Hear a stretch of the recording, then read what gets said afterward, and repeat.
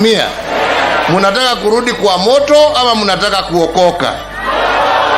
Munataka kuokoka? Njia ya kuokoka ni Baba. Nawaambia.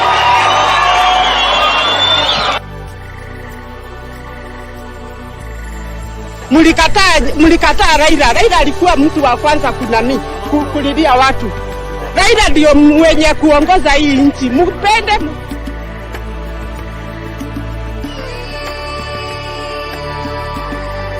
Muniache niunge Raila kwa amani. Na mimi naambia nyinyi watu wa Azimio, hapa Rift Valley tuko pamoja. Petition ile ya pesa 8. Dawa ya hii Kenya ni kusupport Raila Amolo Odinga 100%.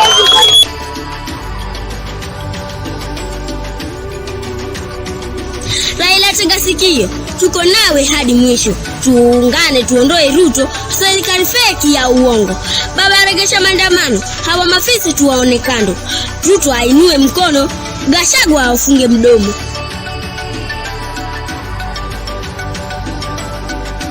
Baba tapika maandamano.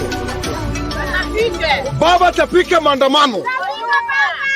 Baba tuende maandamano.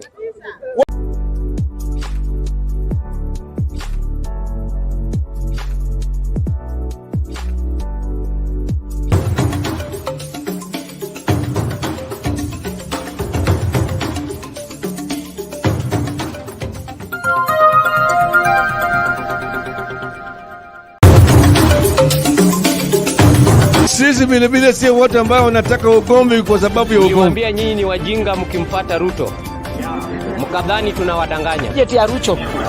Hii maisha ya Ruto ni stress na ni stress. Mungu wewe umetukosea. Sasa tumesema siku ya Jumatano.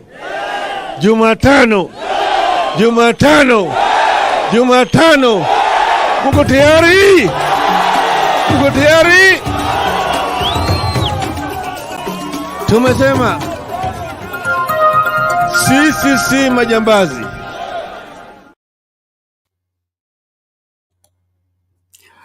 A good day, ladies and gentlemen. We're glad you're watching. Thank you so much for making time to join us. This is Sound Candid Talk Open Forum, as we are here to look at the situation in the country as Maandamano starts in earnest today. There are different reports from around the country where the mass action has started, and then the other places is low key, but it is when time is building up, and therefore would love to hear what you are experiencing wherever you are.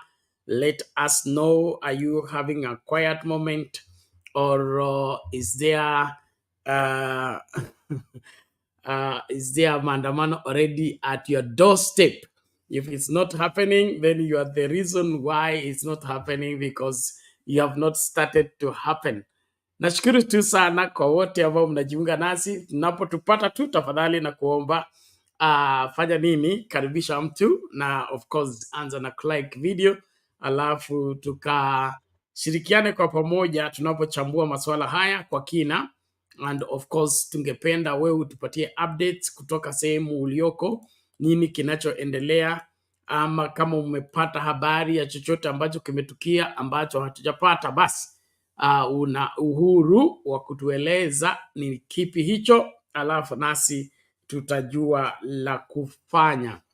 Kuna hisia tofauti katika nchi kulingana na masuala ya maandamano, lakini ukweli ni kwamba maandamano yapo na yameshika moto vizuri, kwa sababu sehemu ambazo mikakati mingi huwa inafanyika katika soko, mabiashara, unaambiwa matatu zingine zimefanya ziko kwa parking. Kwa hivyo maandamano yameshika, licha ya kuwa hakuna matukio so far bad ones, but everything is working according to plan, to the best of my knowledge. And so we are calling upon you to share with us from wherever you are what is happening, and then of course George Omara anasema tuko weekendi. Haya basi, ndio hiyo, tumepewa weekend na baba, na sisi lazima tumtii, yeye ndi baba yetu. Baba akisema tukae, tutakaa. Alex Media, wewe nitakushtaki. All the same, Maulin Mirenja, karibu sana, tunashukuru. Tuko live kwa Bible, inaitwa ni Triumphant Bible Media na Sound Candid Talk.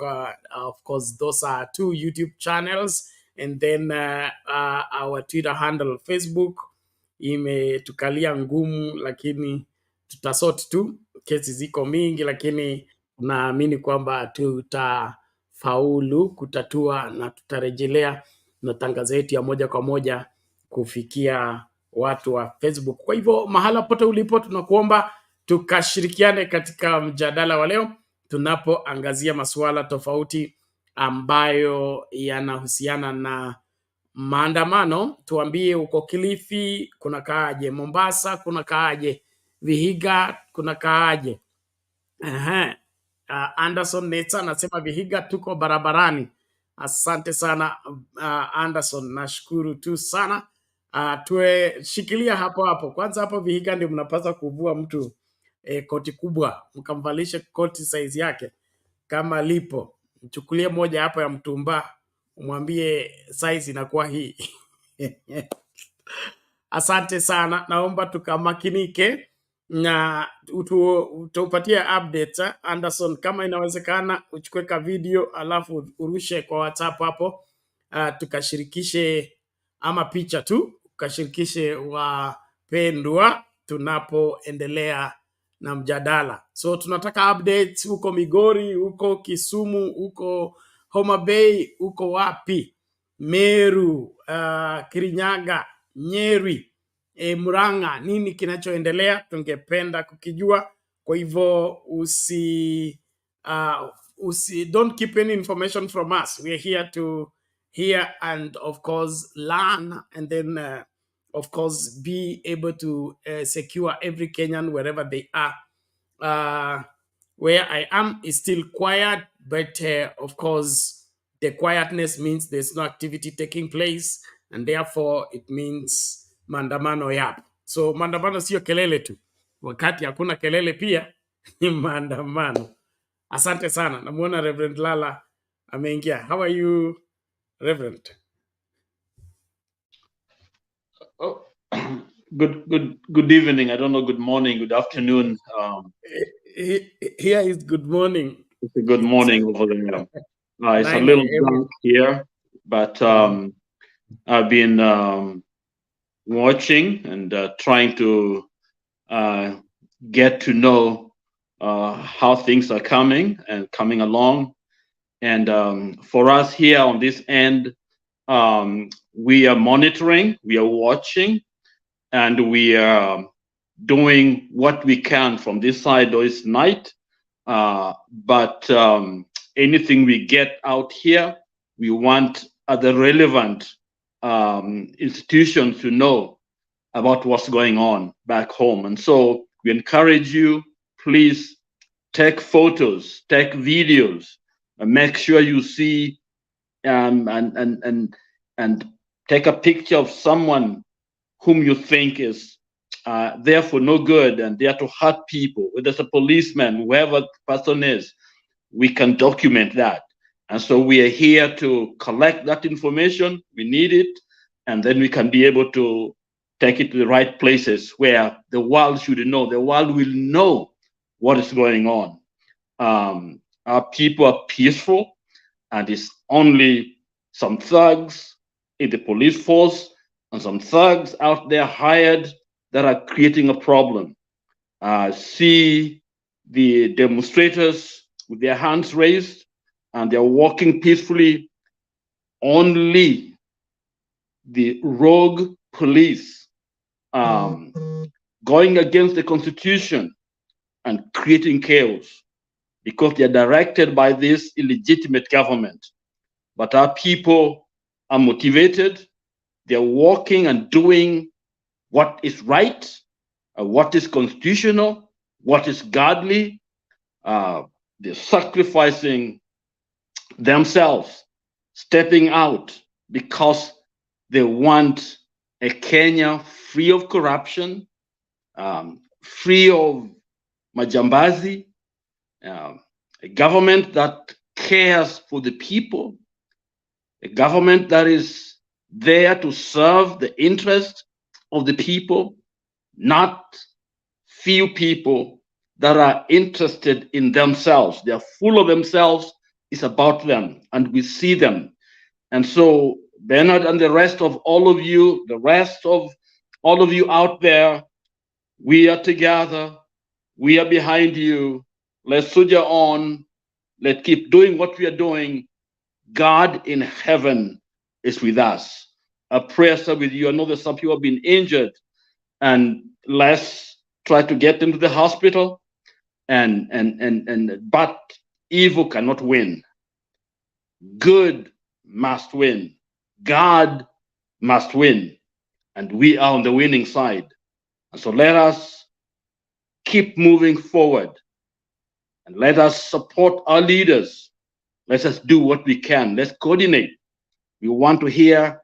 Thank you, Bernard, for being here to be able to help us get a sense of what's going on around the country. We are here because we believe we should be here. This is our hour, and this is the time Maandamano is on. Thank you.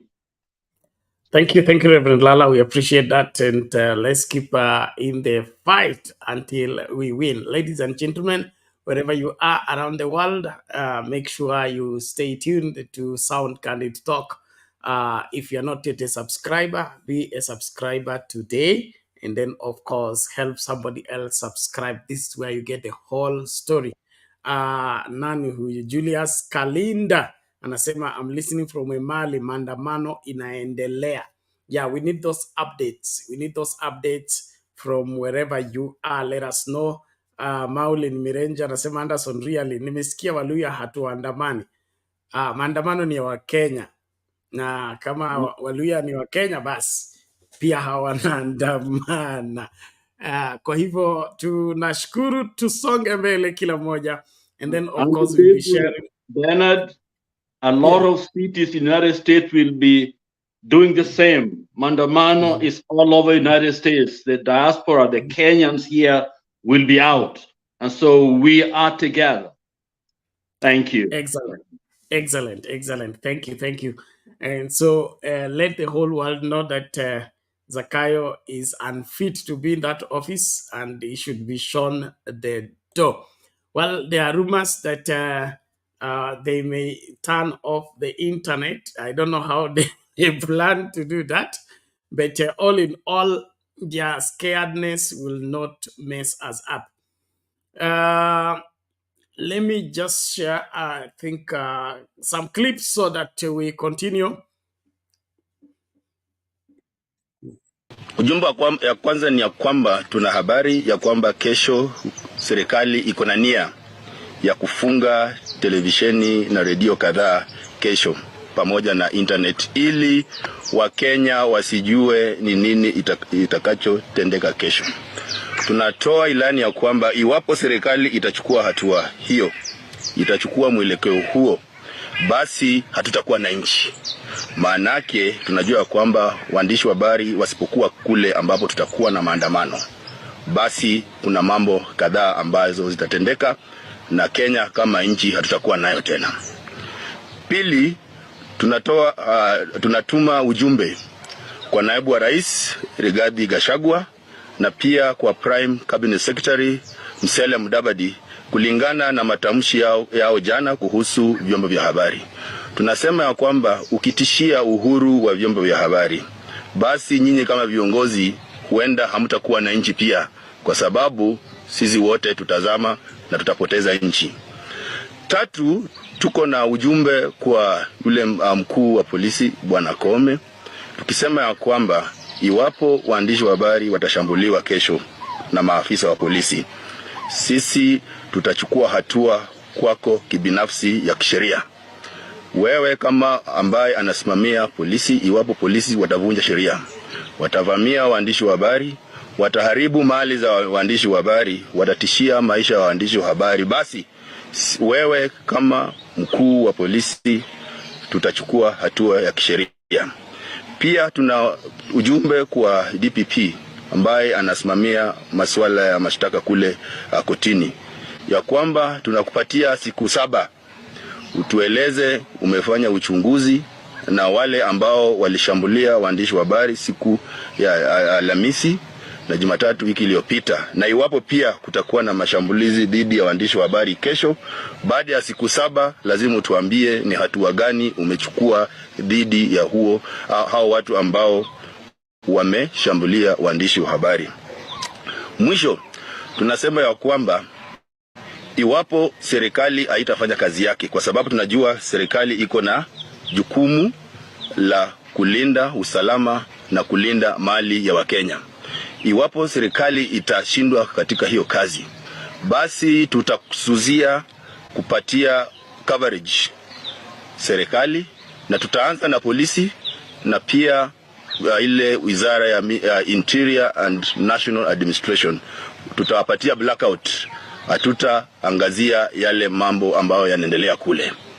Mwisho kabisa ni kwa wale ambao wanamiliki vyombo vya habari, ya kwamba pia wao wako na jukumu la kuhakikisha kwamba waandishi wa habari wamepewa PPEs, waandishi wa habari wako na bima kwa wale ambao watatumwa kwenda kuangazia mambo ya maandamano. Lazima watu wapewe bima na wapewe PPEs ili wakienda kule wawe wako na usalama wao iko sawa. Tusiwe tunatuma waandishi wa habari kwenda kule nje hawana PPEs, na pia wakiumia matibabu inakuwa ni shida, kwa sababu tunataka kwamba iwapo kutakuwa na mashambulizi, waandishi wa habari lazima kuwa wamejikinga vizuri. Na pia tunasema kwamba serikali pia, tutakapoanza kuchukua hatua dhidi ya serikali na maafisa kadhaa katika serikali, pia tutataka ya kwamba serikali lazima igharamie matibabu kwa wale waandishi wa habari ambao waliumizwa na maafisa wa usalama, na pia serikali iwalipe fidia kwa huo uvamizi, na wale ambao wameharibiwa mali yao, kama wale waliharibiwa kamera, wale ambao waliibiwa pesa, lazima serikali igharamie hizo zote. Asanteni sana. Umesahau kusema mwisho kabisa kwa wanahabari ambao kesho na siku zijazo watakuwa katika maandamano. Tunaomba kwamba muhimu sana pia nyinyi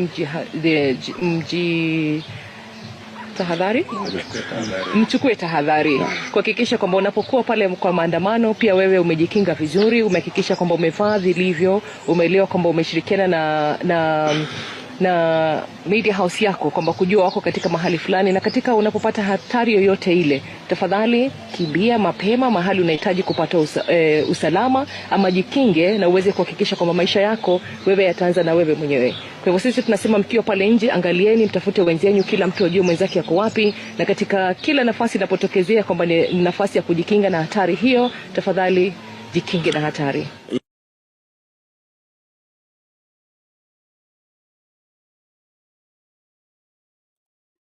Okay, that's a briefing by the civil society as well as wherever the journalists are giving their side of the story, and then of course exposing what was being planned by the government against Kenyans knowing what is happening. It is true that the Kenya Kwanza administration is not comfortable with the media being free and the media reporting things the way they are. They would rather have them doctored in order to justify their lies or cover up their wrongs. And so it's good for everybody to be aware and of course be set with the, in case there is an eventuality to that effect, you should know what should be done. But we trust that it will not get to that.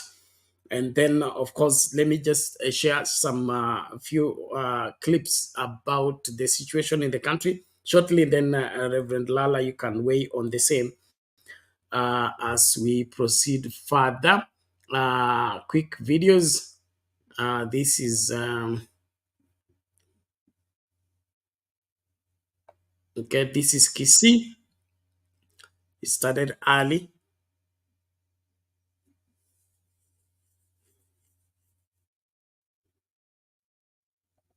Okay, it's another one.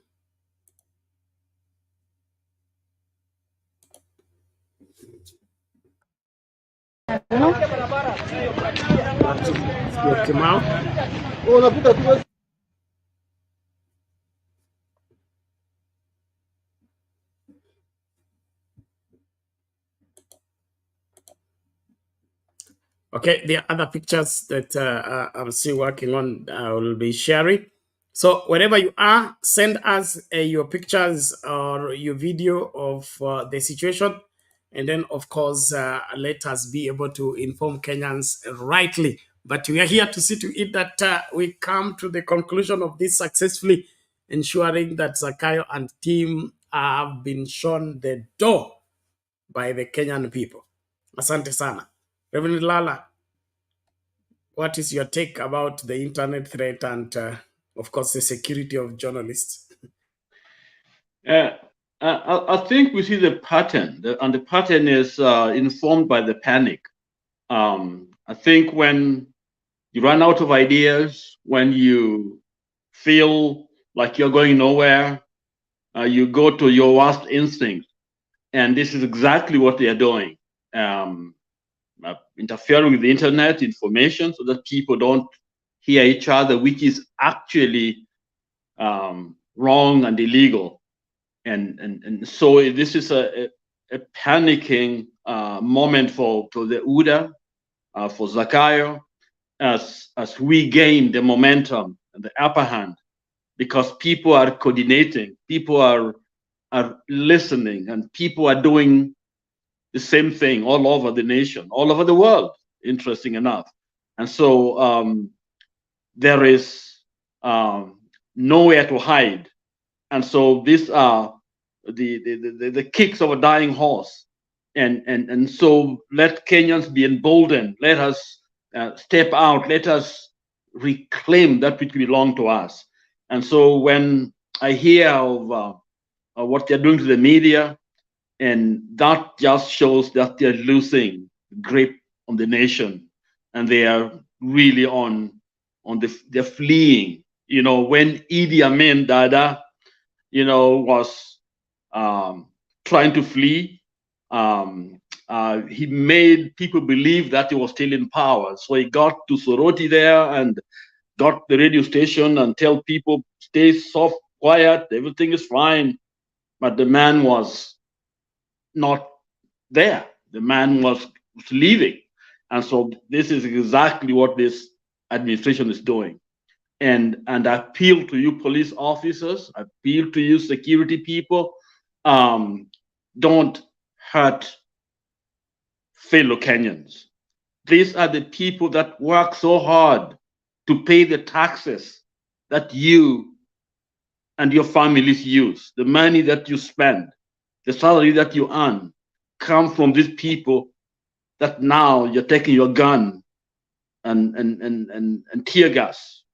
These are the people that pay the bulk of the funds that you're using. And so protect them. Don't do it. Don't obey an illegal, unconstitutional laws because they do not defend you. They will not defend you. I was once given advice. I worked for an organization that wanted me to do a lot of things. And my lawyer sat me down and told me, Abel, do only that which your license allow you to do. Don't do their biddings. Because when things are bad, the same organization will come against you. They will disown you. Yet they're asking you to do things that you shouldn't do.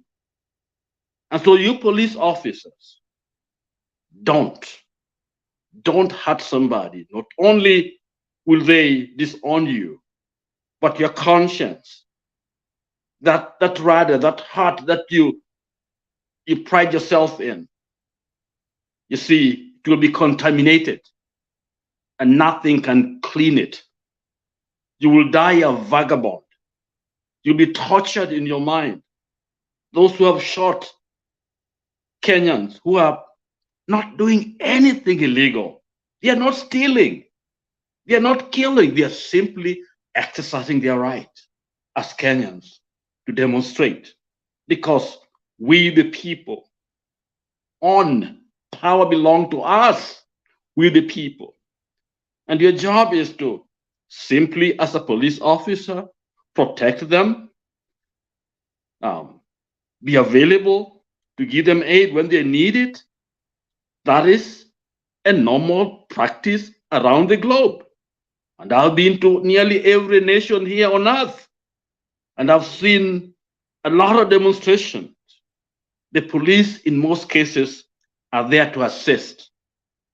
They're there to push people away. In fact, a lot of times anger or the people go against them, but they don't even turn, they don't even hit them or do anything to them, just push them, unless something that's really threatening to them.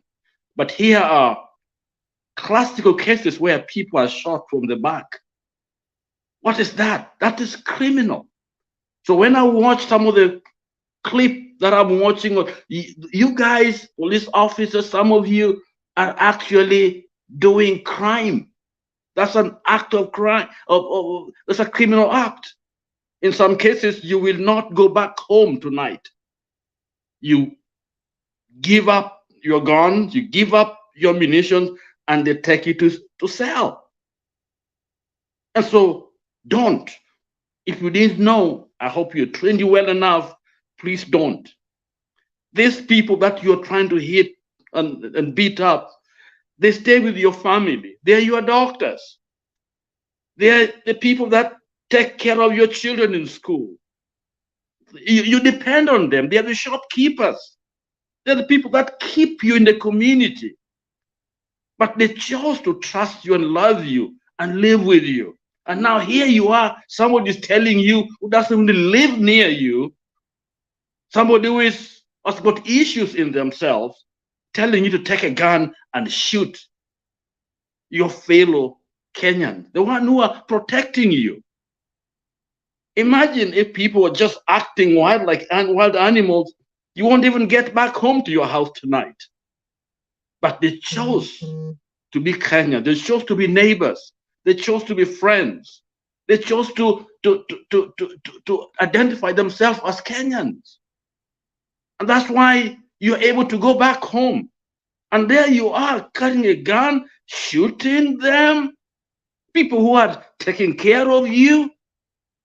What kind of a human being are you if you carry that out? And for you that are good policemen out there, your goodness should be seen when you actually photograph some of your friends who are doing bad things, because they are spoiling your names. They're spoiling your good career. Confront them, take pictures, send them. I had a brave young police officer, called me and showed me his gun from Kenya, and is disgusted with what he's doing. And the world is watching. And I appeal to the Western world who have been shut off, looking the other way.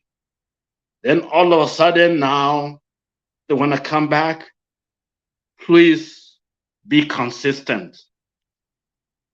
Injustice is injustice everywhere. If it is bad in your country, it is bad in Kenya. Let us all be consistent. ICC, please do what you need to do. If I do wrong, I should go to jail. If I kill, if I beat other people, the law should be the same. And so I appeal to you police officers, Don't stop it. Don't do it. It's not worth it, because your sons and your daughters will pay for it. This is not the time when we didn't know your faces. It's not 20 years ago. Right now, I can, using GPS, zero in on you, where you are. People know what is going on. There are gadgets, there are systems that will see you doing that dirty work. So no matter how much you've been given, say no. Love your nation. Serve the people. Take care of the weak and those that are fainting on the way. That's your job, to take care of them. You are apolitical. It means you are not UDA or Azimio. You are public servants. You take care of Kenyans. You owe your allegiance to the Constitution, not to an individual. You serve your nation. Your Constitution, our Constitution, gives you that authority, not somebody's voice that I was told by Kome, I was told by Ruto, I was told by Kindiki. No, you must make sure it's in the Constitution, it's constitutional, because none of those people will defend you. Let me hear me. They will not defend you. And there are no dictators that are going to stay there. You're going to hide. In those years when they used to have them for many years, where you can just hide, Ruto will be gone. And you'll be exposed, because your sin will find you out, the Bible says. And so don't do it. Do the right thing. Be an honorable woman, honorable man. Be known for your goodness, for what is inside of you, that you inherited from your parents, good people that took you to school, took care of you. You don't want to be a public embarrassment, because all you do is shoot people. People that are innocent. And I saw with my own eyes when that young man who had tied himself and doing nothing wrong, being unchained, I saw a police officer taking things from his pocket. That something fell, and that police officer took that thing and put in his pocket. I don't know if it was money, whatever it is, but they stole from that young man. Here is doing nothing, protesting, tied himself somewhere, fighting for you, and then you beat him up, rough him up, take him to jail, and steal from him. He only learned mbaya sana. That's not a human heart. Even animals don't even do, most animals don't even do that. They'll take care of their own. I love monkeys. When you take one from the forest, their whole forest will come for you, because they coordinate, they are one. And let us be one for good purposes. At this time, we have a constitution that brings us together. Let's live by those ideals in the constitution. Let us make Kenya great. And we can do it if we do the right thing. You see, what we do now will be what we are known for, will be the selling point for our nation, will be the key to our economic Armageddon or economic revival. It will be the key to the world and be able to get back to where we ought to be. If we mess it, then we plunge this nation into Armageddon. Will be worse. And you've seen countries like that. But just doing the right thing, you police officer, all of us doing the right thing, because those people marching They are marching because they love their constitution. They love their country. They want the best for all of you, including you police officers. They want you to have a decent lives. They want your children to go to school. They want you to be respected. But here you are. You're joining gangsters. These are gangsters. They don't care about you. Your interest is not in their agenda. They called you hustlers when they formed the government. How many hustlers are there? I only heard of millionaires and billionaires in that group. You are not there. So why do you think you're going to be back there if you protect them? They don't care a thing about you. It's about their pockets. It's about wherever they got money from. They collected 2 trillion. Tell me what they have done. Nothing. Let me take a break here and Thank you. Thank you, Reverend. Thank you, Reverend, for that. A few pictures to let us know how the situation is. This is how Nairobi looks. The capital city, by 8:30 this morning. No activities. The holiday is on. Maandamano yapo. So hakuna kinachoendelea. Barabara safi. You can see different streets there. Not much taking place. And then this is where happening now at Wote town, Makueni. Now, if Wote looks like that, you know that the country is set for this maandamano. Nobody can stop this, no matter the threats. So Kenyans of goodwill, let's keep going. Let's ensure that we secure our country.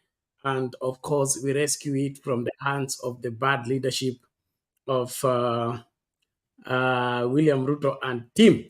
And we're also urging you, wherever you are, please remind somebody we are on, and we'll be here at, for a long time as we analyze and give you reports of activities taking place. We also want you to help us from wherever you are by sending us information, send us pictures, send us videos, and also just tell us where you are and what is happening where you are. So like the picture I've already shown you, the city of Nairobi looks like this as at 8:30 this morning.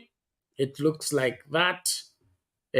Swept streets, no activities, no movements. And then I think Rose Muchesia said Thika Road, only police presence, no businesses, no nothing taking place. And so maandamano yapo, holiday ipo, na ndio wamesema tuko weekendi. Tunashukuru hii weekendi ya katikati ya wiki, lakini lazima tutekeleze wajibu wetu ili tusiwe mojawapo ya sababu ya nchi kuharibika. Lazima tusimame tuseme hatutakubali. Thank you very much. We take a short commercial break. When we come back, Kenyan would love, and then Domi. And of course, tutaendelea na mjadala mpaka dakika ya mwisho. Kwa hivyo usiende popote. Salia hapo hapo.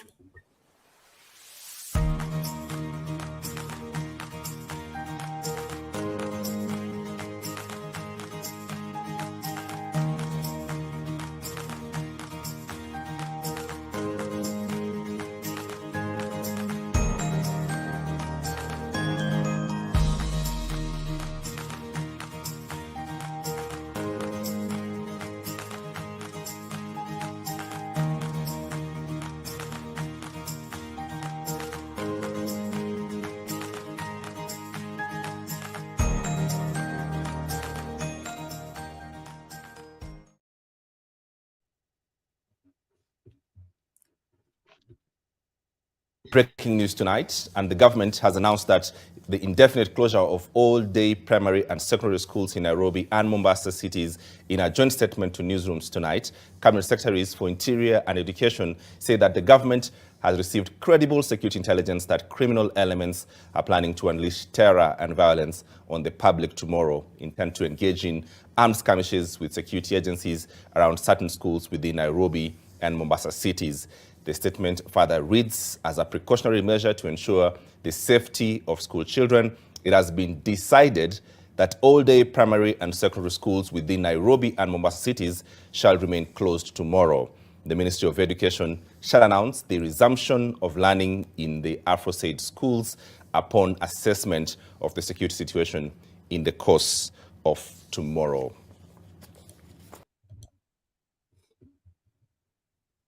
Okay, thank you everyone. Let's keep going. Asante sana kwa kujumuika nasi katika kipindi. Tunakuomba tafadhali karibisha mtu, na kama huja like video tafadhali like video and then tusonge mbele. If you are not yet a subscriber, please subscribe, and we are grateful. We have crossed over the 5,000 threshold.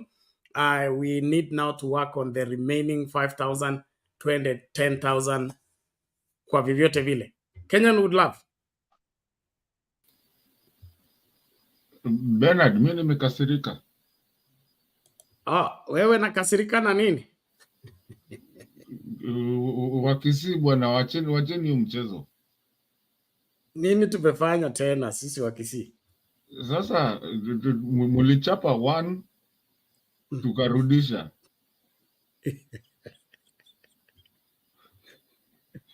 Wewe utaki Shabana ichukue kikombe?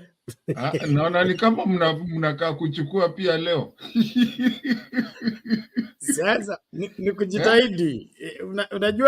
Unajua hii itakuwa siku 3. So tunaweza chukua leo alafu nyinyi mchukue kesho alafu tu draw ile ingine ya Friday. So ni vile mmejipanga. Hii mumeanza kuwa wakali bwana. Tunachapa mnarudisha leo, naona mliamkia huko watu wamelala kwa barabara. Wazo unaniwekea picha nyingine hapa ya wote tunakaa watu wadogo sana bwana, tunakaa kama hakuna kitu. No, kama mmewasha tairi tayari katikati ya barabara, you are doing well. Lakini mshafunga barabara mzima. Unajua hiyo ingine ni utamaduni. Hii ingine nyinyi mnajifunza, so wacheni hiyo mbio bwana. Ala saitani. Wewe acha kujiingiza kwa utamaduni ya wenyewe. Wewe tekeleza tu wajibu wako. Yaani hata mwezi tuache tupate 2 msharakisha hivyo mnataka kurudisha. Sasa we ni mapema, hata tujafika 45 minutes. Wacha kuteta. Mambo vindu vichenjanga. Things will change now.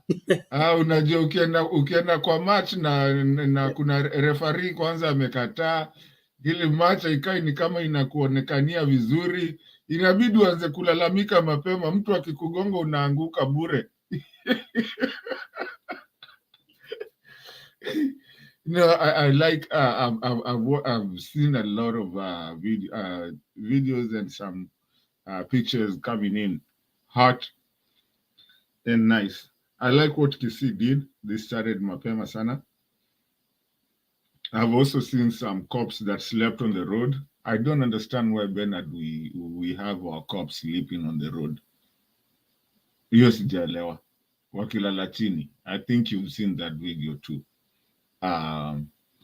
But Bernard, wewe unajua wewe ndio unakuanga.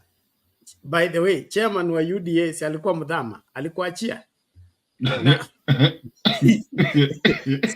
Ninyi mlisema mimi nikienda special mission na nipewe ile pesa ya upkeep, napaswa kulipa tax on it. Sasa nikilipa tax on it nitapata hotel. So badala nichukue hotel, si nilipe tu tax alafu nilale kwa street. Nyinyi ndio mmetengeneza hii sheria. Tena mna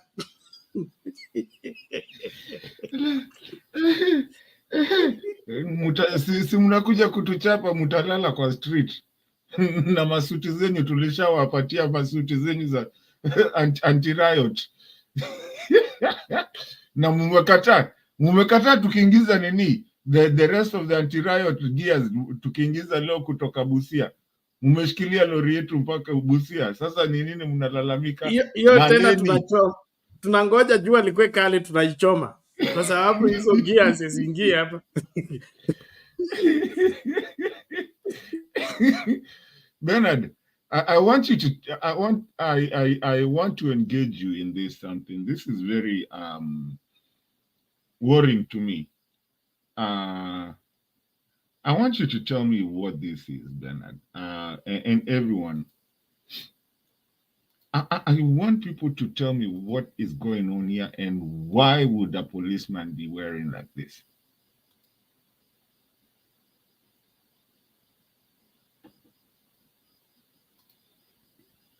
I hope it's visible. Why would you be so covered that we can't even see your face? Look at this man.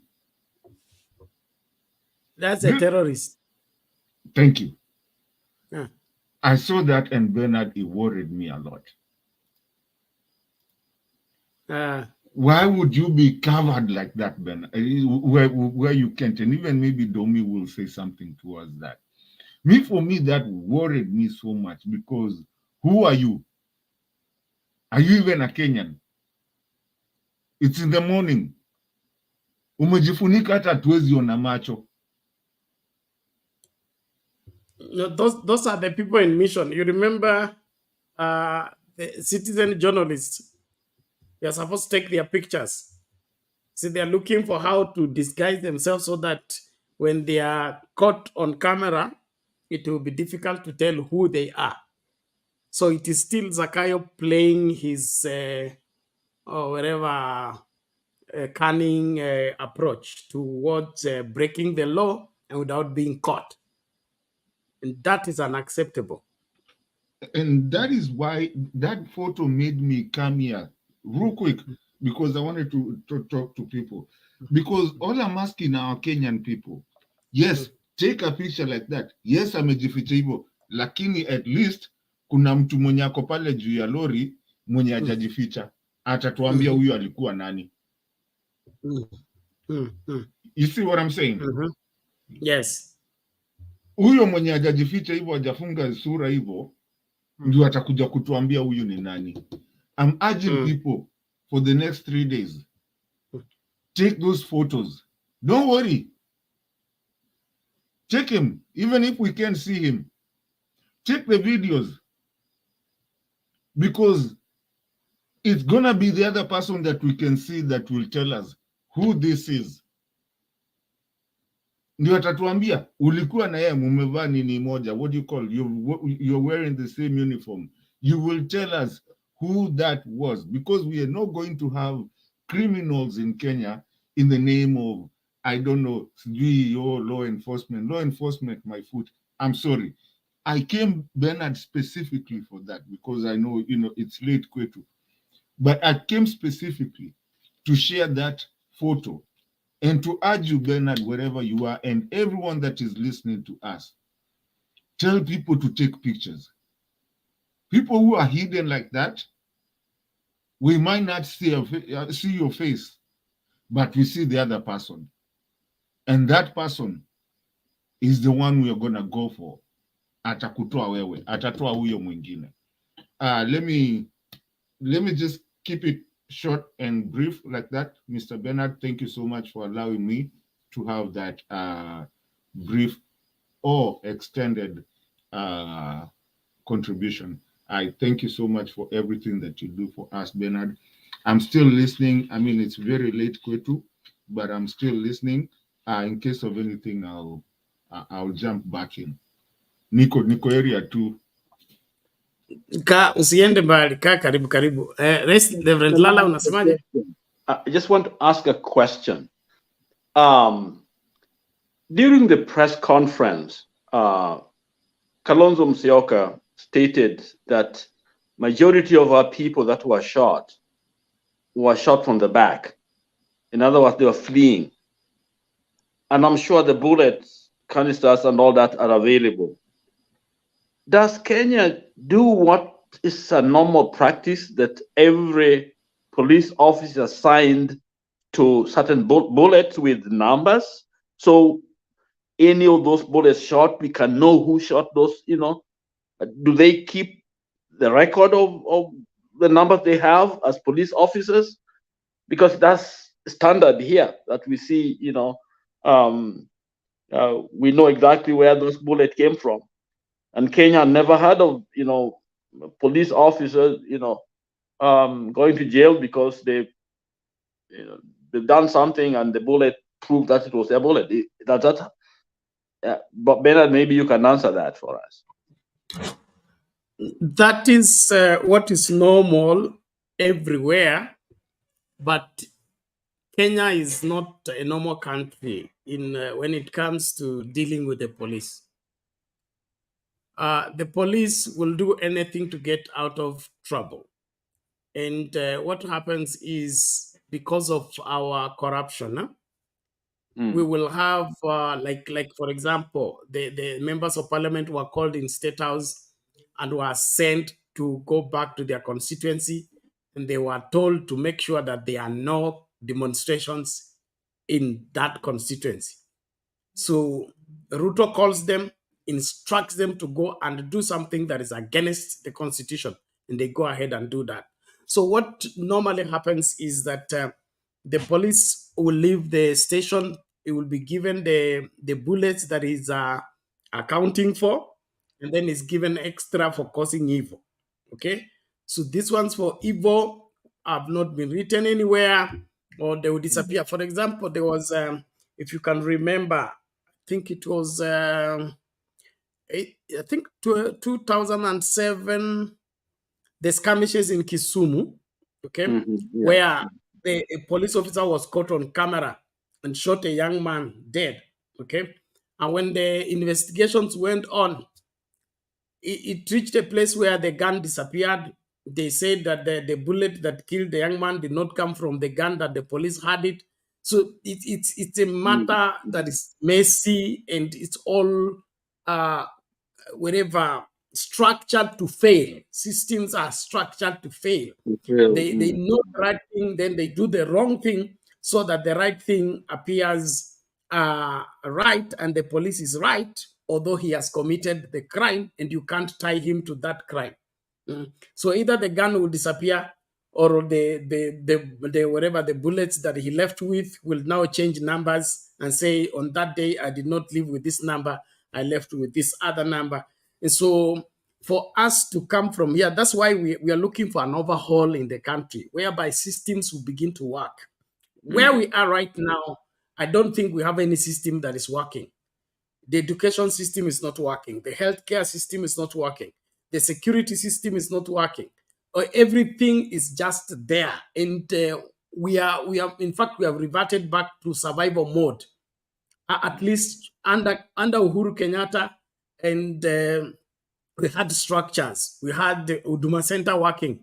And today now, if you are told that the machine for printing passport and marriage certificate has broken down, have you ever had any nation anywhere announcing that the marriage certificate machine has broken down? I came to Kenya for a month and I couldn't get my passport. So I had to use the other passport. I couldn't, because the machine was broken down. Yes. So I don't know.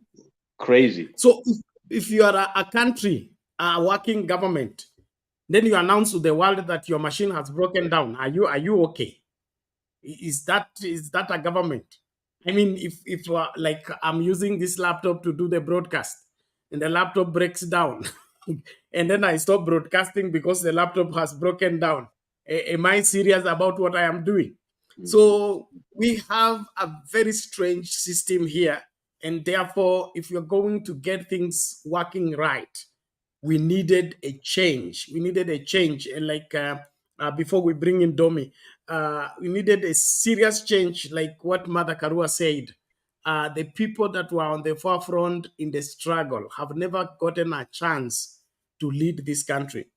And she was hoping that with the Azimio ticket, for the first time, we'll have the people who led the struggle leading the country, and they would be in a better position to implement the constitution to the letter. Remember, Mother Karua was on the forefront of the new constitution. She was the minister for constitution and then in the Grand Coalition government. And so Baba was on the forefront. So if we end up with the leadership of these two, we can be guaranteed that counties will work, the police will, for the security sector will work, the education system will work as envisioned and framed in the constitution.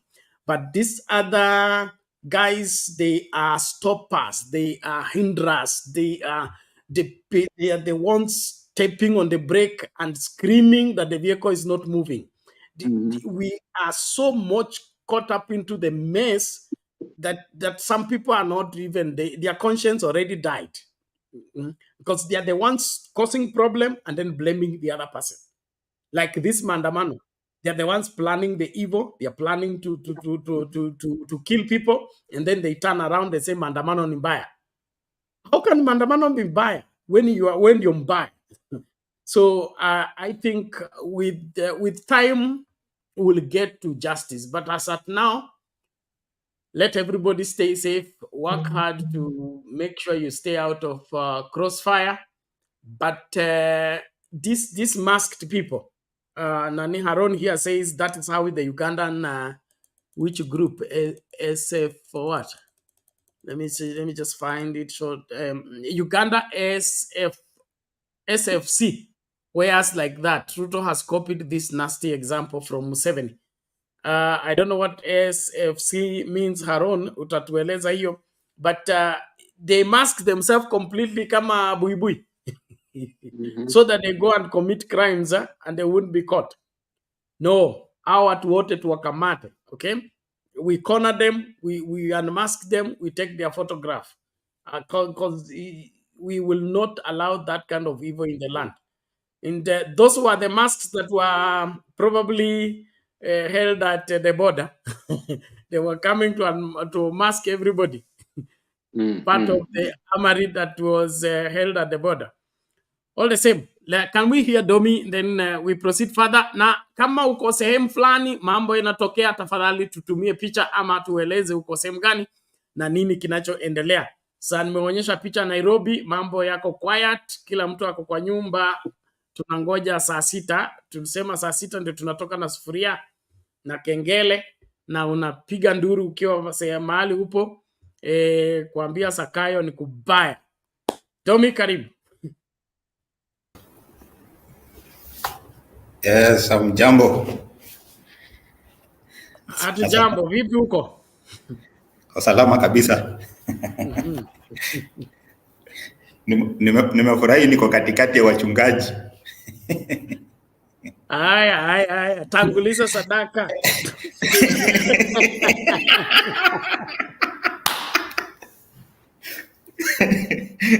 Sawa, itakuja. Karibu. Asante. I'm trying to imagine you are a father and then watoto wanalalamika, wanasikia njaa. Yaani watoto wakilalamika wanasikia njaa, kuna wachapa.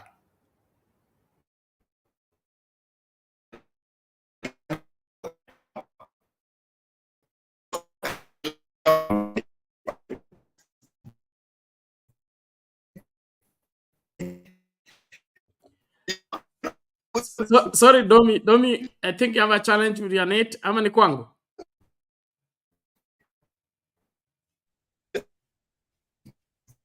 And even mine, my phone is dying shortly, so I might have to. Okay. Domi, we can't get you. I think your net has issues, Ama. Domi, if you can get me, refresh your browser. so that we can get what you're saying.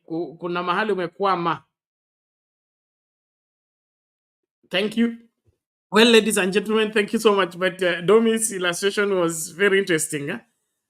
Watoto wanalia njaa, unawaambia nitakuitia polisi. Nitaachilia GSU juu yako. Badala wewe wapatie chakula. It's very, very, very problematic when you have an irresponsible leadership in place. Well, asanteni sana kila mmoja. Naomba tumakinike, tukaribishane, and then of course give us updates from wherever you are, what is happening and what needs to be done for us to move further. Thank you. Okay, let's just listen to this video.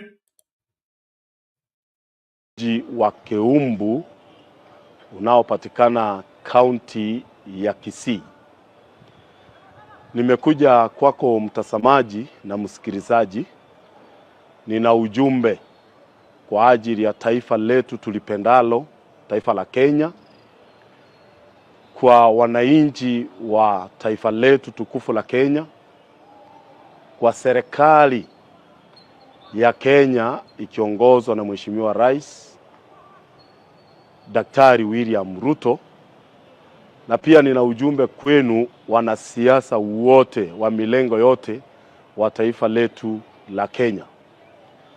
Kama mchungaji, maandiko matakatifu au Biblia inasema, kitabu cha Mithali mlango 29 mstari wa 2, ya kwamba mwenye haki anapotawala, mwenye haki anapokuwa kiongozi, watu ufurahia. Lakini pia inasema mtu muovu, mtu mkatili, mtu mwenye dhambi, mtu asiyemcha Mungu anapowekwa kwa madaraka ya uongozi, watu uugua na watu uomboleza.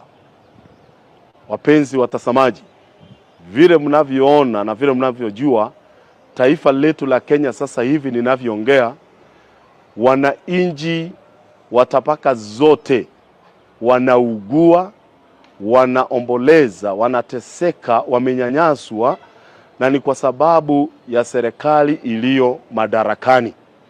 Mheshimiwa Rais Ruto, hakuna wakati Kenya hii kumekuwa na kilio na kuugua katika serikali zote 4 zilizopita isipokuwa kwa serikali yako. Nami kama mchungaji nataka nikushauri Mheshimiwa Rais, wewe unasema ni mcha Mungu, pamoja na familia yako na naibu wako ni mcha Mungu, na kila wakati tunakuona uko kanisani kwa maombi ya shukrani, pia unatoa sadaka na michango kwa ajili ya kusaidia kanisa. Swali langu kwako ni hili: ikiwa wewe ni mwenye haki, mbona taifa alifurahi? Mbona taifa alina amani? Mbona taifa alina utangamano na umoja? Hiyo ni thibitisho kwamba Mheshimiwa Rais, taifa linaomboleza ni kwa sababu aliye madarakani ni mtu muofu, kulingana na Mithali 29 mstari wa 2. Na kuomba na kukushauri Mheshimiwa Rais, chukua nafasi, tafuta mzee mheshimiwa aliyekuwa waziri mkuu wa taifa letu la Kenya, Raila Odinga. Nyinyi wawili, wananchi wa Kenya wako katika uwezo wa mikono yenu. Wanasiasa waweke kando, hata naibu wako wa rais muweke kando, na wote wanaokushauri ni kama wanakushauri vibaya, waweke kando. Chukua muda wako, kuwa na hekima kama rais aliyestaafu Mheshimiwa Uhuru Kenyatta.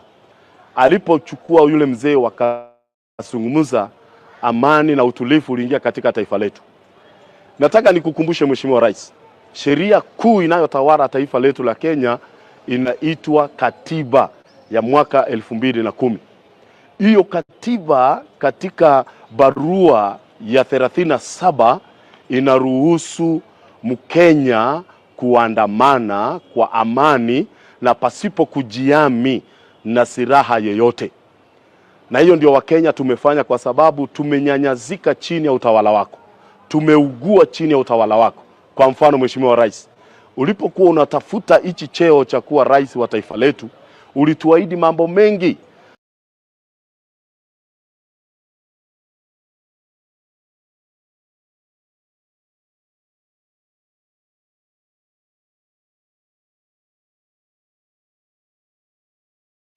Na kuanza kuwasha moto, walikuwa na matairi na wamechoma matairi kadhaa katika barabara ya Moi ambayo ipo mita kama 200 kutoka sehemu tuliko. Ni pia biashara zimelemazwa, uchukuzi umelemazwa, na kwa sasa tunaona maafisa wa polisi wakiwa na kibarua kigumu, baadhi ya wale ambao wanatumia barabara hii wakipata pia hali ngumu ya kuweza kupita katika sehemu hii. Na hapo mbeleni pia kuna baadhi ya wale ambao wako katika mrengo wa Kenya Kwanza walikuwa wamekusanyika katika maeneo ya Cannon Towers na kutaka kutoa taarifa, lakini waliweza kutimuliwa pia na maafisa wa polisi wakisimama kidete kwamba hakuna mkutano utakaofanyika, hakuna watu ambao watakuweza kukubaliwa kuweza kukaa katika sehemu kama hii kama sehemu moja.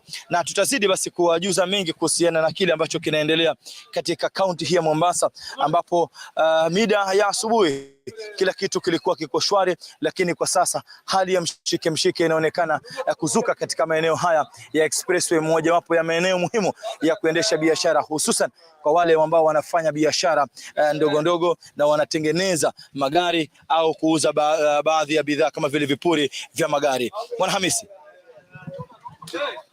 pole na kusikia unahema sana, pengine ni mbio ambazo pia nyinyi wanahabari imebidi mutimke kutokana na hali ilivyo. Hapo jana pia serikali ilikuwa imetoa taarifa kwamba shule Mombasa na Nairobi zifungwe, shule za kutwa. Pengine katika harakati zako ulipokuwa unaelekea mjini kuja kuangalia hali ilivyo, watoto wa shule nao mambo yalikuwa yako namna gani?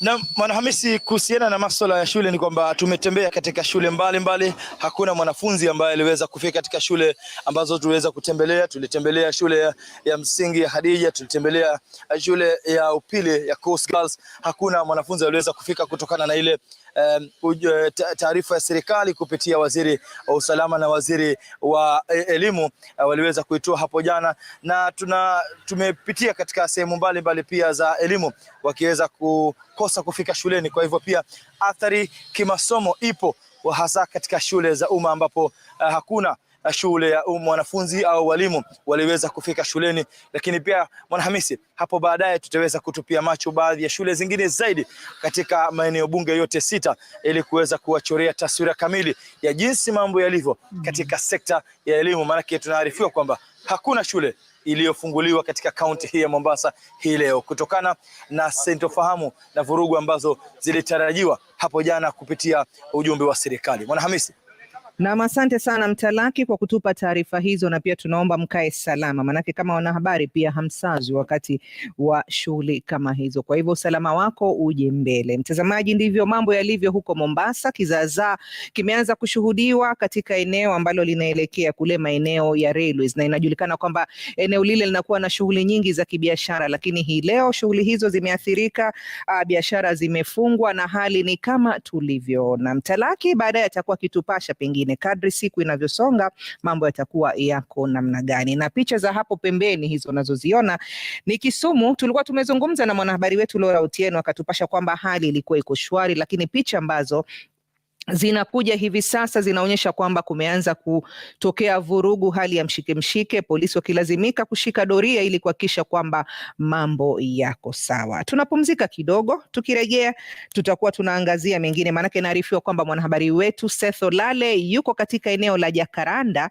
ikizingatiwa kwamba Jacaranda ni moja ya yale maeneo ambao upande wa Azimio ulisema kwamba maandamano yatakuwa yanafanyika huko. Kwa hivyo Seth atakuwa anatupatia taswira kamili ya kipi ambacho kinaendelea, iwapo kuna shughuli zozote ama mambo gani yanakuwa yanaendelea kwa sasa kuhusiana na maandamano hayo. Usiende mbali, muda usiokuwa mrefu tunaendelea na Sema na Citizen.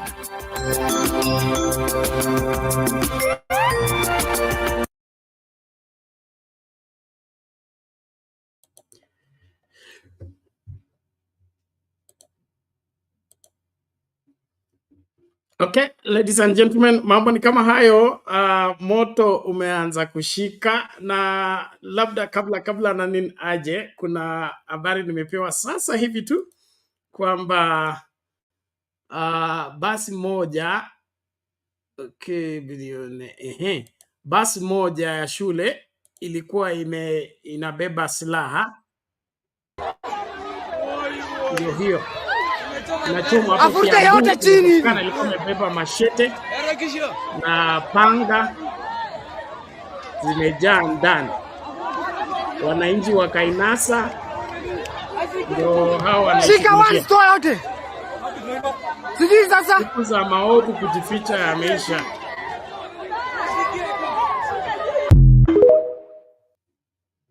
Okay, that is a school bus was spotted carrying machetes and pangas for evil, but wananchi wameinasa na wakaishughulikia, na ni umuhimu watu wasimamie ukweli.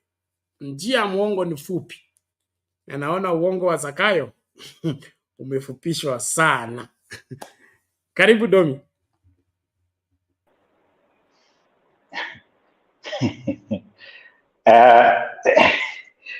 You know, hiyo picha okay, to be honest, kwa hii miaka yote I know the value of a vehicle. Najua value ya gari. Sijawahi tamani kuona gari ikichomwa. And in as much as siungi mkono gari kuchomwa, but I think this should be a landmark. Unajua, tuseme ishikwe na wapeleke polisi wataiachilia, and they will say that there is no evidence. Lakini wakati imechomwa, it is a case. Mwalimu mkuu wa hiyo shule, yeye sasa ndiye atatuelezea ilipatikanaje na mashete. Mwalimu mkuu ndiye atatuelezea hiyo gari ilipatikanaje na mashete ndani, na ilikuwa inafanya nini hapo. You know, vitu vingine, okay, in as much as ni mbaya, lakini sometimes God reveals things that way. It's, you know, I'm trying to imagine how a whole president can hold a meeting to organize for thugs.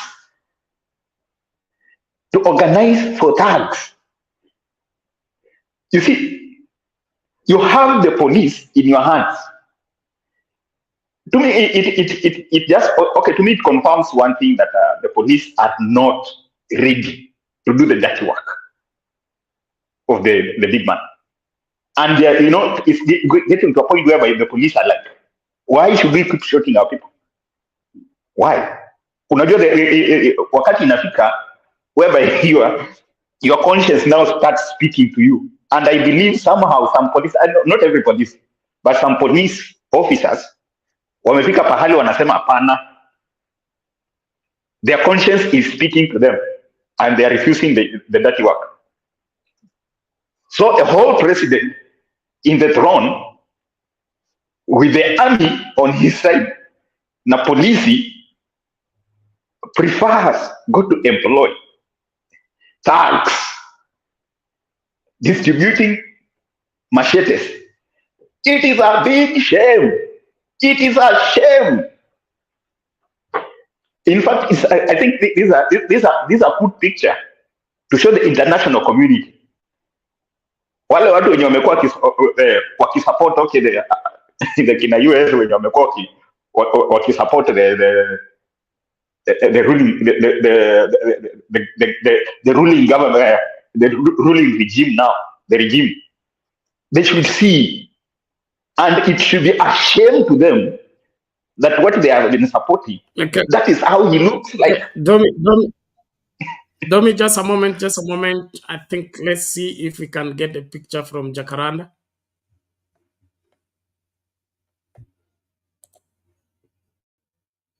Tuende Jakaranda, manake wiki iliyopita wakati maandamano yalipokuwa yanafanyika, polisi waliweza kumudu na kulinda eneo lile kuhakikisha kwamba hakuna waandamanaji ambao wanafika katika eneo lile kufanya maandamano. Kwa hivi leo hatujui hali iko namna gani, ndio maana Seth Olale yuko hapo atupatie picha kamili ya vile shughuli zilivyo kwa sasa. Seth, kama unanipata, hebu tueleze umefika kwenyewe Jakaranda na hali iko namna gani?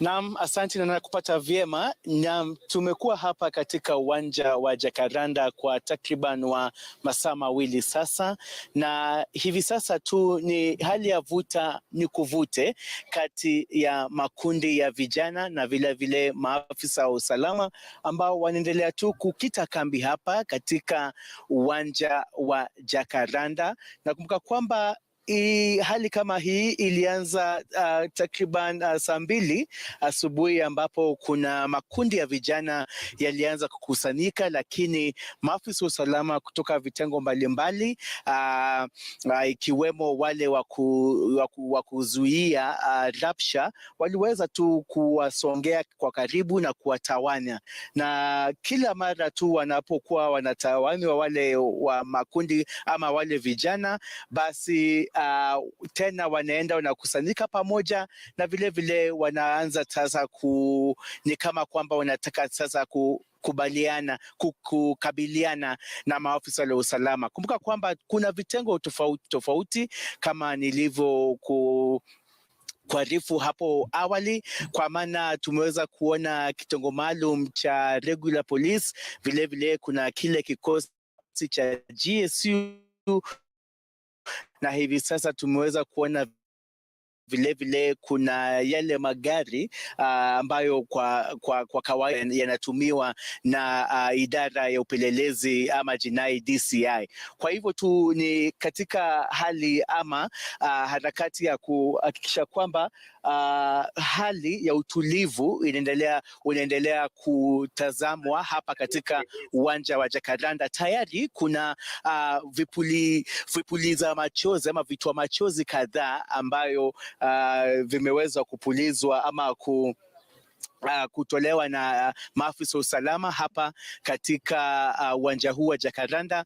Na kama ulivyosema hapo awali ni kwamba uwanja huu kwa kawaida huwa unatumika kuandaa mikutano mbalimbali. Upande wa muungano wa Azimio la Umoja ambao umeita maandamano ya leo ni mojawapo tu ya makundi ambayo yamewahi kutumia uwanja huu. Kwa hivyo kwa kawaida iwapo kutakuwa na mkutano hapa, iwapo mikutano huwa inapangwa kufanyika mahali hapa, basi kwa kawaida wakazi kutoka hasa eneo bunge la Embakasi huwa wanamiminika hapa katika uwanja wa Jakaranda ili kuhudhuria mkutano. Lakini kumbuka kwamba leo polisi ama idara ya polisi tayari imepiga marufuku mikutano yoyote kufanyika hapa katika uwanja wa Jakaranda, na badala yake ni maafisa wa usalama ambao wamekuwa hapa tangu mwendo wa saa 11 asubuhi wakihakikisha kwamba hakuna kukusanyika hapa, hakuna makundi yoyote ya vijana ama kina mama ama wazee wanakubaliwa hapa. Kwa hivyo tu baadhi ya wakazi wanatazama tu kwa mbali kuona hali itakuwa vipi, lakini kumbuka kwamba vibanda ama tu maduka hasa biashara madogo yameweza kufunga. Hakuna shughuli ambayo inaendelea hapa kwa sasa.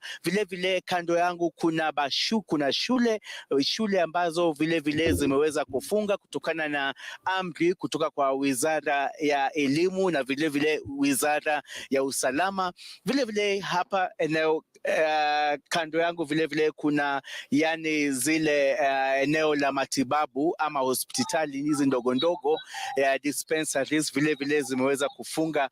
Kwa hivyo tu ni hali ya vuta ni kuvute kama nilivyosema hapo awali kati ya maafisa wa usalama na vile makundi ya vijana ambayo yaliweza kukusanyika hapa tu kando yangu, lakini hivi sasa ni maafisa usalama wameweza tu kuja hapa na kuhakikisha kwamba wanawatawana na wanawazuia kukutana, na hivi ndivyo ilivyo mambo hapa kwa hivi sasa. Tutajaribu tuweze tu kuelekea mle ndani, kwa sababu tunarifiwa kwamba vile kuna kundi lingine la usalama ama kuna maafisa wengine wa usalama ambao wameweza kuingia kuzidi tu kuwafuata wale ama ile kundi la vijana ambalo lilikuwa zinajaribu kuweza kufanya mkutano yao eneo hili. Vile tumeweza kuona takriban watu watatu wameweza kukamatwa na maafisa wa usalama na tayari wameweza kuelekezwa katika vituo mbalimbali vya polisi, hasa katika eneo hili la Embakasi. Basi tumekita kambi hapa katika uwanja wa Jacaranda na tutakuwa tunakupa tu taarifa punde tu zinapochipuka kutoka eneo hili la bunge la Embakasi. Kwako. Watoto wawili wako hapo nyuma yako. Shule tunaarifiwa kwamba zimeamrishwa kufunga na wengi wameitikia mwito huu, ama wote wameitikia. Inakuwaje kwamba tunaona picha za watoto katikati ya uwanja? Pengine umezungumza nao, umejua wanatoka wapi, wanakwenda wapi katika siku kama hii ya leo? Asante sana. Tuliweza kuzungumza na baadhi ya watoto hawa.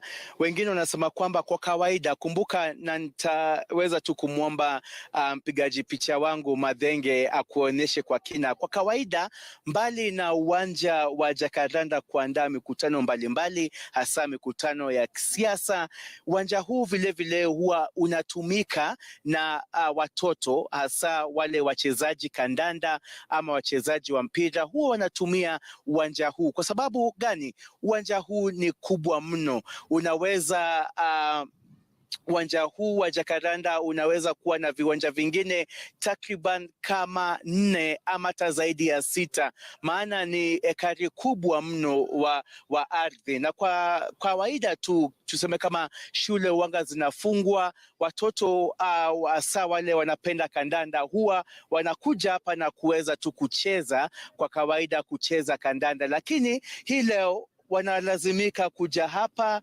ili kuweza kuona ni kama watapata nafasi hiyo, kwa sababu kumbuka kwamba shule vile zimeweza kufunga na hawana budi ila tu waweze kukaa nyumbani ama waweze kujaribu kufika hapa. Lakini walipofika hapa, baadhi ya watoto ambao tulizungumza nao asubuhi, basi waliweza kuambiwa na maafisa usalama kwamba hali si ya kawaida hii leo. Kwa hivyo leo hakuna kuchezea hivi viwanja hivi leo, kwa sababu maafisa wa usalama wanashikilia doria na kuhakikisha kwamba hakuna mikutano yoyote ama hakuna ukusanyaji wowote wa raia hapa.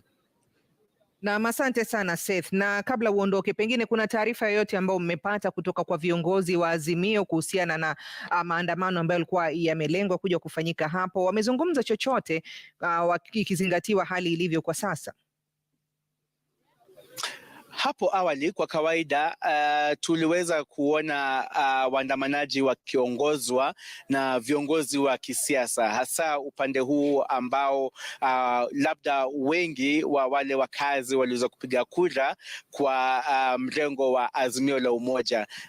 Hapo awali tuliweza kuona kiongozi kutoka kwa diwani, vile mbunge wa eneo hili, wakiweza tu kuwaongoza waandamanaji kutembea moja kwa moja hadi katika uwanja wa Kamkunji, ambapo kumbuka kwamba ile tarehe 7 mwezi wa 7, yani 7/7, wengi waliweza kukusanyika hapa, makundi ya vijana, na waliweza kutembea moja kwa moja hadi katika uwanja wa Kamkunji. Lakini hii leo hatujaweza kuona wale vijana wakikusanyika hapa, na kila tu wanapojaribu kufika hapa, basi maafisa wa usalama wanawatawanya. Lakini vile viongozi hao ambao kwa kawaida huwa wanakuja na kuanza hiyo safari na kuanza kuwapiga motisha wale waandamanaji ili waweze kuanza safari yao ya kuelekea katikati mwa jiji wa Nairobi ama katika uwanja wa Kamkunji. Hii leo basi mambo ni tofauti. Hatujaona kiongozi wowote hapa,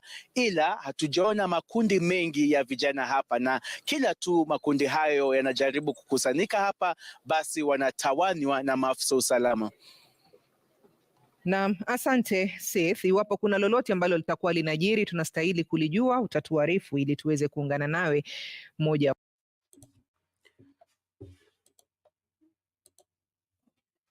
Well, ladies and gentlemen, that is how it looks at Jacaranda.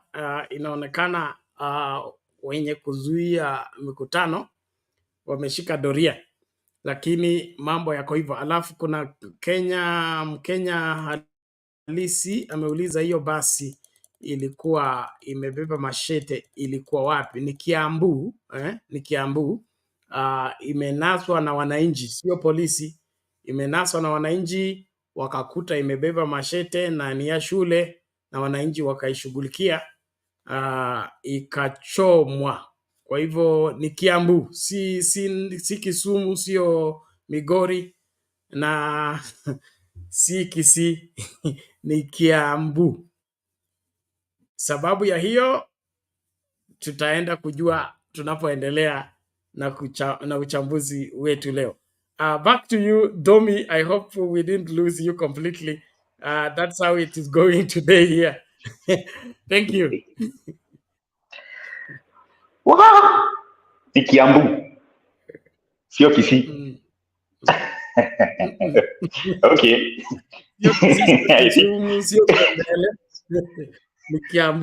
Sio Kondele. I think that's one of the best news today. Ni Kiambu imechomewa. You know, I was just trying to bring a picture. The whole president looking for majambazi wamsaidie kupiga. And no, you know, these thugs, or rather, because okay, I will call them thugs because they're armed. This militia, okay, they are not going to fight. I think, Domi, we have a feed from DC. Let's get DC first. Okay. We're coming back. Okay. Sorry.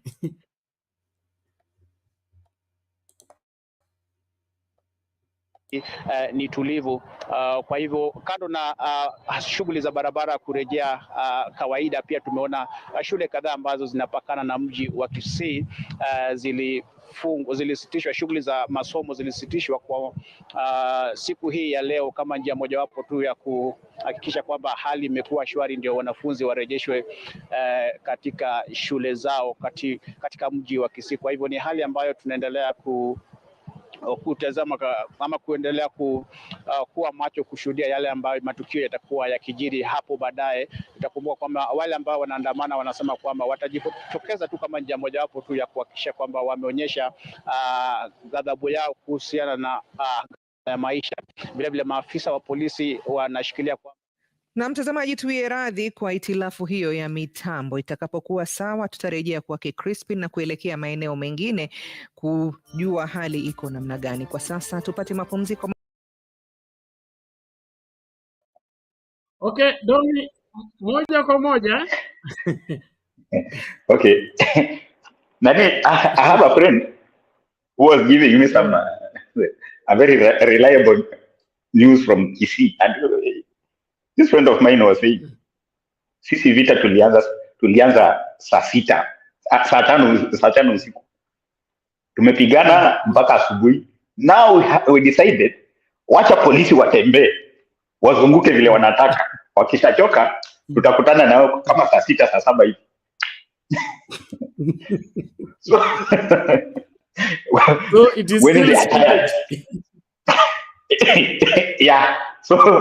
So these guys have a very good plan, well elaborate, and they say that tunangoja tu wacha watu wazunguke. Unajua, these guys, they are human beings, na watazunguka, wataanza kusikia njaa, na wakati wataanza kusikia njaa ndio sasa sisi tutajitokeza. And I was like, okay, so people have some military strategy. To me, this kind of situation, it may not, okay, we are not seeing Nairobi, everybody on the street as probably we expected. And anyway, we know probably how the government has been planning to to block the protesters. But to me, the best thing, the best strategy is for these 3 days, you make sure whether you appear on the street or not, you create enough tension to make sure that there is no business going on. Simple as that. Even if they do what, you make sure that there is no business that goes on. In Nairobi, I see Mombasa is okay. Mombasa is iko sawa. You make sure that TC, whatever, it does not go on. Shughuli isiendelee. To make sure that there is no tax that the government is getting. And if they're going to get any tax, it should be less than 5% of what they get every day. That should be the strategy. Then probably tomorrow you think on how to handle it. Because one thing that I'm sure of is this. They moved the police officers who are supposed to probably be from, I saw some land cruisers from upcountry, so many other places coming to Nairobi. How long are they going to sustain them in Nairobi? And how much is the government going to spend to sustain these guys in Nairobi? Feed them, because they don't belong to Nairobi. They're not Nairobi origin. So they will need to feed them, to give them allowances, because they are not in their station. They will need to provide for them. They do that for three days. Next week, the same way. I can tell you, there is a point they will not have enough money to sustain these people where they are. I'm told in that meeting, they had, the security meeting they had, the police officers were complaining because they are not being paid. They are not being paid. They come to work and they tire themselves. They are beaten by some protesters, and when they go home, they are not paid. I saw another fool. I'll call him a fool because that is who he is. How do you organize to pay some Kenyans to go and fight fellow Kenyans? Just because in the name of you want to protect them, in the name of business, but the truth is you want to protect the root of government. Really? You want fellow Kenyans to fight, but because in the end, if people will see so and so is the one who hit me on that maandamano, yeye ndiye alikuja wakatupiga. They are creating war between a Kenyan and a Kenyan. I thank God. I understand Sifuna was saying that we are not going to fight our fellow Kenyans, and that was a very good. That was a very good gesture. Our interest is not fighting our fellow Kenyans. That is not where we are. Our interest, our focus is the government. Our focus is not our fellow person who has no food, because that person is being given money because he does not have food in his house. Hana chakula. That is why sababu anapewa pesa, anaenda kukubali kupewa pesa hii panga. Vita yetu sio na huyo. That is not where our target. Our target is the government. Our battle is with the root of government. Our problem is with the root of. But Mkenya mwenzetu tafadhali, and I will speak this to drill into the head of any Kenyan who is helping to arm another Kenyan so that to go and harm a fellow Kenyan. You have a problem in your head. I will tell you that you have a problem in your head, because ultimately, if that person kills another person, that blood is squarely required on your head. Hiyo damu ya yule mtu mwenye ameuawa is squarely on your head. Kenyans do not take things lightly. Do not look at, do not be incited. Uanze kuona ati the protester wamesimamisha biashara, so you are arming another Kenyan to go and kill another. There is a problem. You have a problem in your head, I can tell you, and that blood that will be shed. Kama kuna mtu atakata mwingine na panga, kama mtu atakata protester na panga, after all that protester is not, his war is not with you, his war is with the government. Na anapiga kelele kwa sababu amechoshwa na njaa, anaumizwa na njaa. That person is suffering. I was giving an example. Baba amekalisha watoto njaa na hataki waongee. Ukiongea in fact is calling another probably another brother to beat you. You know. Yeah, walisema ujinga.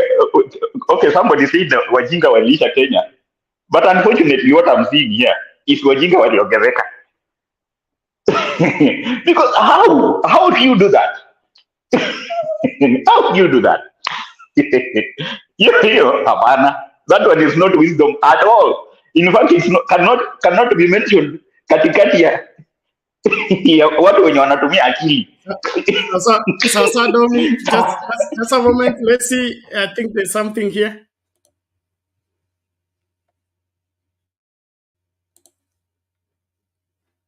Bwana Joseph Mwangi, na akatueleza kuwa hii ama kizuizi hiki ni kimoja tu kati ya vizuizi vinne ambavyo wameweka katika barabara za kuweza kuingia katika mji wa Nyeri na kutoka. Kuna moja hapa, kuna kizuizi kingine katika eneo la Wambogo Farm, kuna kingine katika eneo la King'ong'o, na kuna kizuizi kingine katika eneo la Kiganjo. Na wanavyofanya ni kuhakikisha tu kwamba hakuna mtu ambaye anaingia katika mji wa Nyeri ama kutoka akiwa anania ya kufanya maandamano. Kumbuka hapo jana tuliweza kuona Inspector General wa polisi akisema kuwa maandamano sio halali. Hivyo basi maafisa usalama katika kaunti hii ya Nyeri wanahakikisha kwamba wataweza kukabiliana na yeyote ambaye ataweza kujitokeza. Na nataka tu ampiga picha kama ataweza kukuonyesha, utaweza kuona maafisa ambao wako hapa barabarani. Kwa mfano huyu ambaye yuko hapa karibu nasi, utaona jinsi alivyovaa. Amevaa akiwa tayari kukabiliana na mtu yeyote ambaye ataweza kuwa akitaka kuandamana. Sio maafisa ambao ni maafisa wa trafiki ambao mara kwa mara tunawapata kwa barabara. Ukiangalia hapa maafisa ambao wako katika ama wameweka doria katika barabara hii ni maafisa wa utawala na maafisa ambao wako tayari kukabiliana na hali yoyote ambayo itajitokeza, ikiwa ni ile ambayo inafanana na kuandamana. Tuliweza pia kupitia katika steni kadha hapa katika mji huu wa Nyeri na tukaweza kuona biashara ama shughuli za kawaida zinaendelea. Kumbuka wiki iliyopita katika kaunti ya Nyeri pale kulikuwa na maandamano kote nchini, ili tuliweza kuona pia mgomo wa matatu ulikuwa unaendelea ile siku. Na katika eneo hili la Nyeri basi magari ya kusafirisha abiria hayakuwa, magari ya umma hayakuwa kazini, lakini hii leo tumeweza kupitia katika steni mbalimbali, tumeona shughuli zinaendelea kama kawaida, maduka yamefunguliwa kama kawaida, na hali katika kaunti hii ya Nyeri ama mji huu wa Nyeri yote yako shwari. Lakini tutaendelea tu kuwa macho, manake ukiona polisi ama maafisa usalama wakiwa hapa na wengine tumeweza kuona kule mjini wakipiga doria, pia lazima sisi lazima tuwe macho kuhakikisha kwamba tunajuza tu mtazamaji wa Citizen TV yanayojiri katika kaunti hii ya Nyeri na katika mji huu. Lakini kwa sasa mambo shwari, hakuna vita, hakuna vurugu, hakuna maandamano, ila tu kuna ongezeko la maafisa wa usalama katika mji huu wa Nyeri. Narejesha kwako studio kutoka kaunti hii ya Nyeri. Mimi ni Martin Monene. Na taswira nzuri inayoshuhudiwa huko Nyeri, tukiambiwa kwamba kwa sasa mambo yako shwari, na tunaomba kwamba maeneo mengine pia mambo yatakuwa shwari tu. Lakini tuweze kugeukia sehemu nyingine, tujue kunaendeleaje, maanake unajua kwamba runinga ya Citizen kwa kawaida wanahabari wako maeneo tofauti tofauti, ili mradi tu tuhakikishe kwamba unapata kujua kila kinachotendeka kwa wakati huo. Kwa hivi sasa tuende Eldoret, mwanahabari wetu John Wanyama atupashe ni yapi. Awali alikuwa ametueleza kwamba kila kitu kilikuwa kiko shwari, shughuli zinaendelea kama kawaida, kinyume na maeneo mengi ambayo tumeangazia. Wanyama, kufikia sasa shughuli zinaendelea namna gani? Na Mwanahamisi, katika kaunti ya Uasin Gishu shughuli zinaendelea kawaida. Hapa hatujaweza kuona hata afisa mmoja wa polisi akishika doria, kwani wakazi wanaendelea na kazi yao, wamefungua maduka yao kama kawaida. Kama mpiga picha wangu Zipora Chinga atakuonyesha pale, ni kwamba Wakenya hapa hawana hata taarifa kwamba kuna maandamano. Mwanahamisi, waliamka asubuhi na mapema na wakaanza shughuli zao kama kawaida, na tangu maandamano yaanze hatujaweza kuyashuhudia katika kaunti hii ya Uasin Gishu, hususan mji huu wa Eldoret, kwani Wakenya wamejitokeza. Wale ambao tulikuwa tumezungumza nao hapo awali wanasema kwamba wanajituma kuhakikisha kwamba wao wanafanya kazi ipasavyo, na wanampa muda Rais Daktari William Ruto kwamba wampe muda ili aweze kuendeleza kazi. Na viongozi pia ambao tulizungumza nao pia waliweza kusema kwamba ni wakati mwafaka serikali hii iweze kupewa nafasi ipange mambo yake, ndiposa pengine uchumi ambao pengine wale ambao wanafanya maandamano uweze kutengenezwa vizuri na serikali hii. Vile unavyoonyeshwa barabara hii, tuko katikati mwa mji wa Eldoret, na hapa barabara hii biashara zinaendelea kama kawaida. Mwanahamisi, hatujaweza kuona hata duka moja likiwa limefungwa.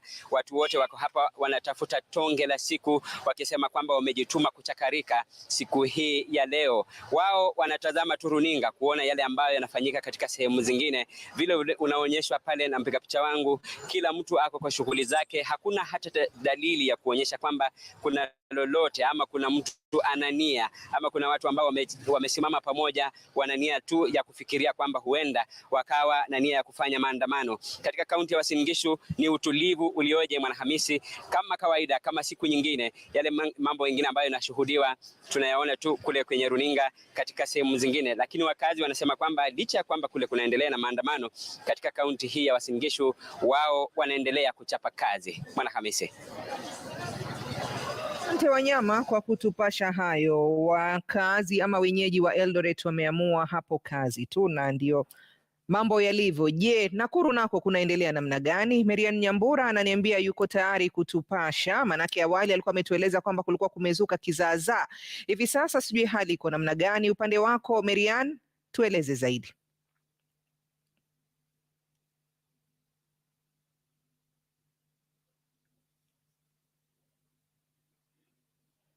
Katika kaunti ya Nakuru, hususan eneo la Miracle, Shabab Nakuru Magharibi, ambapo tangu mwendo wa asubuhi saa 3 asubuhi kumeshuhudia vurumai pindi tu ambapo baadhi ya waandamanaji walijitokeza na kufunga barabara hii, barabara ya kuelekea katikati mwa jiji la Nakuru, na hivyo basi maafisa wa usalama wakawasili hapa kuhakikisha kuwa wamerejesha hali ya usalama na wakaweza kukabiliana na wale waandamanaji. Kufikia sasa hali imetulia, hali ni tulivu katika eneo hili la Miracle Shabab, ambapo maafisa wa usalama bado wako ange hapa, na vile vile kuna maeneo mengine mawili ambayo tayari yameshuhudia hali ya utovu wa usalama ama waandamanaji wakijitokeza barabarani, ikiwa miongoni mwao eneo la Pondamali, Nakuru Magharibi bado, na tunarifiwa pia kuwa eneo lile la Kolen, ambapo ni barabara ya ni barabara ya ama eneo la Kolen ni eneo moja ambapo katika eneo la Nakuru Magharibi ambapo pia limeshuhudia hali ya utovu wa usalama. Kwa hivyo maeneo hayo matatu hii leo ndipo tumeweza kuona waandamanaji wakijitokeza mapema kuhakikisha kuwa wameweza kuangazia masuala tofauti ama wakitaka matakwa yao yaweze kuhakikisha kuwa yamesikilizwa.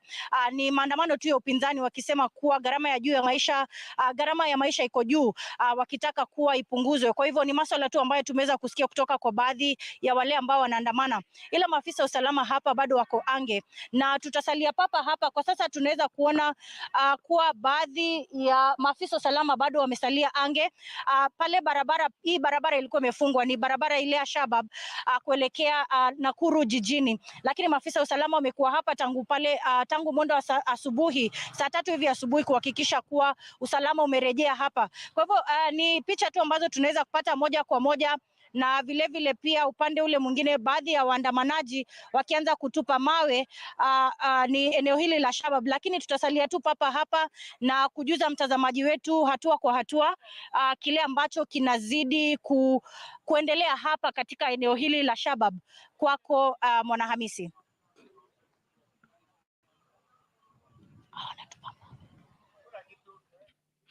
Na mwanahabari wetu huyo Marian Nyambura akitupasha yanayojiri haswa katika eneo la Al-Shabaab huko Nakuru, akieleza kwamba awali kulikuwa na hali ya mshike mshike, lakini hivi sasa mambo yanaendelea vizuri.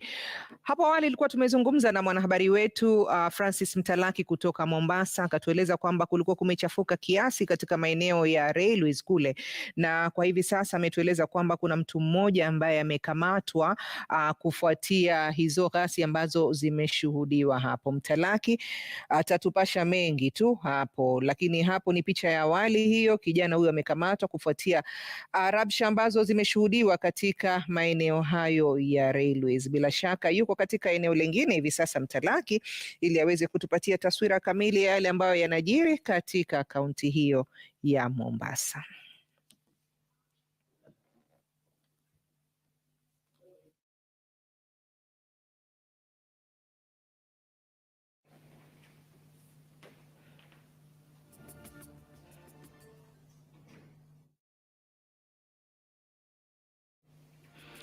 Na ndivyo mambo yanavyoendelea katika maeneo mbalimbali, picha za awali hizo za Mombasa. Kwa hivi sasa tupate mapumziko mengine.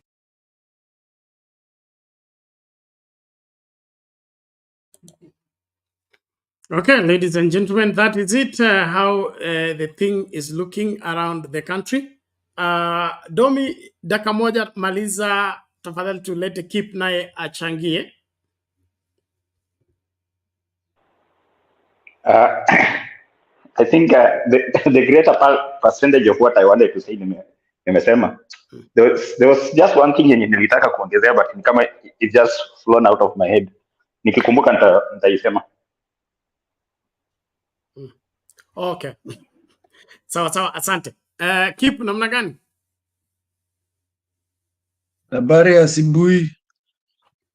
Salama, twashukuru. Tuko mbio. Poa sana. Mbio bwana. Mnangojea tu hapa kama kawaida.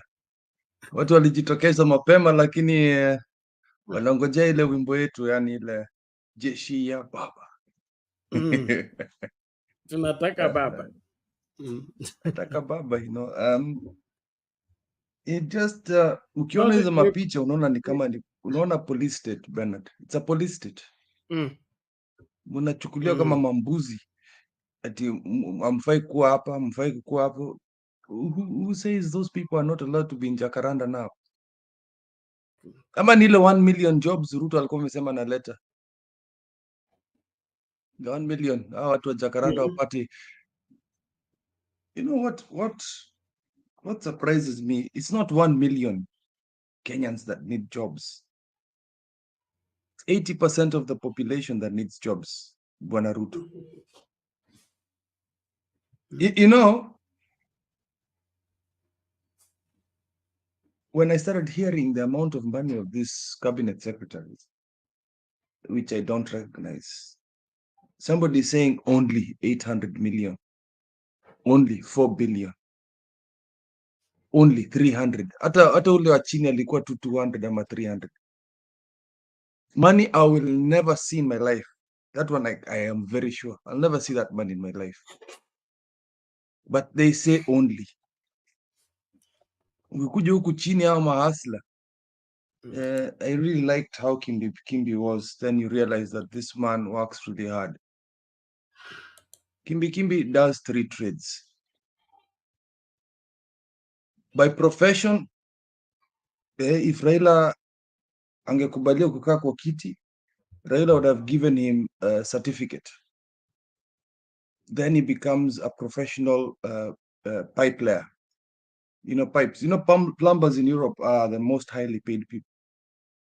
But you know, to sustain his income, Kimbi has to transport water.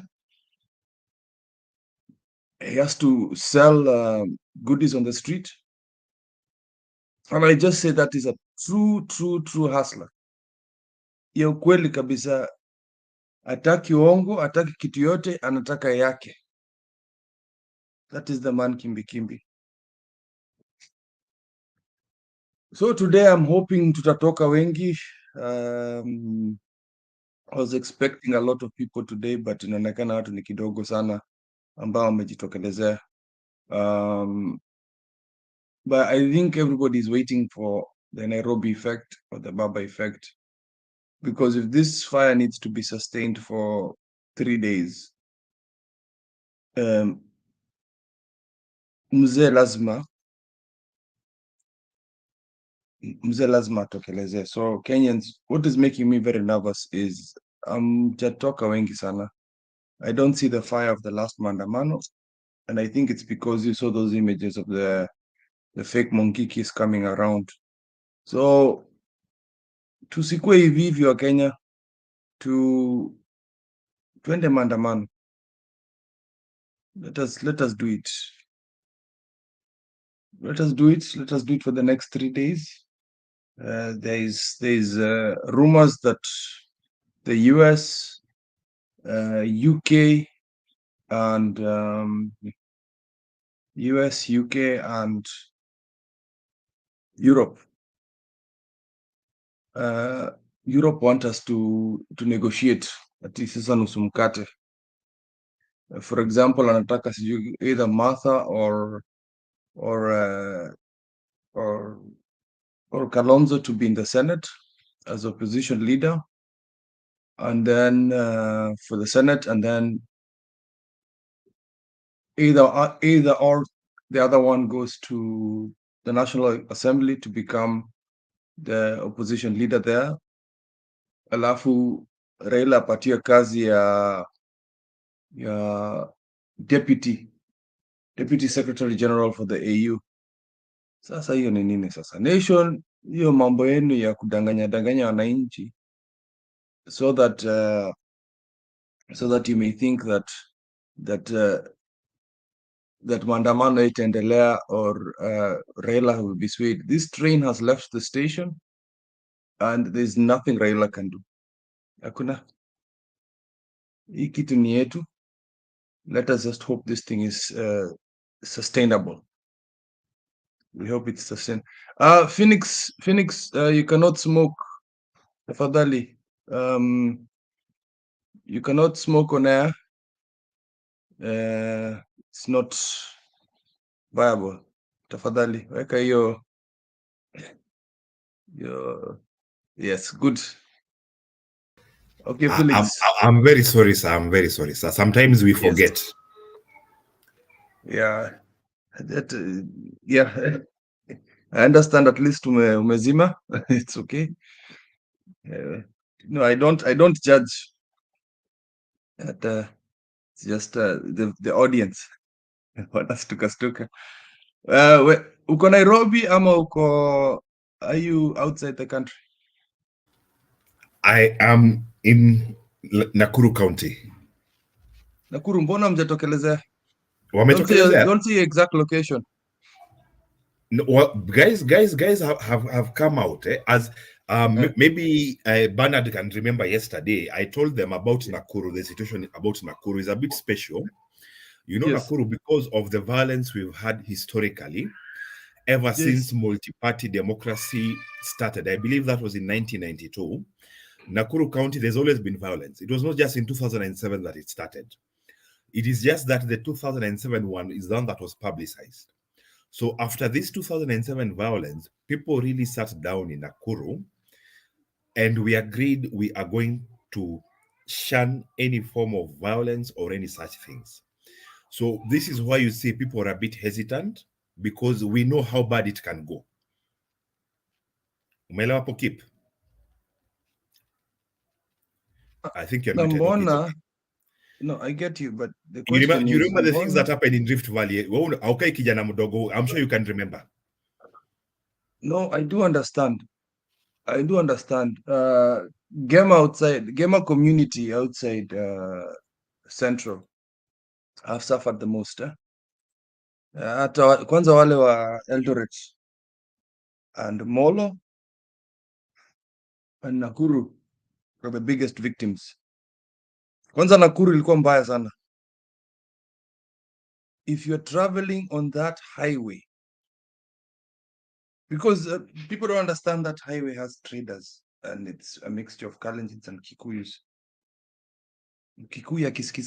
Wakisikia Mkikuyu hapo, kusha.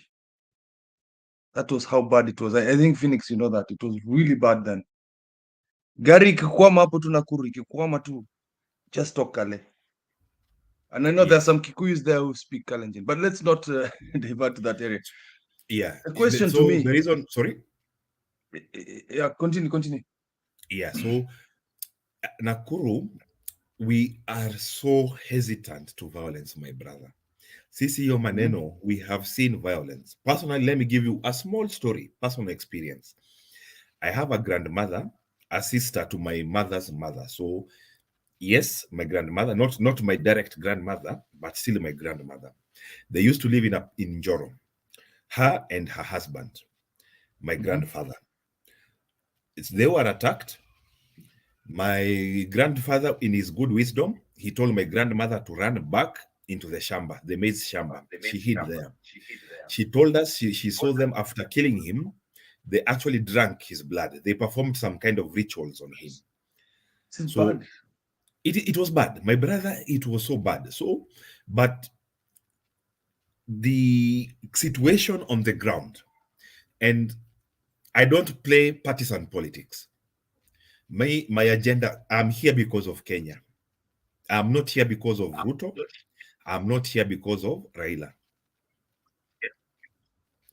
Yes. My support, my agenda is Kenya. So when I tell you that things on the ground have shifted very fast. We're past.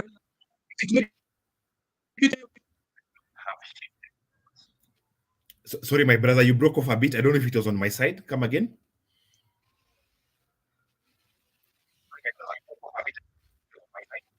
I've said, Can you guys hear me? This is about hunger. Ninja. It is hunger, my brother. Yeah, Let me tell you, I was a contestant. It's me. I was a contestant in this previous election of 2022. I was vying for the MCA seat of a place called Flamingo Ward here in Nakuru. Flamingo Ward is the ward that even has the entire Lake Nakuru, just for your information. So at that time, I was running on the Jubilee party ticket. My brother, I could not even distribute my posters in the market. I was almost beaten 2 times. Nikafukuzwa, nikaambiwa dynasty and all those things that you remember were being said. I thank God I did not switch to this UDA. Because right now, me, I'm telling you, I am not an alarmist. I am not a dramatist. If Raila wants this government, within 1 month, it will be his. The way things have reached. But let me stop there. I don't like being an alarmist. Let me allow others also. I want to hear what I've just joined, so I just want to hear what the general discussion for the day is. But Nakuru, kuna maneno inaendelea. I have seen it with my eyes today. Yeah.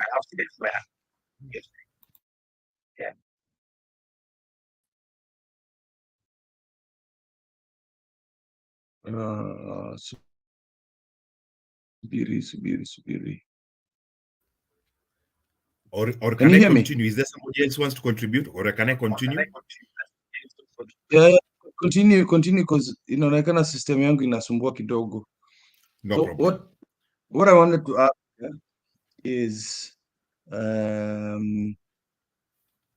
why are you people still allowing this Gachagua idiot to come to Molo, Limuru? The things he had done to the gamer community there when he was DO, yeah? Easy. Mbona mnamkubalia? And also, can Domi continue a bit because I'm going to a meeting. I'm actually going between these. I'm working right now. All right, I'll be I will back answer in you very about quickly. 45 minutes. Yeah.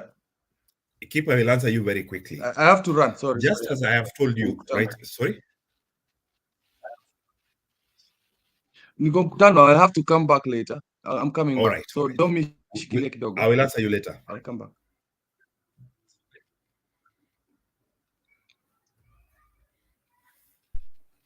Phoenix, endelea. Okay. So, okay, maybe I will take off from where he has asked. Mbona guys are seeming to be welcoming still to the president and his deputy and his people. So Molo or Nakuru County in general, the dominant population is the Kikuyu, I believe, then followed by the Kalenjin, then the Luos, then a mix of Luyas, Kisis, and other tribes. Those are that is the main composition in Nakuru. So, as you might recall, in this past election, the hustler narrative, this politics of us versus them, hustler versus dynasty, it really took root here, especially in Nakuru County, because of the challenges that people have with land. So that was one of the main reasons why Kenya Kwanza Alliance got traction here in Nakuru. However, things have changed on the ground. And guys, I am giving you unbiased, this is unbiased survey on the ground. I would call it almost 80% of the people are against the current regime right now as we speak. And this is not from things I've heard from anybody. This is from my interactions when I ride on border. When I go to town, you hear people talking. There are a few places where people go to discuss politics here and there. People are actually fed up. It is only that the people of Nakuru, in their nature, number one, are very polite people. Don't think that we are violent. Just because there's been violence here in Nakuru, it has never originated from within Nakuru County. It has mostly come from the North Rift areas, people being transported to attack, especially the Kikuyus living in the main Nakuru town, Gilgil, Naivasha, Bahati, Molo, Njoro. I don't know if there's any other area I've left. I've left out Kuresoi North and South. There is mostly Kalenjin people, and they are rarely attacked, of course. Yeah, the battle has been the Kalenjins attacking the Kikuyus. So don't think that the people of Nakuru are violent in nature. Actually, it is quite the opposite. We are very polite and we are very welcoming and we are very understanding. So when you see people going to these rallies of the president, assuming that they have not been paid, okay, because we saw just last week, as the president was proceeding to Homa Bay County, it was very clear that those were hired. That was a hired crowd. So let us assume that these people in Molo, where Gachagua and the president were addressing, those were not hired people, okay? Let us say they were the residents. I can promise you it is either because they were so idle, they had nothing else to do. Even you, if the president came to where you outside your house or in your town market, you will go and maybe see what is going on.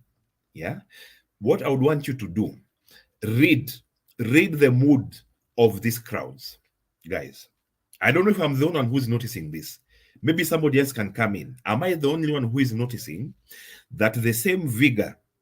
You remember Ruto used to talk and it was electric. Here in Nakuru, I remember his rally. The day that I accepted that Ruto will win this election is the day he came here in Nakuru and the town came to a standstill. The main street in Nakuru is called Kenyatta Avenue. No cars were moving, nothing, full of people.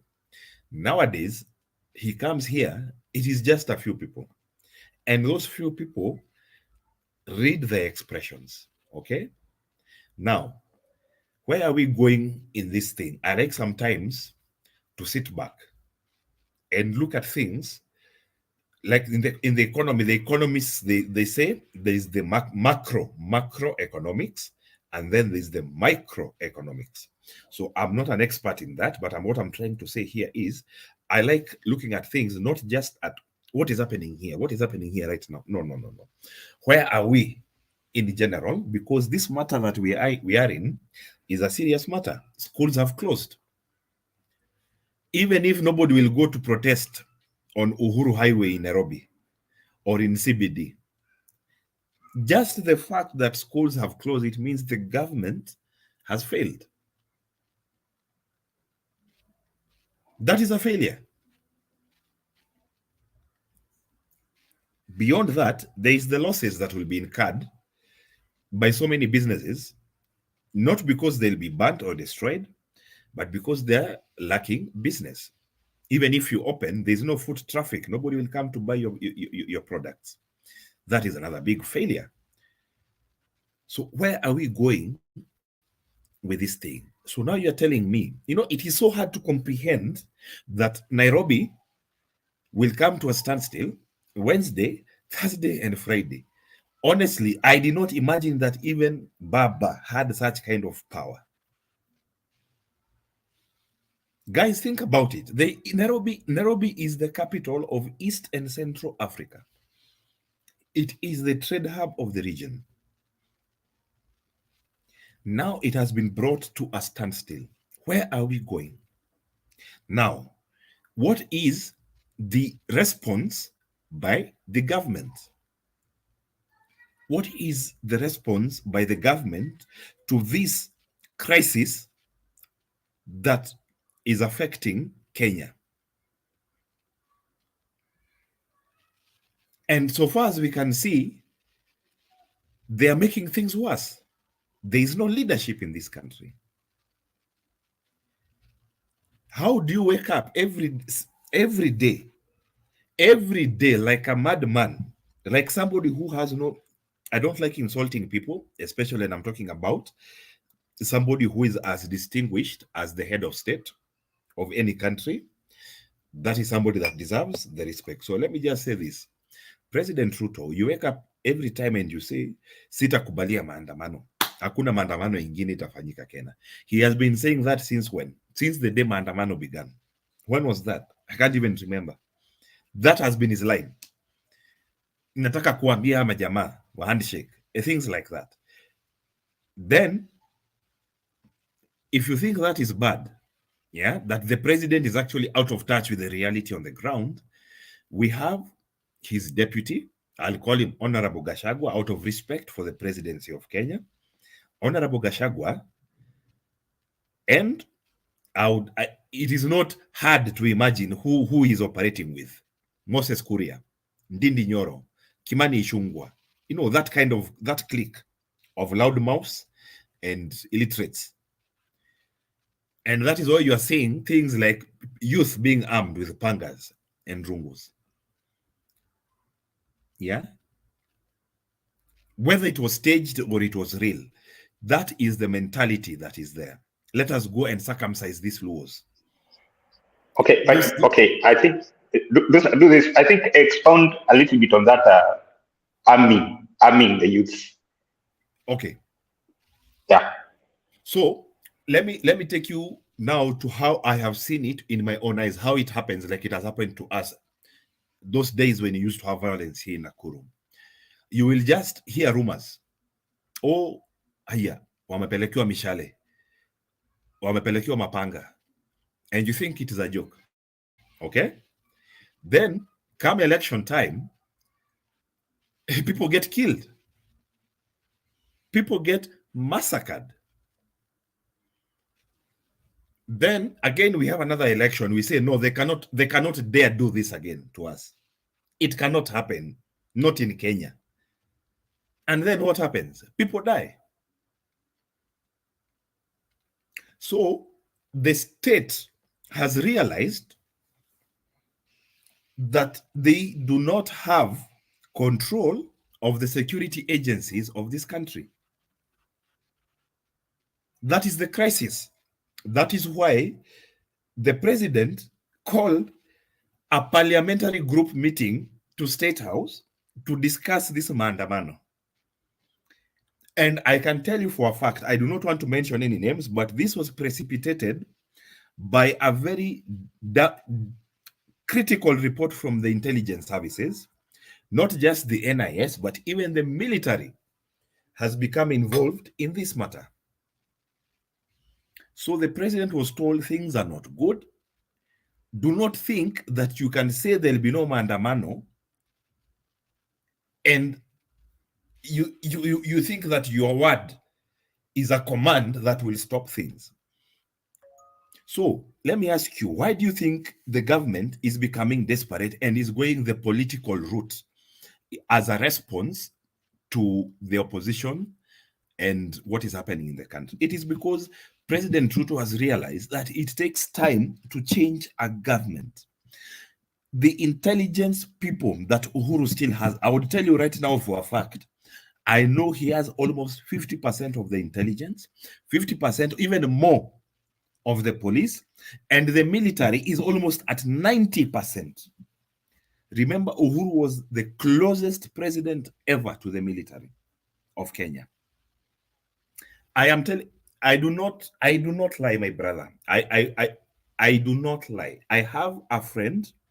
He's a military officer currently serving in Kismayo, Mogadishu, as we speak right now.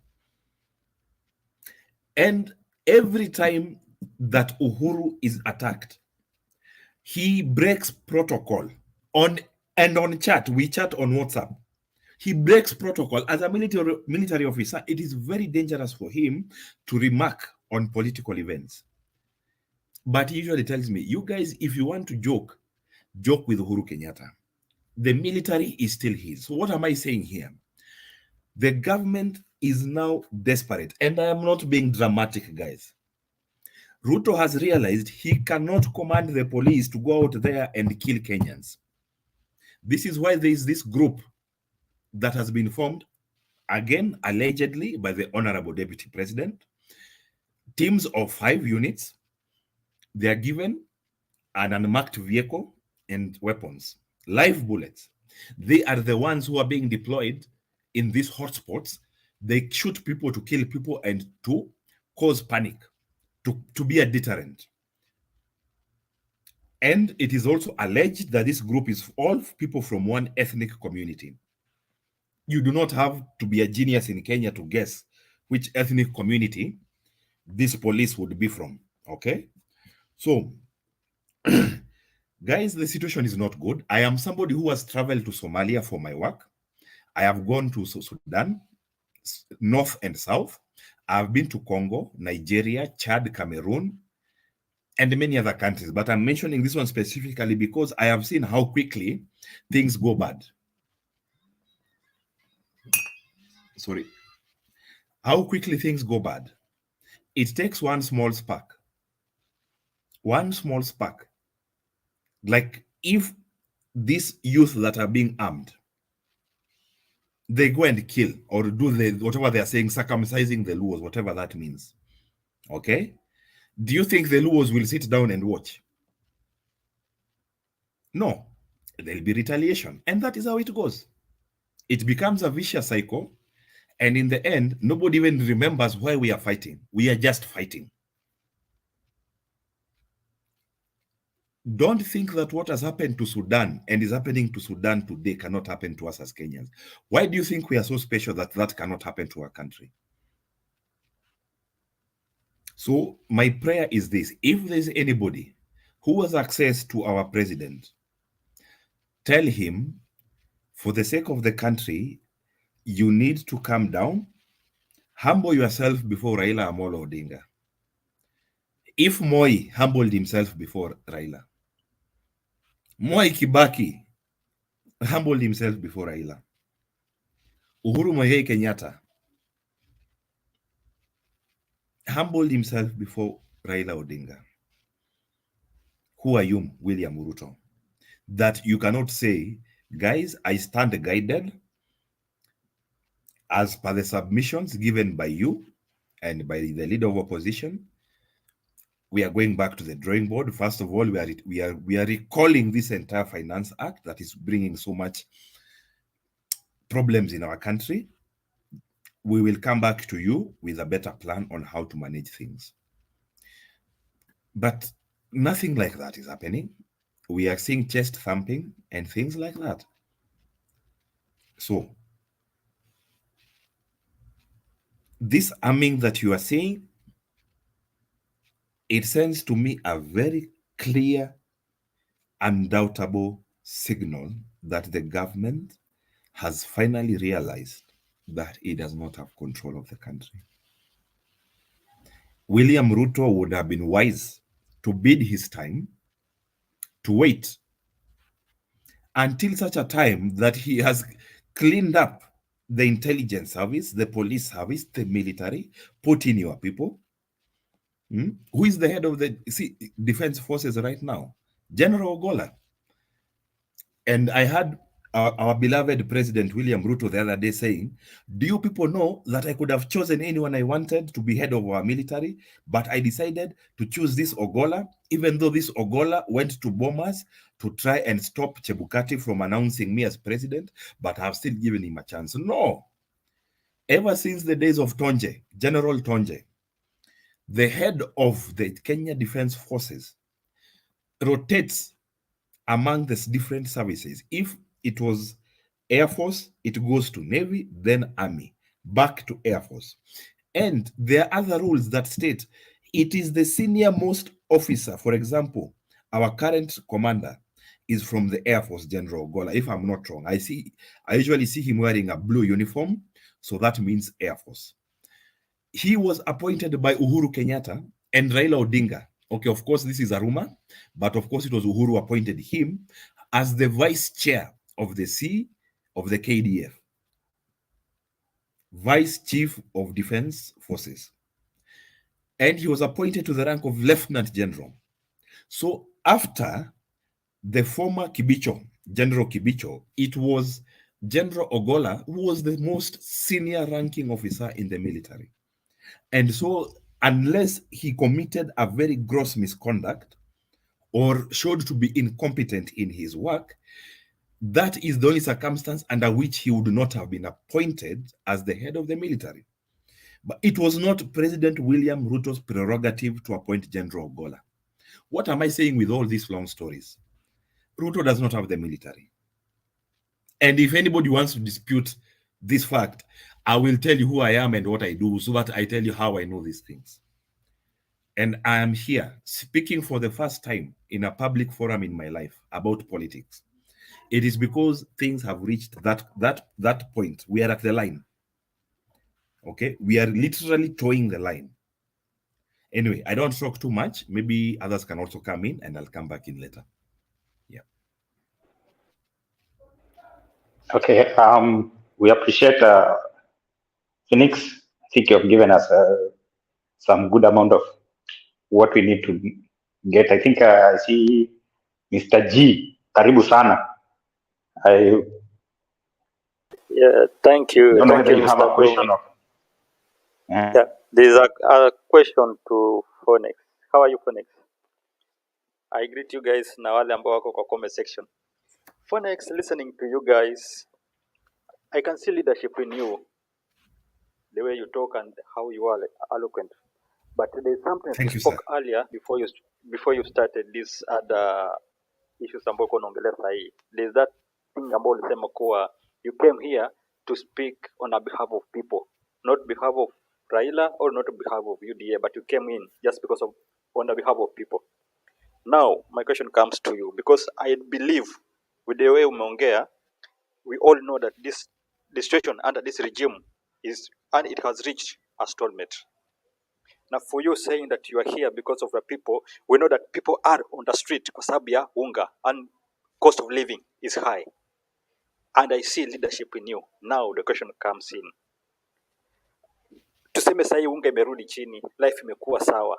You not come again on the public kuongea kwa sababu on the street watu wako kwa sababu ya unga na life of na cost of living is high. But as a leader, I believe that you have to fight for great and good leadership. And for us hapa tumeona kwa leadership imepatikana on the side of Raila. Most of the time is a person ambaye ameweza kuelewa hali veniko and he has been fighting for he has been fighting impunity. On the other side Ruto anaendeleza ile impunity. So I just wanted to understand on your side exactly sahi watu wakirudi wakasema unga imerudi chini, cost of living imerudi chini, you'll not again speak of anything? Okay, thank you for that question. So I'm actually a very political person. My family is political. And I like being honest and straightforward. My mother, ule mama ambaye alinizaa, is a very close friend to Mama Ngina Kenyatta, the mother of the president, former president. So I'm very, very political. And right now, I will be very honest with you. For so long as this government will show impunity, you see, the reason why we resigned from politics after August 9, we said, okay, we have been defeated. Let us take these 5 years. We do a few things here and there. We do tutengeneze biashara zetu. We focus on our things. Then 2027 tupatane. And everybody went home peacefully. And Ruto was given the government by Uhuru Kenyatta. But what has been coming now, and up to this point that I am now coming out, is because I have seen this country is not going to go anywhere with William Ruto and Gachagua being at the helm. I am starting to see, you know, I used to think when Uhuru used to tell us that huyu mtu si mtu wa kuaminika, I used to think, okay, it is the same way Uhuru ulituambia sisi wa Kikuyu ati kama kuna shetani kwa hii dunia unafaa kuogopa ni Raila Odinga. Do you understand? Do you understand where Uhuru lost the plot completely? Let me take it even deeper. Kikuyus don't care about William Ruto, not even for 2 seconds. Kikuyus don't care about Gachagua. Gachagua is not even a kingpin of his village. Okay? It was a protest, a rebellion against Uhuru Kenyatta. Because Uhuru, as much as I love him, he's like an uncle to me. We are like family. But I am one who will praise you as much as will criticize you with the aim of building you up. Uhuru messed up this country in many ways, but I will not get into that. Let me focus on the Kikuyus. He played national politics. Okay? National politics, what do I mean by that? He, with his kind heart, by the night, Uhuru has a very kind heart. He's actually still a very young boy at heart. Yeah? He's very loving to people. He said, let me build the whole of Kenya. Nitajenga Kenya yote, panda zote, kutoka Kisumu mpaka Turkana mpaka Lamu, nitajengea Kenya hikuwe wa Kenya wote. That was the biggest blunder he made. He forgot the politics that he was taught by Mzee Moi. Jenga kwako kwanza. Jenga watu yako kwanza. Hakuna Mkalenjin atakuja kukulilia ile siku utavamiwa. Si saizi shamba ya mama ngine imevamiwa. Goats were taken. Things were burned. No Kikuyu went out to cry for him. Why? Because Uhuru and how he had abandoned them. And yes, there was a genuine feeling in Mount Kenya that Uhuru did much less than even Kibaki did for the Mount Kenya region. In terms of government appointments, my friends, you are saying that William Ruto is only appointing Kalenjins. He is the one who knows what he's doing. That is from the school of politics of Daniel Toroitich Arap Moi. Those are the people who will cry for him and die for him. Okay? So, what am I saying here? If this government continues eroding the gains that we have made as a country, especially in terms of democracy, these democratic freedoms, when they were being fought for, I was a very young boy. I'm born in 1987. We used to see the news, we used to hear about it, but I cannot tell you that I know the pain of what those people went through. Being detained.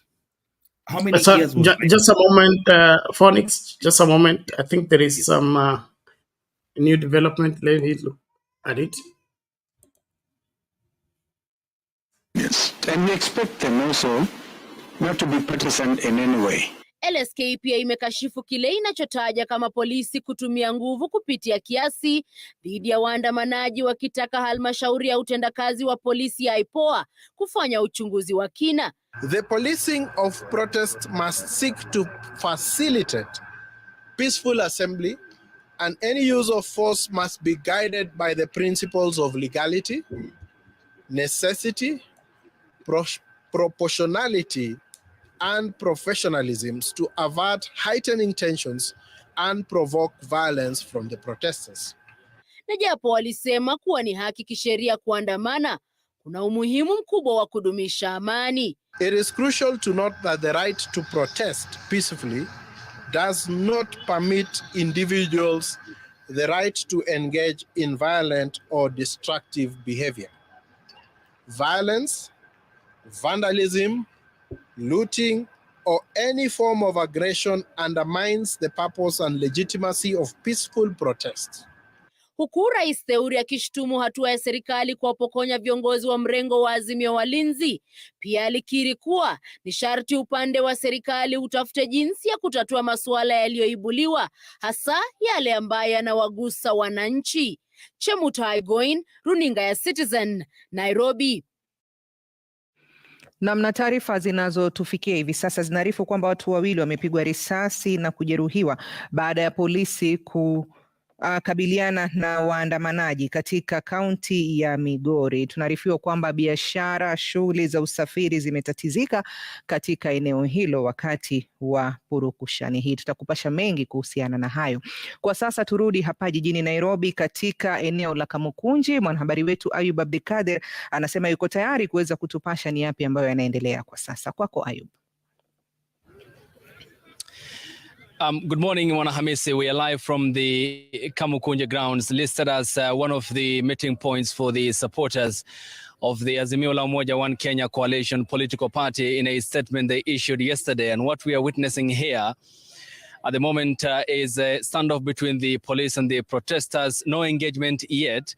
The police have managed to arrive here in about 40 minutes ago, and their presence here wasn't duly welcomed. And the protesters sort answers as to why they are here, and the police have limited themselves to the aspect of disembarking from their lorry, despite a degree of provocation from the protesters who had hurled stones their way. But the police have managed to divide themselves, and their main priority appears to be at the moment ensuring that there's no meeting that takes place here at the Kamukunji grounds as yesterday demanded by the opposition coalition political party in a press briefing they issued from the Jaramogi Odinga Foundation here in Nairobi. On one end, on the left end, that is the road that heads to the Gikomba market. There is a contingent of a police unit that is commanded, ready to fence off the entry of the protesters on the left. And here with me are police officials standing, keeping guard of the protesters who they said will not be allowed to be present here at the Kamukunji grounds. And at the moment, it's calm, despite a sort of provocation earlier about some minutes ago when we had the live link before we had unceremoniously cut that off because of the stones that were hurled by the protesters. Therefore, what we are witnessing here, Mwanahamisi, and to our viewers is the police presence and the protesters who since early morning when we arrived here were here, and they told us that theirs isn't about protesting for just the cause as the opposition had called for, but also they say that they are here because of other pressing problems that are of public concern. They listed the high cost of living in the country. They say that they want an address to some of the issues that are pressing members of the public, including the economic situation, and that they are not here because of their tribal affiliation or political party support. Rather, they are driven here because of the current situation in the country and demanding answers from the government. Interestingly, at the entrance of these historic grounds, which holds a significant chapter in Kenya's political history, were wordings that had deep message, including not to steal, not to kill, not to tear gas. And they said hope should be kept alive, and that pointing to perhaps what appears to be the need for dialogue between the country's top leadership. And when we did inquire who had written on the blackboard before you enter this historic ground, the answer was that they are here unarmed, they are here peacefully wanting to protest. But they said that at the point they are normally provoked is when all the problems that normally accompany demonstrations happen. We also did manage to speak to the police, and earlier on when they arrived, some of the protesters approached the Land Cruiser vehicle that was carrying the command of the police unit present here, and they say that they are peaceful, they are unarmed. Their business here is to just peacefully picket as the constitution does dictate and envision, and therefore they are not willing in any way engage the police in running battles or wanting to provoke them. But they did manage, some of them had managed to hurl stones on the way of the police, therefore prompting the disembarking from the lorry by the security officials who are keeping guard here for no meeting as called for by the opposition to take place.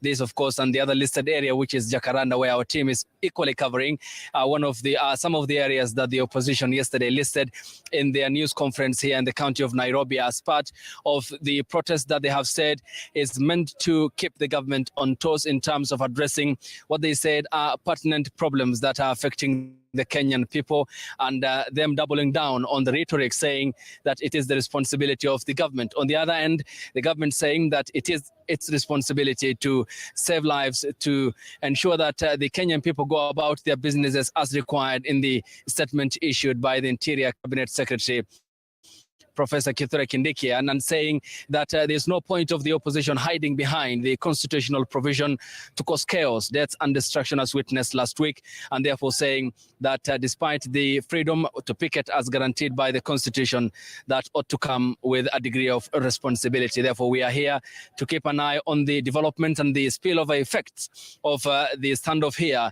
is that you can witness it very evidently from the road that links Gikomba to Eastleigh, and it seems deserted. No more activity because of the fears that business persons have over the likelihood of chaos that might cause their businesses to be shut unceremoniously. And therefore, while that is evident, the police here say that they are not here to engage. The protesters also told us that they are peacefully unarmed and want to protest against what they said is the high cost of living in the country, and what they termed as the government to come in and intervene urgently to address the crisis at the household level of many Kenyans unable to afford a meal a day, and that clearly was very evident among the many unemployed Kenyans who said that they are here not to provoke anyone, but rather to express displeasure to the government to address some of the problems that they have outlined.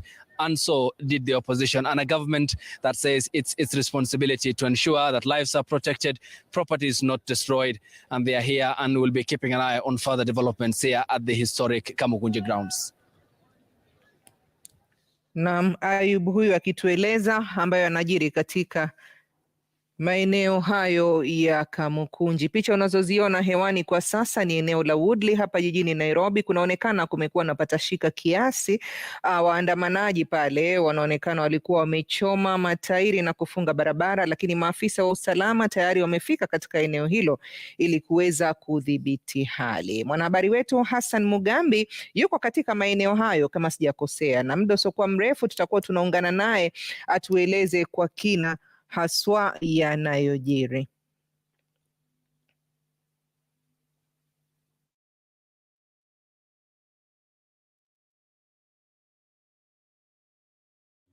Okay, that is how the situation looks like.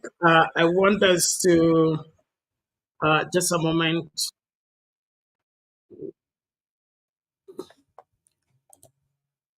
Okay, I want us to let the conversation flow so that we are both okay. We are doing to and fro so that everybody is not left behind in what we are saying. So Phonics will give you a minute or so to wrap up what you're saying. Then we can listen from Mr. G. And of course, the rest of us, wherever you are, if there is anything, please let us know. You've been informed, 2 people are shot, injured in Migori. Let us know what's happening where you are, and then, of course, we will let the world know. In the meantime, let's keep our eyes focused on the ball. We must fix this country or else we lose it completely.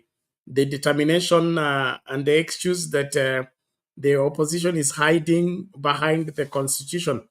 Where is the government hiding to? They are also hiding in safeguarding security and the property of the people. Who has left the house to go and destroy property and steal from the public?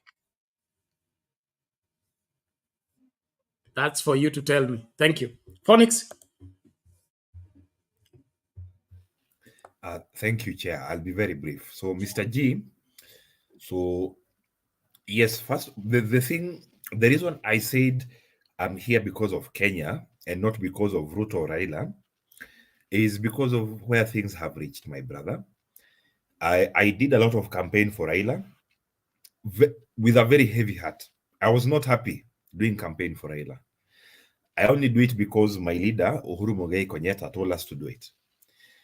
And it was very difficult to follow him.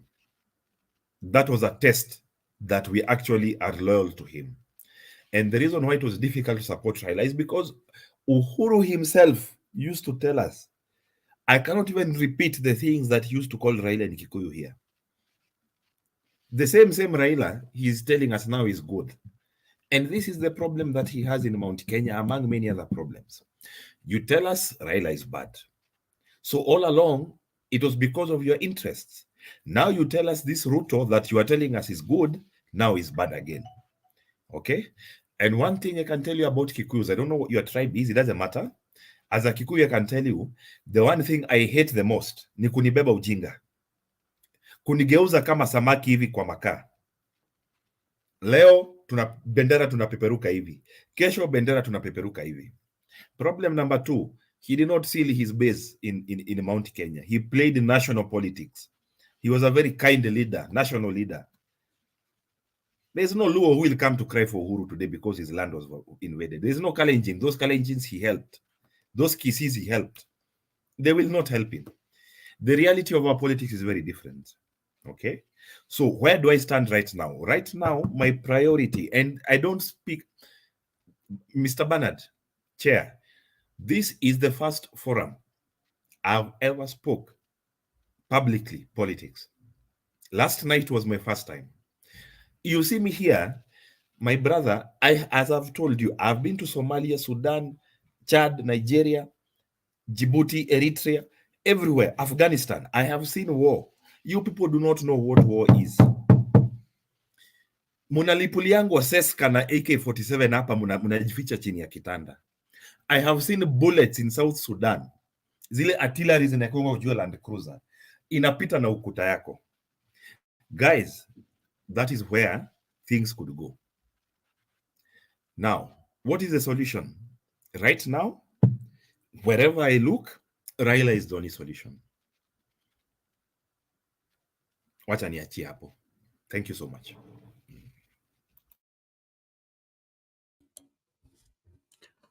Bwana Phoenix, thank you for your submission. And I will only be concerned in the sense that you're saying that Uhuru told you that Raila is bad, and then Uhuru came back and said Raila is good, and you people don't like to be turned around like Samaki. My question is, what happened to your own personal judgment and personal conclusion on matters? Must you be told this man is good and this man is bad? Can you assess? Like, for example, if we told you to give us the difference between Raila Odinga and William Ruto, must Uhuru come in between and tell you this is bad, this is good? And of course, politics is always about interests, and those interests are not constant. They change with every season of what is at play. So I get lost there. But as Okay, where we Chair. are right now, let me just a moment. I think there's something.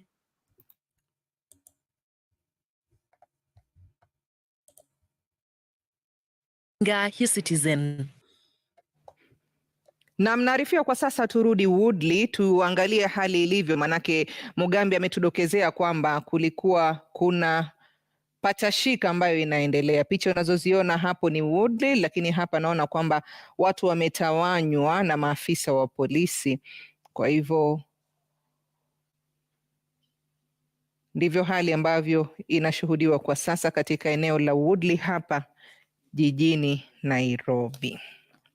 Lakini kwa upande mwingine tunajua kwamba serikali ilikuwa imeahidi kuhakikisha kwamba amani itadumishwa siku ya leo, na yeyote ambaye atakuwa anafanya vurugu ama kuleta hali ambayo itakuwa inahujumu amani atakabiliwa ipasavyo. Upande mwingine naarifiwa kwamba katibu mkuu wa UDA Cleophas Malala anaongoza waandamanaji kufanya maandamano kupinga maandamano ambayo yanafanyika katika kaunti ya Kakamega. Hebu tuangalie, kama unavyoona hapo ni maandamano ya amani. Maandamano haya yamefanywa kupinga maandamano ambayo yameandaliwa na Azimio katika jitihada za kupaza sauti yake kupinga gharama ya maisha inayowazonga wa Kenya, miongoni mwa masuala mengine ambayo Azimio inaona kwamba serikali haifanyi vyema. Katika sheria, na maandamano ambayo iko katika sheria ni maandamano ya utulivu, maandamano ya amani. Sisi hatukatai mtu yote kufanya maandamano, lakini kuharibu biashara za watu, kupiga watoto wakienda shuleni, kuumiza wamama na kuua vijana wetu, sisi tumesema hiyo haitafanyika hapa Kakamega. Sisi hapa tunataka amani, tunataka watu waendelee na kazi yao, tunataka town yetu ya Kakamega hii, zile miradi ambazo zimeanza hapa za kuunda barabara hizo zisichomwe. Mambo ya sisi kuunda barabara na watu waanza kuchoma barabara ni kuharibu tauni yetu.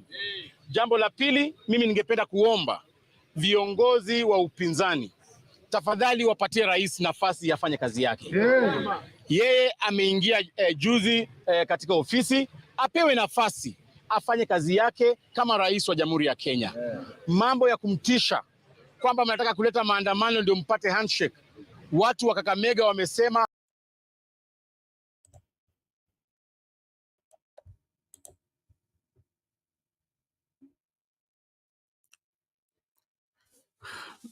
Mr. G, kuna watu wengine nikisikia nasikia kutapika kwa sababu barabara inachomwa vipi? Yaani hata ukiwa mjinga, si unakuwa tu mjinga kiasi. Lazima ukuwe mjinga kabisa. Mr. G, Malala amekuwa mjinga kupita kiasi. Thank you Mr. Bernard. Phoenix, I just like your school of thought. You know, some people huwa hawapendi ukweli, but nikikusikiza nasikiza ukweli mtupu kitu ambao unaongea. So don't mind with some comments ambao unaona hapo watu wanaongea hizo comments. Usisikize hizo comments sana. I like your school of thought. Nakuwa napenda sana mtu ambaye anaongea ukweli. Naona kuna kitu inawasha Domi. Before I speak, Domi, ni nini inakuwasha kwanza? Maybe kuna kitu nataka kuuliza Phoenix.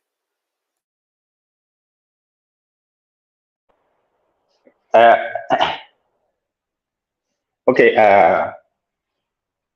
I think nataka tu kuongeza kwa I wanted to kuongeza tu kwa ile moderator amesema about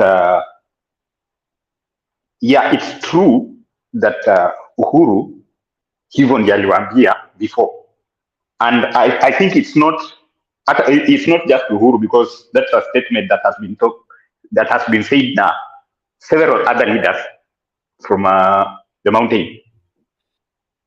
Okay, about one moment.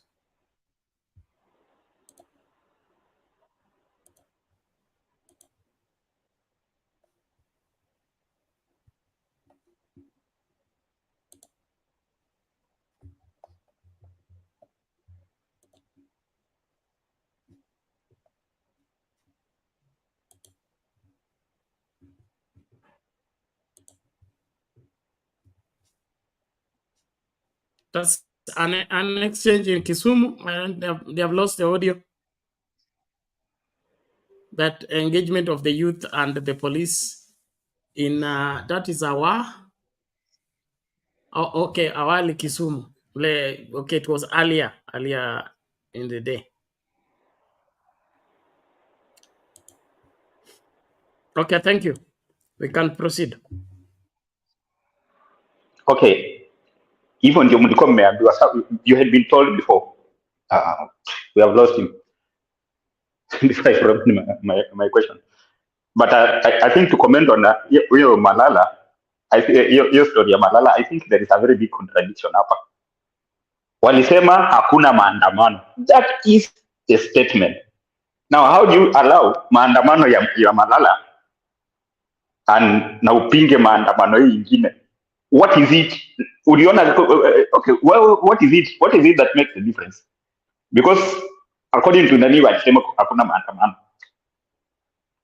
What makes the difference?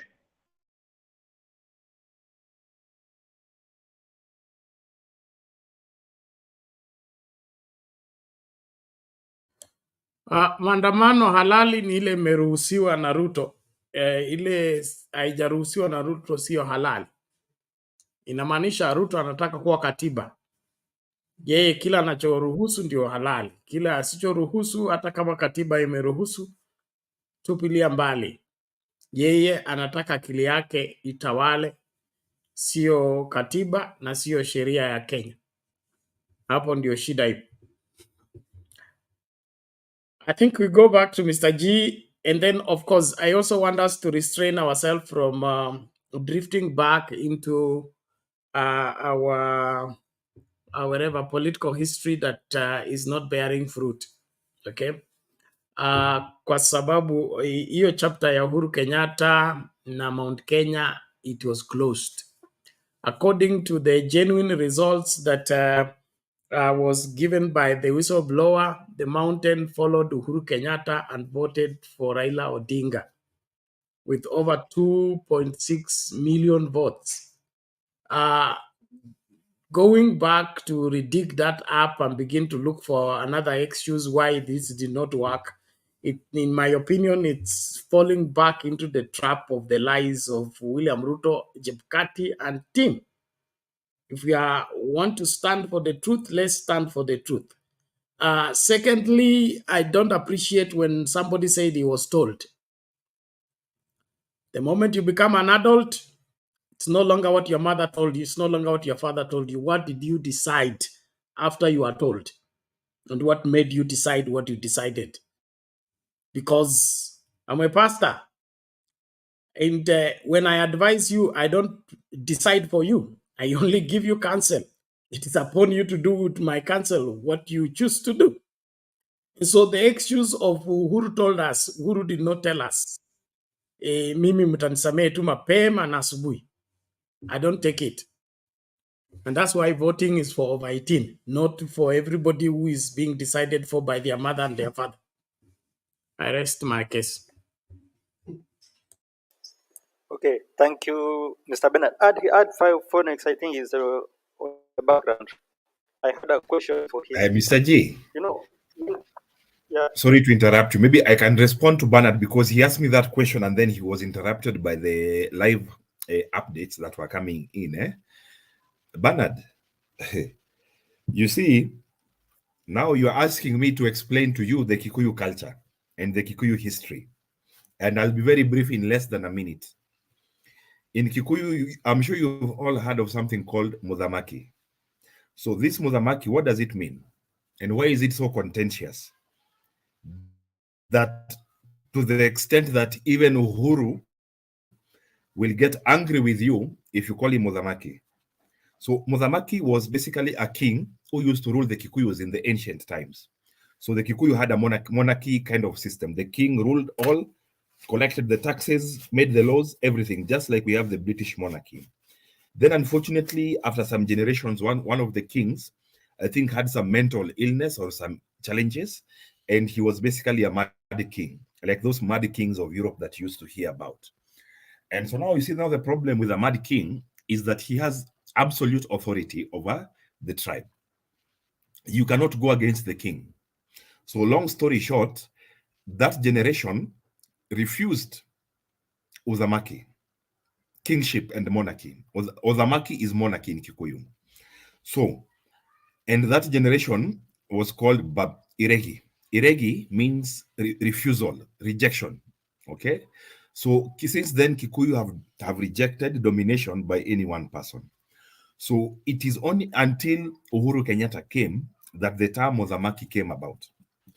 And the reason why Uhuru Kenyatta is a Mudhamaki to some of us, especially those of us in the Rift Valley, I can tell you, Bernard, with my own eyes, I went to a meeting and I saw Uhuru Kenyatta negotiating and fighting and mobilizing for people to come and save the Kikuyus who are being slaughtered like dogs by the Kalenjin here in the Rift Valley. Uhuru risked his life because the Kalenjin threatened that they will kill him because he was the one who was financing the response to those attacks to Kikuyus. He was threatened, his family was threatened. And remember, in 2007, 2008, Uhuru was not in government.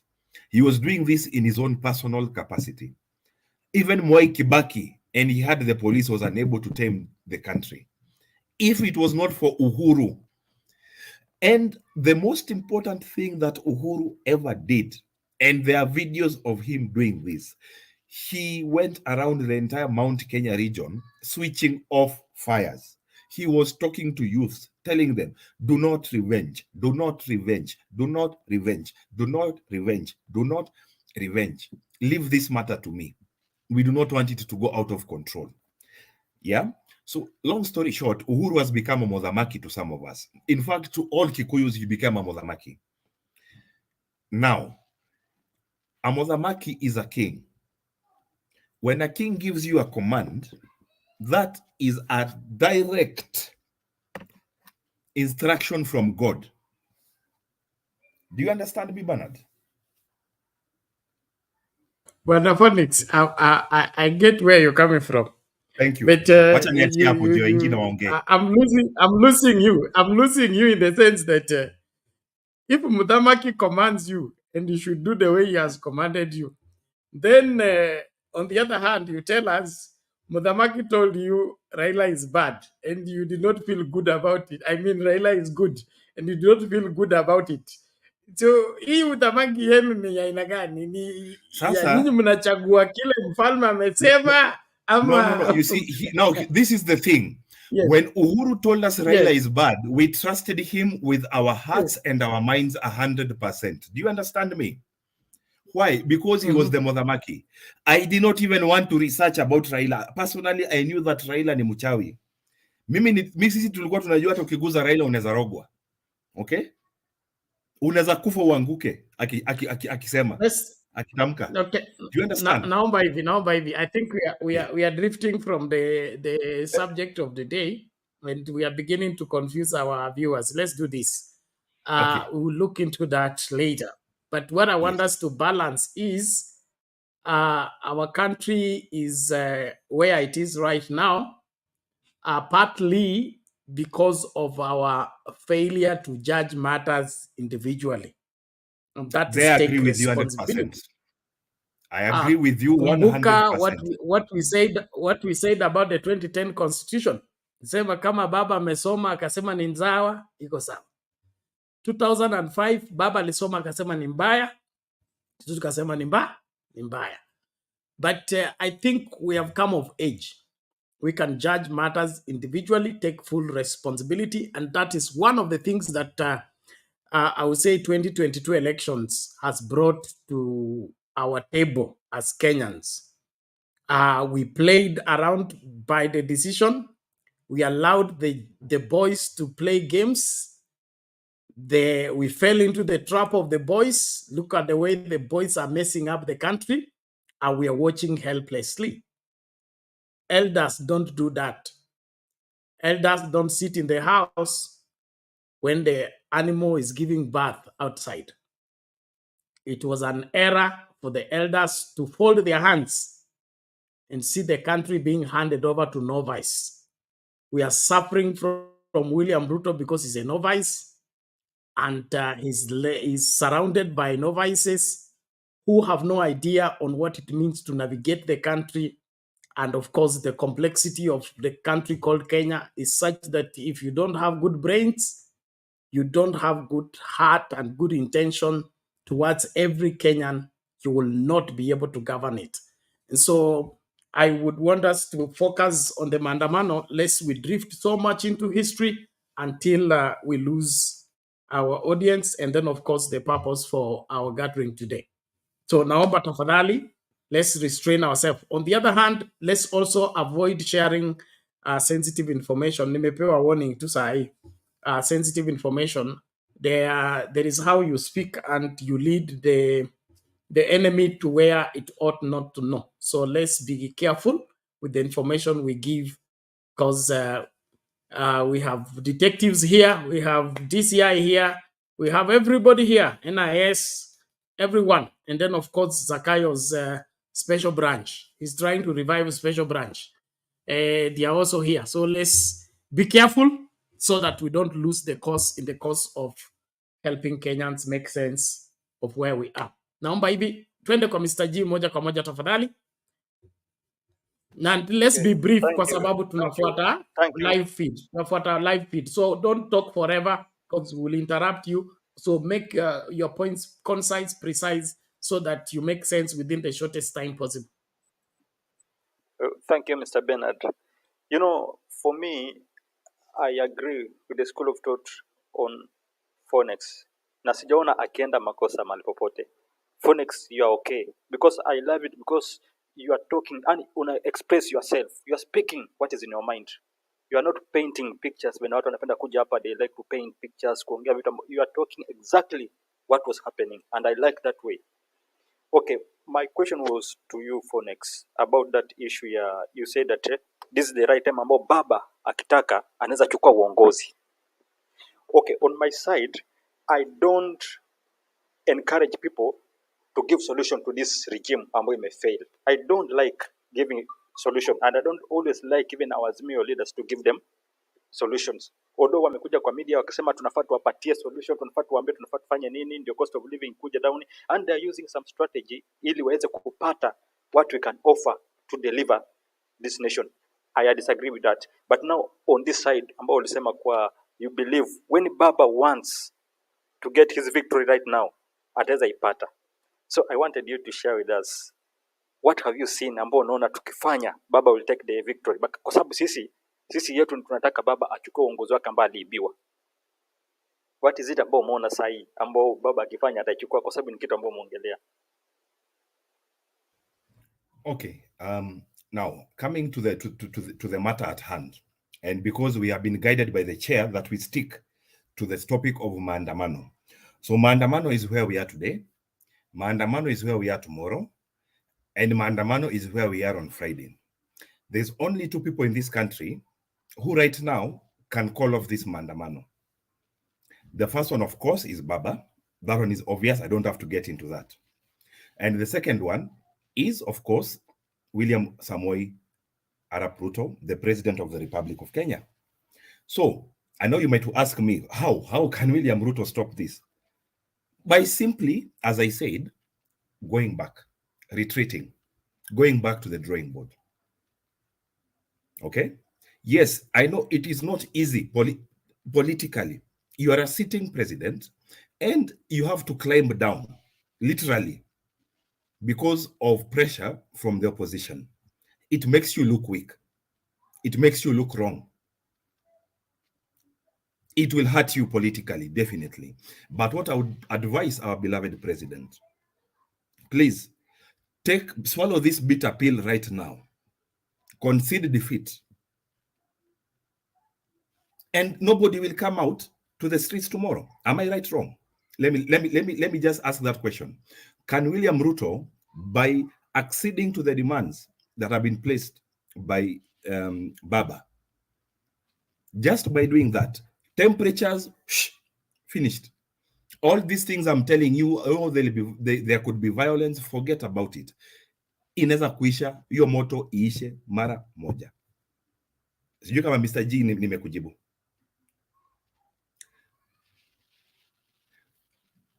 Mr. G, am I still audible? So Baba, if Ruto does not go back, if he does not swallow the bitter pill, that embarrassment of being defeated by Raila, he could give Raila this country on a silver platter. Ninawambia kwa ground, hapa Nakuru, mimi, I will never bring for you my own personal opinions unless you ask me. Mimi nawambia watu wa bodaboda ninaongea nao sana. I can show you posters. I have posters from the last election. I have people in the market who are doing for me campaign. It was difficult. I am telling you, I was almost stoned two times because wanaona tu Jubilee hapo ninaitwa dynasty. Right now, wengine walianza kuniita mhesh tena. Nikamwambia hapana. No, Mulichagua ule mulichagua serikali ya William Ruto, bas sasa tukae na hiyo hali. But my brother, I never imagined that anybody in Kenya has the authority to call for 3 days of protests non-stop. And this person is so feared and so respected by the government that the government even closes schools. Guys, are you seeing if things are okay really in this country?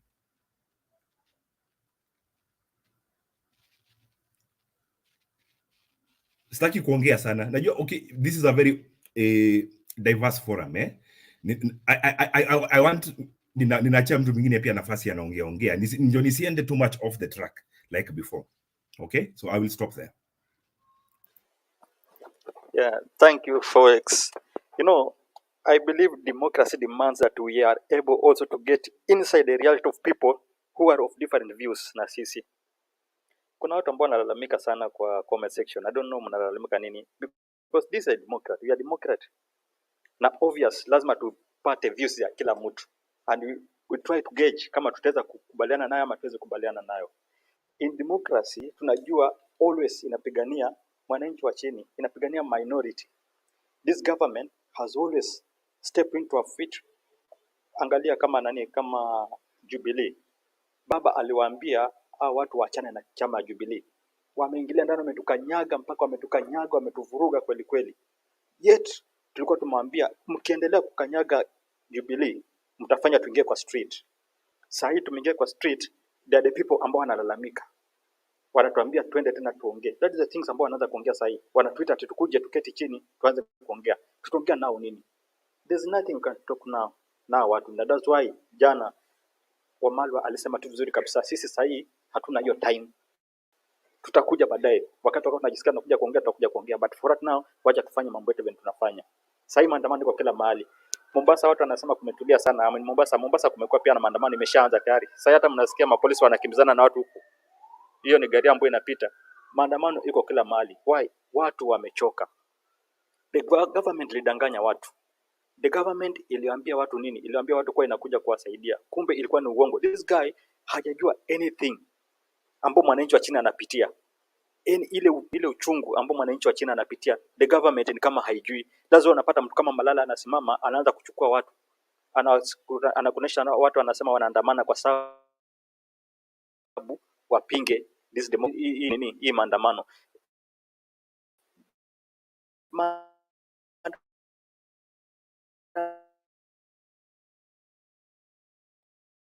Maandamano iko kwa constitution. Wow, kesho tena amekuja amesimama anasema anatupinga. Kwa sababu hataki tuongee. Yaani hataki to share our views. How can we stop talking wakati everything is going in a mess? Hakuna hata siku moja ambayo tutaweza kunyamaza tuangalie constitutionality iko inaharibiwa na hao jambazi. Sasa tumeambiwa tutoke. Okay. Sometimes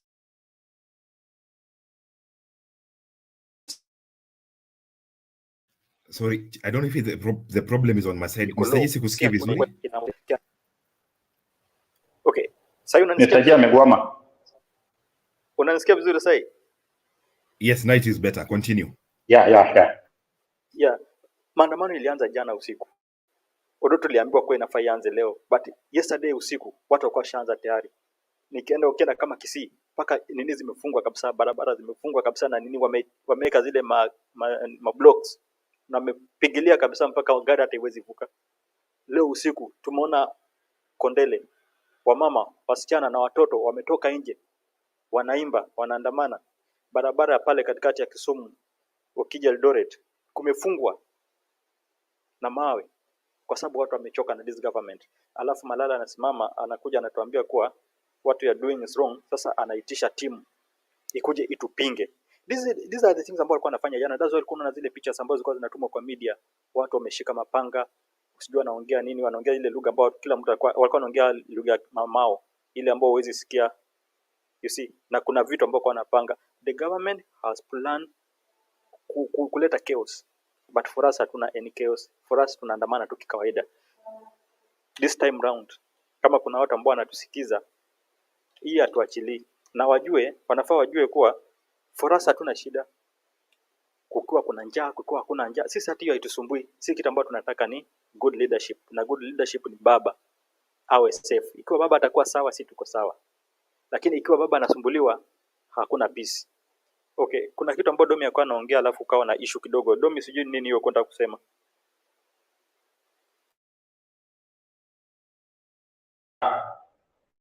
It was a question to Nani, to Phoenix, but I think Nani, according to the guidance yenye tumepewa na our senior host, I think we will spare that topic for another day. Okay, Domi. There's also so much more I would like to talk about, but unfortunately, every time I respond to those things, the conversation digresses and tangents to so many things, and I think people want to focus on what brought them here. So maybe we can have another discussion, Kando. Yeah.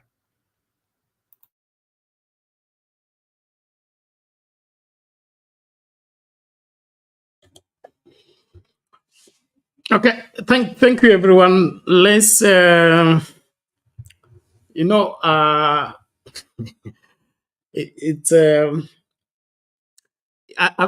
times it's very complex to hold a conversation like we are in a public place, but we need to guide that conversation in such a way that it does not generate into something that we did not anticipate.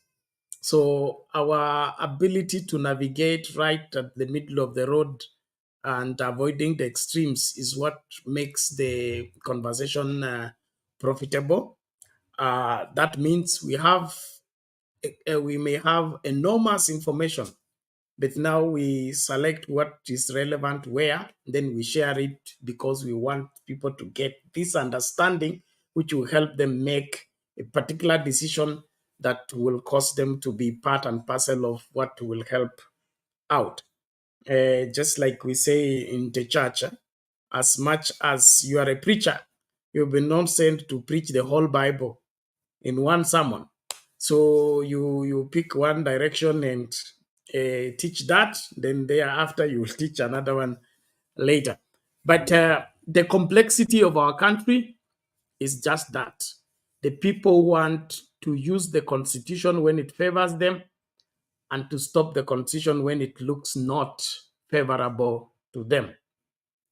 That has been our ailment from time immemorial. What Malala is saying is the same thing. The constitution is good if it is serving UDA. The constitution is bad if it's serving Azimio. Because Azimio is bad and Azimio doesn't want Ruto to do what Ruto is supposed to do. Then, of course, one of the things that sicken me is the claim that Ruto has just gotten into office. He should be given time. Ruto has been deputy president for 10 years. He's been a cabinet minister from 1992 to date. What is he learning about government that he did not learn all this time? You people, I think we shouldn't play these games anymore. Let's hold people to account. Any person holding brief for William Ruto to get more time, he's refusing to see what it really, what is the problem here. I can't be a cabinet secretary or a minister in all successive governments. I think it's only in which government he was not a minister. The first term of Kibaki. The second term was inside. Okay? So almost latter days in the year, or rather constitutional days of Moi in office, 92, 97, he was all in cabinet. He was in the kitchen cabinet. That's where he was slapping the other old man in State House. Now, if you've been in government for that long, and then you take over the leadership of government, is there anything you need to learn? I don't think so. So William Ruto is failing to run this country because he's incompetent. ana uwezo, si eti hajui cha kufanya. Hawezi kuongoza nchi. Kwa nini? He lacks capacity, not time. He has had all the time. He has had all the experience. He has seen how other presidents have worked. If he fails, it's by choice. And then one thing that is coming out very clear is that he can only work in a police state. The 2010 constitution is his #1 problem. So he would rather put aside the 2010 constitution and return the old constitution that had a police state where Moi reigned for 24 years. That is what he's working on. Will Kenyans let that happen? If they try it, then they should forget Kenya. Because Kenya is only Kenya with every other Kenyan.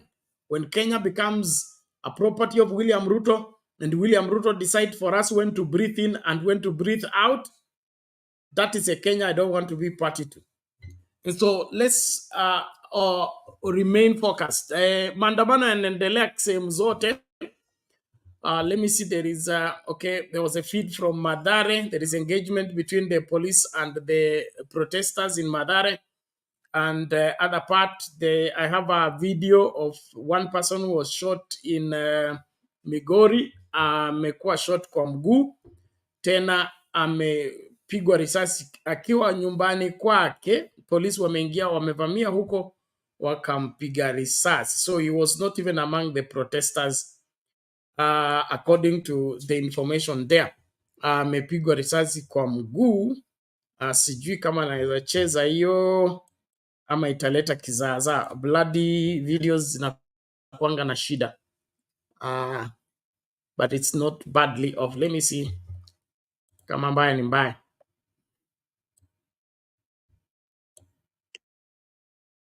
Ya mkazi wa Uruba, na alikuwa tu katika maeneo yake ya makazi yake, ghafla mapolisi wakavamia maeneo hayo na kuanza kurusha risasi. Sasa tizama, risasi hii imepigwa eneo hili, imepigwa upande huu na kutokea upande huu. Haya ndio madhara ambao mapolisi wanatuletea, na wakati katiba inaruhusu wananchi kuandamana katika article 37.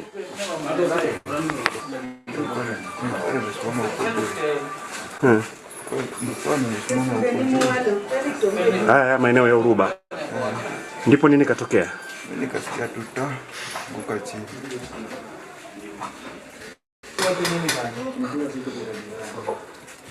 Sasa huyu ni kijana wa maeneo ya Uruba, amepata kudhuriwa na risasi zinazorushwa holela na baadhi ya mapolisi, na hivi sasa anatibiwa katika hospitali ya Kogenya. Hospitali inayofahamika kama Kogenya, eneo la Uruba.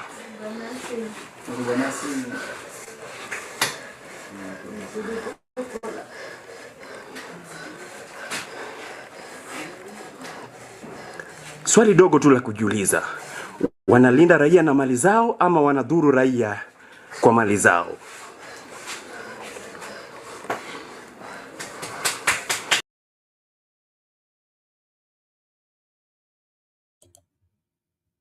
Okay, there you go. The current state of affairs. Back to Domi. Okay, I think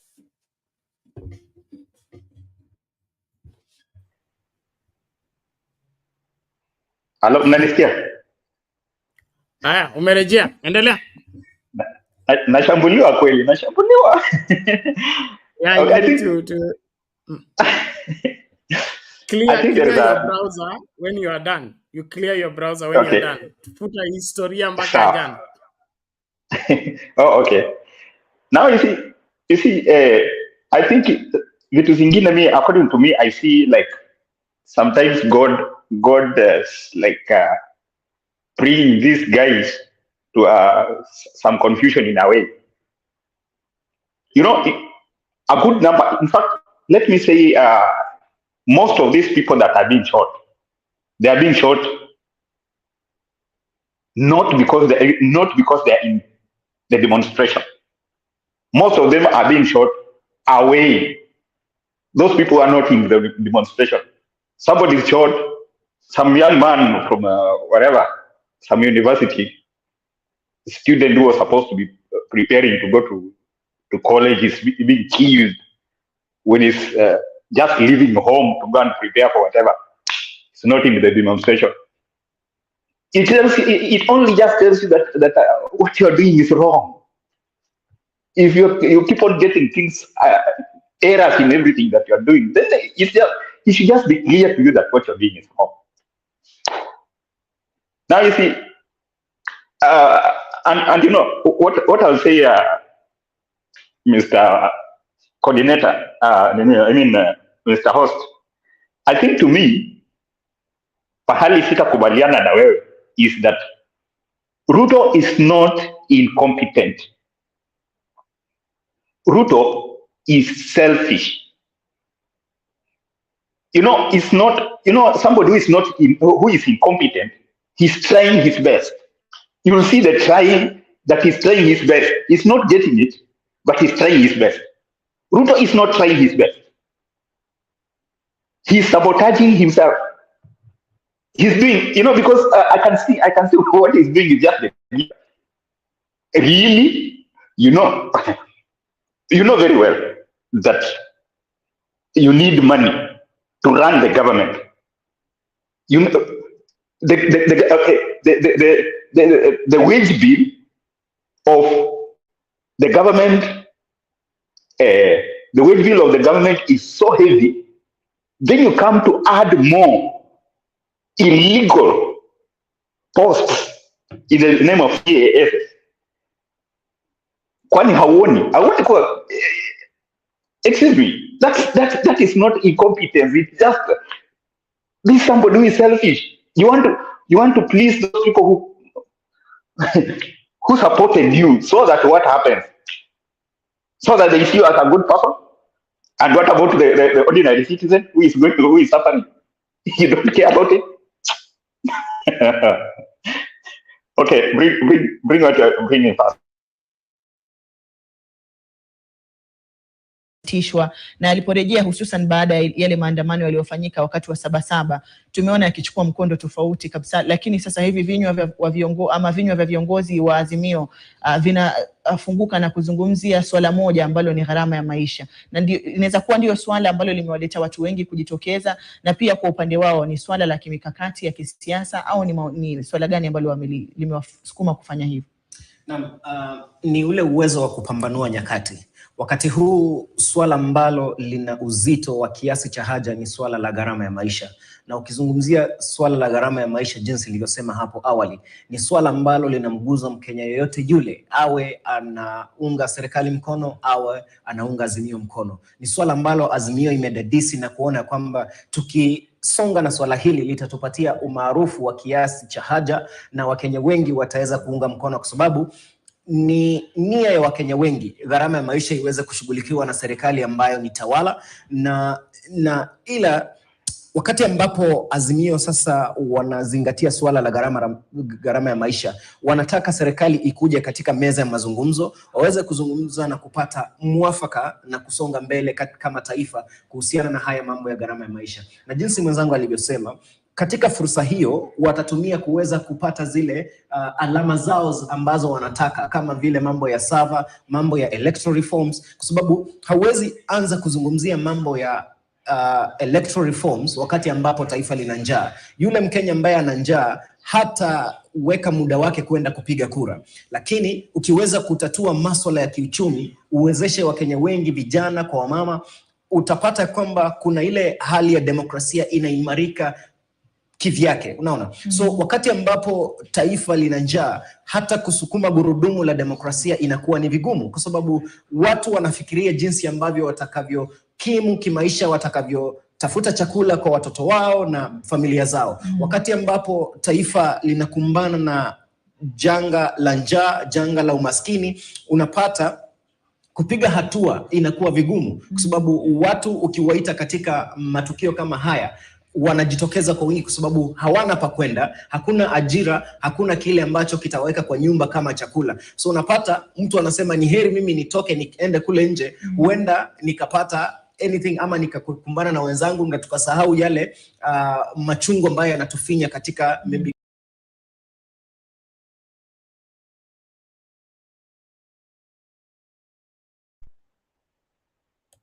Yeah. Okay, those are pictures from around. Let's please let's keep our comments brief and precise. Domi Okay. maliza, Mr. G ameinua mkono. Okay. Just a minute, nimalizie. So I was saying, this is just akili yake. To me, what I'm seeing is his interest in to make himself comfortable, to move as many places as he wants at the expense. Because now you see, if he's not president, he will have to spend on his pocket. But now, because he's president, he will spend on his public money to go to America, to go to wherever. So many 101 trips as he wants. So that's somebody who he's not interested in making anything for Kenyans. His interest is to move as many places as he wants and to accumulate as much as he wants. That is why he's taxing you as much as he wants. So that by the time he leaves, his pocket is full. Yeah. That's my opinion. Okay. Mr. G. Yes, this is to Domi. You know, Domi, I think incompetence is the best word that you can use at this time. Kwa sababu this guy ni mtu ambaye anajaribu kupata a point where anaweza blame somebody. Kama juzi umesikia kina Murkomen wanasema kuwa walikuwa wanataka kuongea na kina Raila. I think in issue ya coalition government. But on this thing ya coalition government, I think they are just hypocritic. Ni watu hawako kuna ukweli, wanataka kuongea mambo ya coalition. Ndio sasa baba akikubaliana nao watakuja tena waanze kusema kuwa kitu ambacho wanataka ni hii coalition government peke yake. Ni watu ambao wako incompetent na hawajai simama na ukweli kabisa. Baba knew their game na akasema ataki mambo ya coalition government. He doesn't want any talks with these people, and that is what we are standing for. For me, I believe kama yesterday I was asking Alex, that's why I was requesting Alex kama anaweza kuja. I was asking Alex this issue about the UN because we saw UN waki issue some comment on the letter kuhusiana na mambo vile polisi wanapiga watu, the brutality ambayo inafanywa na polisi. I saw another guy here asking about the issue na ICC. So Bernard, maybe if you can educate us, what is this thing ambayo UN wanaweza fanya ambayo inaweza fanya this government cool down ama ICC? Kwa sababu yesterday I think there's something that Alex was trying to explain na nikawa distracted by phone, sikumpata vizuri na ikawa tunamaliza kama sijapata that point, but I just wanted to know because I saw UN waki-issue a letter warning this government about the brutality. Alafu pena kuna hizi issue ya ICC ambao niliona pia Martha Karua akiongelea jana kuhusu mambo ya ICC. Is there anything about these guys can do ambao inaweza fanya tukapata our justice ama tu, because yesterday Alex was talking about the court being a political court, but nikawa distracted na simu na sikumuelewa vizuri. What is this ambao UN wanaweza fanya ambao inaweza leta some justice in our Kenya, ama ni kitu cha kuleta tu kupiga mdomo na kuna kitu inatusaidia? Ukijibu hiyo, there's another thing about nitakuelezea baadaye on this issue of brutality na polisi. Okay, so just a moment. Let me see what is this about.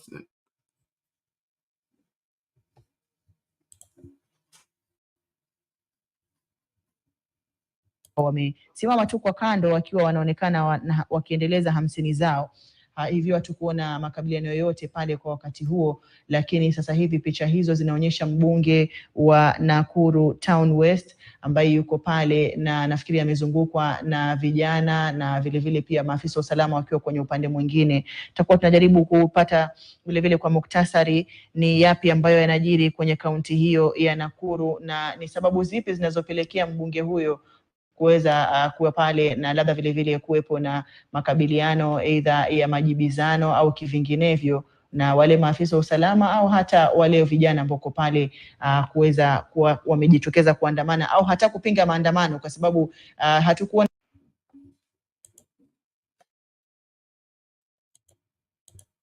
Okay, those are pictures from Nakuru. But I would just before I respond to you, Mr. G, there is a tweet by Philip Etale, 10:44. That is in the morning. He says unknown people in plain clothes suspected to be police officers from the DCI have abducted Raila Odinga's bodyguard, Maurice Ogeta, while he was driving to work, bundled him in the car boot and driven away with him to a unknown destination. His whereabouts remains unknown. I just needed to let that out.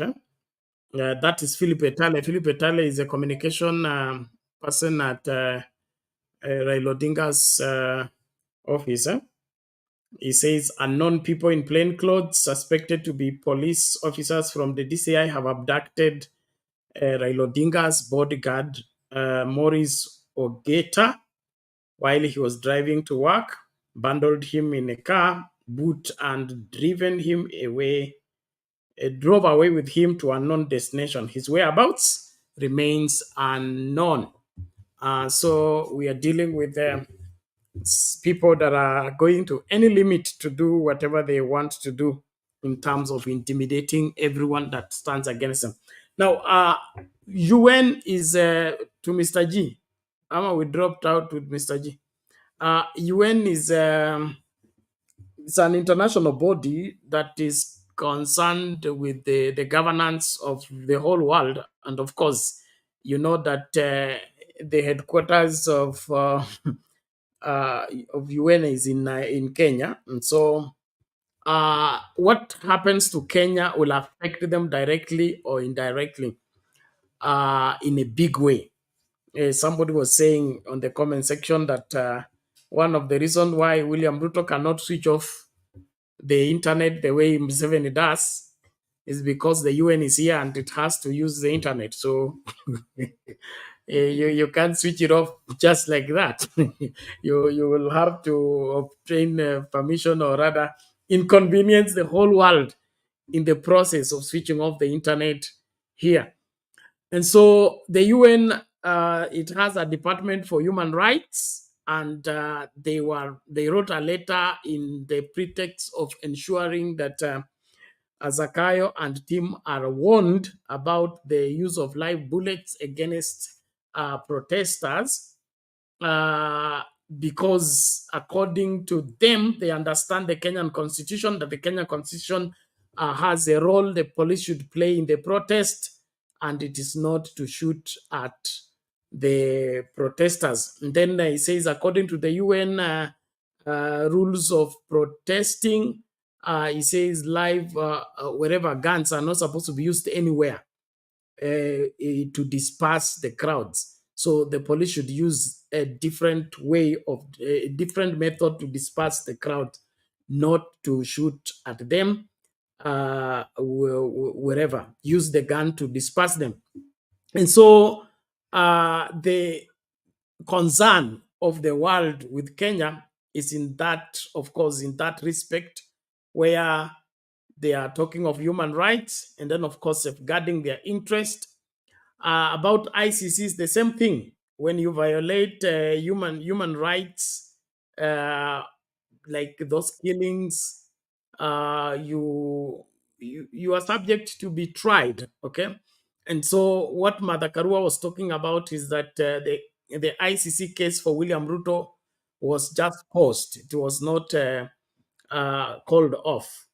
That means it can be revived. Secondly, he was warning the police officers that if they take orders that are not constitutional and they harm lives, they should be prepared to answer before the court of law in their own capacity as individuals. And then, of course, their commanders also will need to own up their cases for violating human rights in visiting their wrath on Kenyans who are innocently protesting. And so it is just within the normal framework of legal processes. Can the UN intervene in terms of snatching the presidency from Ruto and giving it to Raila Odinga? not exactly, because they of course they will want to keep off internal affairs of the country. That's the place where they hide always.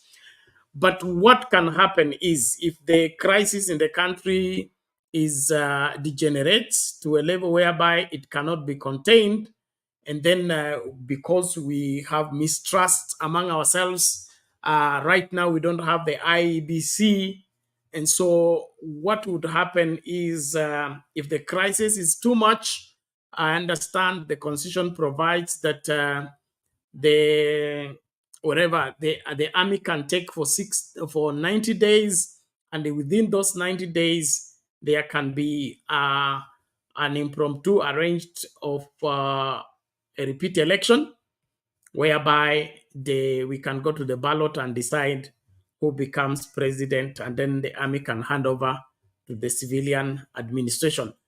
That is, in my opinion, a gamble, okay? A gamble, because we have had such experiences in Sudan here, experiences in Nigeria, where the army took over for 90 days and it became several years. And so that's also a gamble in itself. And then it may not always be the fix, but we should only get there if we have no any other option.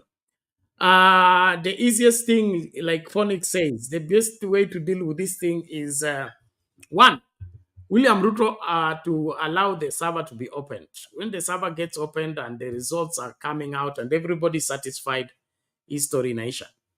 Secondly, if he knows he lost the elections and he got into the office fraudulently, let him own up and accept, and then submit himself. Raila is not a vengeful person. He will settle him, and the country will move on. Can William Ruto do that? He's not in his nature. His character and his mindset is not that of humbling himself. He's a fighter, and he will fight for what is right and what is wrong at the same time. And so I don't see that option working. He will only do that when he has no option, but I don't think you see the kind of excesses he's doing, okay? Who hosts the Iran president in the State House? Have you seen that anywhere? Except you are asking for problems with the Americans, and then he was the darling of the Americans. Now you go and begin to dine with the enemy of America. Are you not inviting problems to yourself? And so, what is he running from America for? Is it the money he has already collected? Or is there anything he's owing America that is now looking for Iran to help him pay? So the blunders that William Ruto is involving himself in is such that he's either running from something or running to something. He is not settled in even providing leadership. And that's why we are talking about incompetence. Incompetence in the sense that he is in an office and he can't run that office. It's not that the office is not runnable, or the office is it's complicated. It's just for him, ana capacity. He's a person who doesn't listen to anybody. He doesn't feel anybody. He doesn't consider anybody. He wants to do what he wants to do, and he thinks running the country is doing that. Because he didn't learn that running the country means taking everybody's interest on the table and ensuring that you strike a balance between these different interests and see to it that their interests to be dropped, but the best interest is the one that takes care of the majority of the interests in the country, including taking a decision against yourself. Now, if that is not how leadership is done, I don't know what leadership again it is. So, Mr. G, that's what I can say. But I think we'll get Alex to break for you down if I missed anything he said. That's all I can say on that.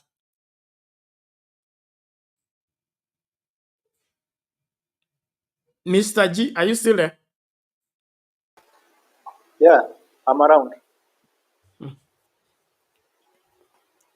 Yeah, so the UN, like I said, it cannot come and say we are taking this victory and giving to you. That will be regular.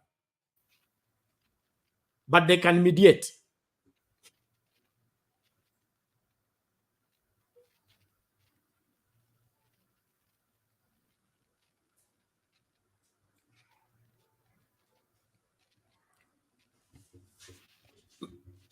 Mr. G. Okay, now. Yeah, sorry Bernard, I think network inanisumbua kidogo. Let me switch off to another network. Maybe naona kuna shida kidogo na network. Yeah, rekebisha alafu uje. Domi unasemaje?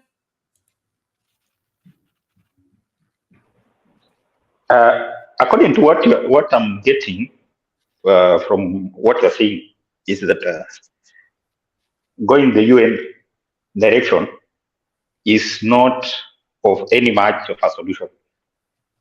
I think that's taking a very long route.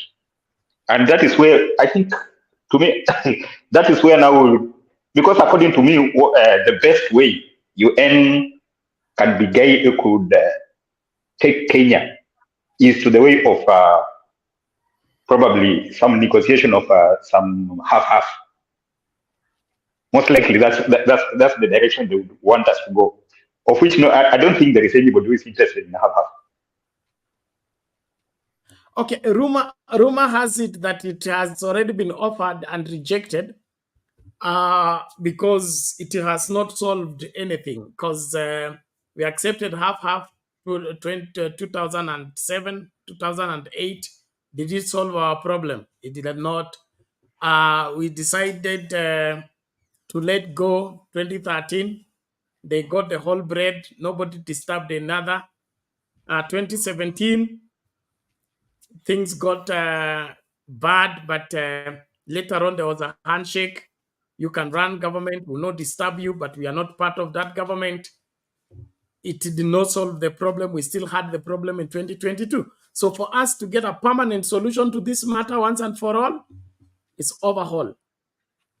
And this overhaul will come either by force or by choice, whichever way.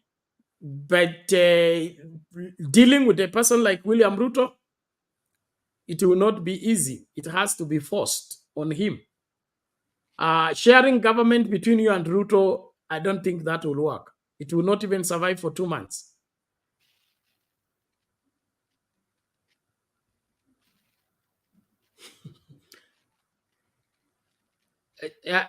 Domi, you are mute. Are you talking?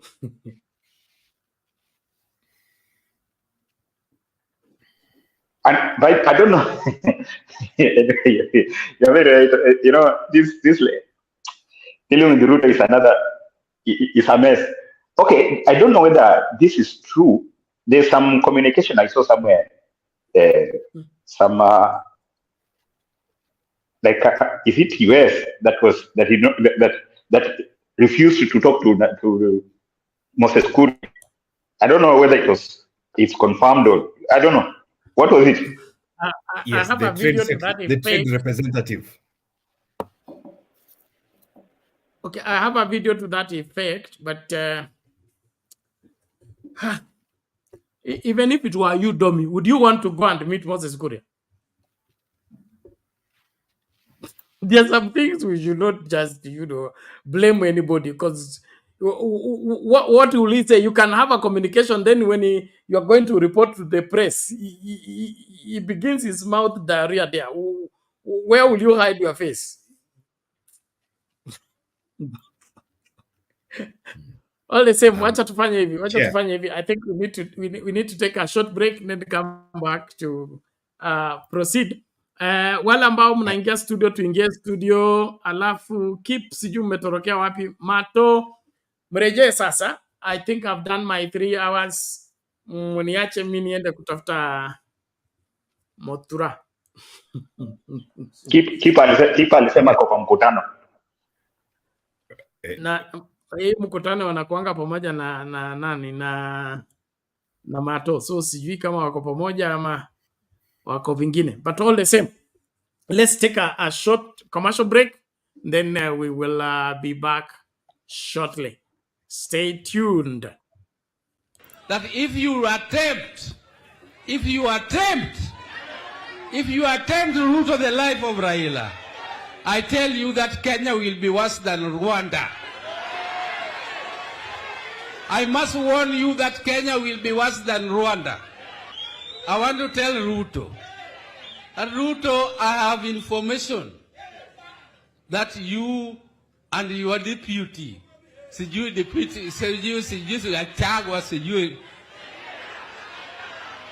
you have intention to finish the life of Raila Odinga. I have that information. And I have it because even Gachagua himself announced it and said that we are going to now deal with Raila finally. We are going to deal with him conclusively. That the demonstrations will be the last of Raila again. When you say that this is going to be the last of him, what do you mean? You mean to say you want to take the life of Raila. But I want to warn you, Ruto, that if you attempt Ruto the life of Raila, I tell you that Kenya will be worse than Rwanda. I must warn. Sisi vilevile sio wote ambao wanataka ugomvi kwa sababu ya ugomvi. Niwaambia nyinyi ni wajinga mkimpata Ruto. Mkadhani tunawadanganya. Jeti ya Ruto. Hii maisha ya Ruto ni stress na ni stress. Mungu wewe umetukosea. Sasa tumesema siku ya Jumatano.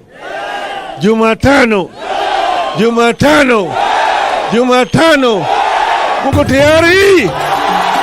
Uko tayari? Tumesema sisi si majambazi.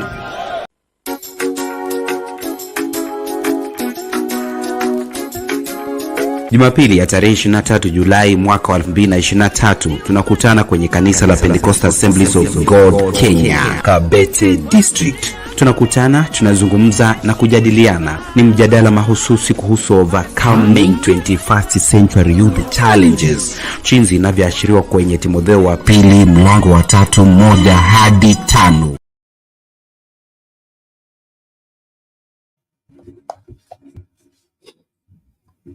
I think that's too heavy. All the same, let's get back. Hey, kila mtu amejificha. Chairman. Yes, Mr. G, be brief, huh? So we give priority to those who have just joined. Chairman, I just wanted to respond. Mr. G.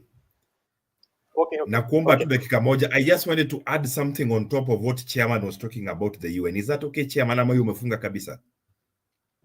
It's no problem. I thought Mr. G was making a follow-up on the same. You okay, can let him go first briefly, then. Let him go first. Let him go first. We allow, so that we allow not nice Kenyan Maandamano pia mengia. And then of course, okay, I will come later. I will come later. No, just go ahead. Go ahead. Just go ahead. No, if you... Okay then. If you're giving me 30, I will take 30 seconds of your time, Mr. G. So carry on. Bernard,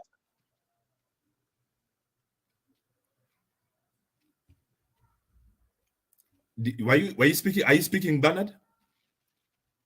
No. I'm saying carry on. So thank you. Good. Make now, your comment, please. Yes, this matter of the UN, I think personally, and based on discussions that I've had with some senior people here and there, the chickens are coming home to roost. So you had Baba telling us some time back that President Ruto was supported by Western powers, specifically the US and the UK especially. And it is because they believed that he would be able to turn Kenya away from China. The US and the UK are very concerned about China's influence in Africa, and they do not like it when they see China being very influential in a country that is as crucial as Kenya. Kenya is very, very, very significant geopolitically. So what has happened since? You have had our dear president going around talking about de-dollarization. He is saying that we do not need to use the dollar anymore for trade. So this is a good thing. Personally, I support it. as somebody who has no vested interest in the dollar or the American economy. But my brothers and sisters, it is not hard for you to imagine that even America has its cartels. You will remember that the dollar is actually not controlled by the American government. The Federal Reserve is basically a private institution that was formed when senior bankers in America came together during the Great Depression, and they decided to form the Federal Reserve Bank. So there are cartels, in short, behind the dollar's dominance in global trade. There are people who benefit, who eat with every dollar transaction that happens internationally. So these people now do not take it kindly when somebody starts talking about changing the world financial order. Okay? I support it. It will be of great benefit, not just to Kenya, but to the entire world that will come out from under the chains of America. But you do not fight them directly. What happened to Gaddafi after he started talking about removing the dollar? He was killed. After Saddam Hussein started selling petrol in euros instead of dollars, 2 months later, George Bush invaded him and he was killed. Now, I am not praying for any such thing. They will not, I don't think they will ever do any such thing to William Ruto. But when you see the UN is a mouthpiece of America. And if anybody wants to deny this, let them come straight and say this and say why. I am promising you, the UN cannot issue such a high-level declaration, a very direct declaration against a sitting government. That is not the style of the UN. So this tells you that there are forces which are trying to communicate to William Ruto, hey, remember us. We control this world. We are the UN. We are the ICC. Okay? So, people, I am telling you, William Ruto is cooked in so many ways because of his mouth, because of his pride, because of his massive, I have never seen a more massive ego in my life. I know that leaders, politicians have big egos, but this man, you want to fight Raila, you want to fight Uhuru, you want to fight Maina Njenga, that is locally. Internationally, you want to fight America and many other players, because I don't know if you guys watched that video. He was in a meeting with the president of France, Emmanuel Macron, Ajay Singh, the World Bank president, and other very senior IMF and other such kind of bodies, monetary bodies. And William Ruto was there saying how we need to change the current world order, financial world order. I support this, but I will never be stupid enough in my life or in another life to speak these things in public, in front of the French, in front of the Americans. Anyway, wacha niachie hiyo hapo. So all I'm saying is that the UN thing is very dynamic, and there is so many things that are happening behind the scenes. You can be assured. William Ruto, if he does not swallow that pill of humbling himself at this point, I do not think he will last more than the next 3 months on this presidency. Thank you. Okay, thank you, Felix. Just a minute before I allow Kenya Maandamano or not nice, I ingilia. I brought in the topic because I'm trying to follow up on the issue of what happened between Russia and Ukraine. And as all of us, we know that Ukraine haina that stamina ya fight with Russia. But there's something behind the scene. About some people are saying that in the US, ambayo inajaribu kupigana na Ukraine. That's why I was asking if there is something ambayo UN inaweza fanya. But thank you, Forex, and for your answers. There's something about Alex brought up, issue ya bodyguard wa Raila. Does anyone has the information what is happening? Because nimesikia Alex akiongea akisema kuwa bodyguard ameshikwa. Also I saw just something on the media, but sijapata any fully evidence ambayo inaonyesha kuwa the bodyguard of Raila ameshikwa. Sijapata hiyo information, but nimeiona tu ikipita kwa media. So do we have any evidence ambayo inaonyesha kuwa the bodyguard ameshikwa? Back to you, Bernard.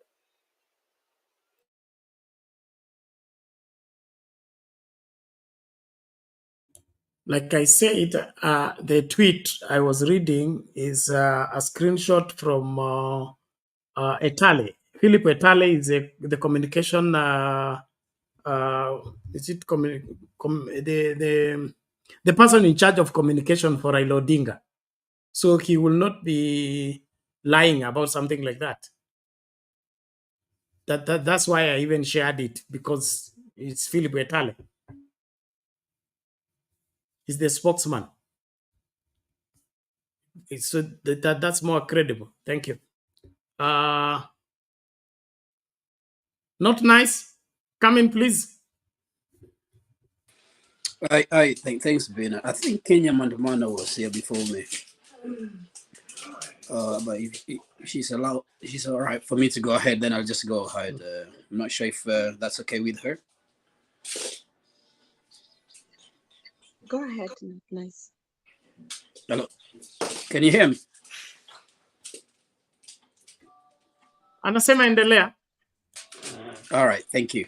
So, what I'm listening to today, I mean, I'm not sure in Kenya if we have got two constitutions for different people when it comes to protesting.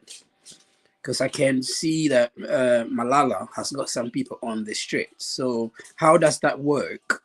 That he finds himself on the street in the name of counteracting a protest, which at the moment is not allowed on the street. How is that possible?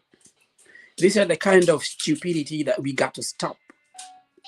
Because Kenya is not for some people and for some other people. So this nonsense got to stop. The other thing that I wanted to mention is listen to Phoenix. Was a couple of things that he was saying back. And I think you did ask a question about whether we don't actually use our common sense or what's going on. There's this fallacy that people keeps using that we were told. For God's sake, we are grown-ups. It's time people start using their common sense. If you're struggling to make ends meet, you don't need anybody to tell you that you're struggling to make ends meet to go against that. Kind of nonsense that we have constantly in Kenya. It's like people are constantly getting brainwashed. You cannot keep on going on that we are told that somebody's this, somebody's this. You live in Kenya. You know what the person you're dealing with is. You can see everything that's going on at the moment. If something is not right, you stand up and you say, this is what I stand up for. It's not because somebody say this and somebody say that. Otherwise, we are not going to get anywhere with this. We got to stop this idea that you were told this, so you go by this because this is what you've been told. Use your common sense. Think for yourself. And that's what people need to do. In other things, I've seen quite a lot of police presence on the streets, which in a way it is good because although there may not be a lot of people on the streets, but then the business is not going on as usual. And you're going to have that for 3 days. The following week is going to be the same thing. The following week is going to be the same thing. Surely they're gonna have to start listening to people because it's not going to be that easy. And then everything that's going on with politicians that were called at I think at the State House, the MPs that were called at State House, and now you're hearing that people like Raila's bodyguard is missing. I don't know how true that is, but what's the point of that? When their securities have been taken away, now you hear that even as simple as bodyguards are being taken away. I mean, who is advising Ruto? Who is actually advising this guy? Because whoever is advising this guy, he is really not, he hasn't got the right advice for him. Kenya is going to go into a place where it has never been before. And Bernard, we are talking about this because Kenya has never gone to that place. It's easy for it to get there, but it's going to be very, very difficult to stop it. It's going to be very, very difficult once it starts because people are going to rebel. People are going to know they don't have anything to live for. And that's where Kenya is going to end. And that's all I'm going to say for now. Thank you.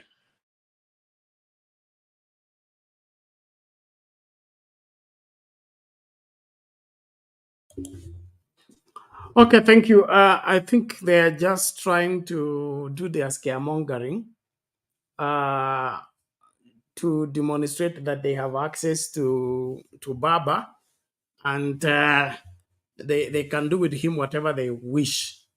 It's just the usual, like the way they handed live bullets on his armored vehicle, and so arresting his a bodyguard is just the usual way of trying to break his security defense and probably make him succumb to their pressure. In my opinion, that is even aggravating the situation further because Raila is not the problem. William Ruto and team have got it all wrong.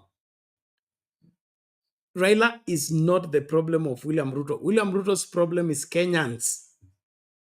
And he will have to kill all Kenyans if he wants his problem solved. So him arresting Raila Odinga, killing Raila Odinga, or doing anything will not solve his problem. And so he needs to understand that Kenyans are the ones angry with him. It's not Raila Odinga. And so because he's surrounded by incompetent people, foolish people, quoting Malala himself, okay? The foolish people around him cannot tell him that his problem is the Kenyan people. The Kenyan people want the president's office to function in their interest, not to function in the interest of the so-called president. If he can't get that, then he's too thick to get anything. You don't ignore the real issue. The real issue is like Domi was saying. Your children are in the house, they are crying because of hunger, then you are beating them to keep quiet. I mean, provide food, they will be quiet. But if you knock and say, if I hear anybody cry, I'll beat him, then you keep beating them. Will that solve their problem? And so William Ruto and team are just out of this world. They are so obsessed with Moism that they can't see anything better at this point in time. And so taking the bodyguard of Raila Odinga, maybe they want to squeeze information.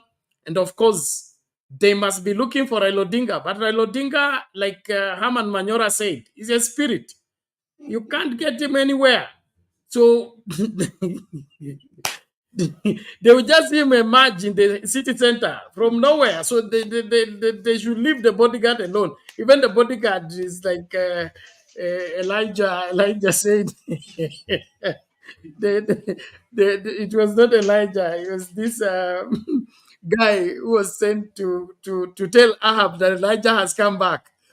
And he said, you want me to die? You want me to go and tell Ahab you have come back? By the time I come back, you have gone. You want Ahab to kill me?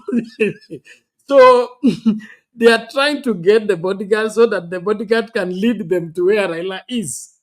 Probably.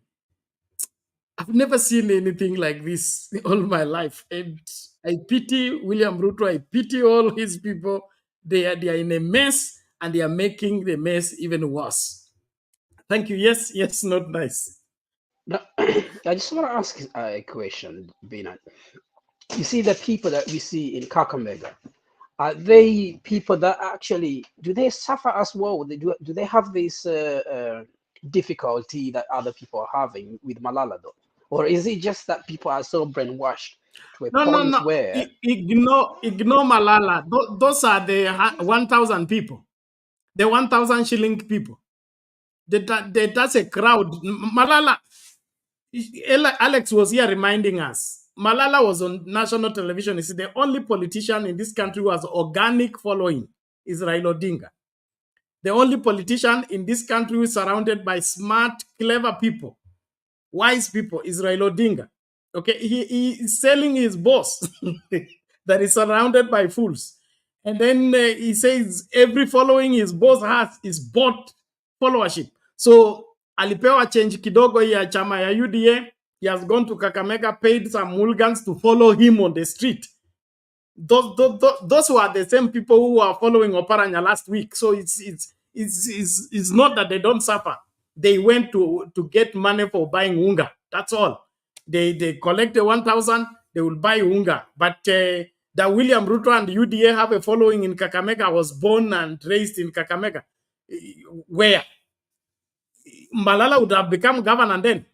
He ran for governorship of Kakamega. If UDA was selling in Kakamega, why is he not governor? So it's just that way. So Malala, ignore Malala and his team. They have gone there to show their thorax, which they don't have. So they don't have political clout. They don't have political capacity. So they have to pay everybody for everything. Those were paid to follow him, and they were only hired for a few minutes for the cameras. Go right now and check right now if they still have the crowd. Let Wajakoya surface right now at 2 o'clock, okay? When they have finished theirs at 11, and see which crowd will be following Wajakoya and Okanga and Oparanya in the same Kakamega. That is the picture. Yes, Mr. G. Yeah, thank you Bernard. Exactly. Hao watu ambao kwa fili pale ni watu ambao wamelipwa. Mr. Nice. No one can stand up right now aweze kuandamana ati anapinga kuandamana ambao Raila anapigana nayo sahi. Sahi we are protesting because of the cost of living is high. We are protesting about election what do we call it? Electoral justice. There's a lot of things that we are protesting for. Sasa hakuna mtu ambaye is normal anaweza kuja akisema One moment. Being aired on screen started after fire raised down some stores here. These are just stores next to the Juakali market that also experienced similar scenario during the last protest. A number of stalls just in the nearby market also have been raised down, and we had the efforts by Kisumu County Fire Brigade team trying just to put the fire out. They have managed, though there were some people who were also trying to join hands with the Fire Brigade team to salvage those goods in the stores. But fire exchange between protesters and the police officers started immediately after the Fire Brigade team left, and the protesters are claiming that it is the police officers who fired tear gas canisters to them, and the tear gas canisters exploded, burning down one of the stores that made the fire to spread. But those are just claims that are yet to be ascertained. But I have to tell you that we've seen it was a pretty calm since morning, less for the protesters who are joining the area MP, that's Kisumu Central, Mheshimiwa Joshua Ron, who was leading a host of MCAs from this region in a peaceful demonstration from Kondele all the way to Nyamasaria. And the moment they reached Nyalenda, they had planned to proceed to Dunga Beach. But when they reached Nyalenda, they were dispersed by police officers, and that has not, their protest has not been experienced after that moment. So here we've seen the second and the biggest incident of the day. After the fire brigade team left the scene of the fire, there were stones being pelted to the police officers who are just peacefully standing here and manning just to ensure that these guys do not get their way to the CBD. So the police had no other option other than to fire tear gas canisters. They have dispersed the angry youths, but from a distance you can see that they're coming again from the Busia route just to reach the Juakali area near Aga Khan Hospital and exchange maybe with the police officers. But we have a good number of security officers who have been manning this particular point and the Patel point that is also a leeway and a get past to Kondele on your way to Kakamega. But there has been so far no reports of gunshot wounds as we experienced last week during the demos here in Kisumu. Up to now, so far, no news of serious injuries and gunshot wounds the hospital department. But that is something you are going to follow up. It's always the norm here. The real exchange starts maybe at midday, and it goes on until late in the evening. Remember, there was also that announcement there by the Azimio Brigade that once it's 12 in the midday, we'll be seeing people turning up with spears on their heads. But that has not been the case in Kisumu. Though we will not see the residents turning up in large numbers to fulfill that call by the Azimio Brigade. But so far so good. Nothing to worry about. Nothing to report about here in Kisumu, because this is a place that when demos are called, it is always chaotic. But so far so good today. We can see there's a good number of people, despite the shops being closed. 1 or 2 businesses are still open, and you can see a good number of border operators here in Kisumu, just trying to ferry people who are in the CBD. But those are some of the things that we'll be following up. Remember, in Migori, and in the morning in Suna West, there were some 2 gunshot injuries that were reported to people who are demonstrating there, who were shot by police, but they are still operating in one of the hospitals at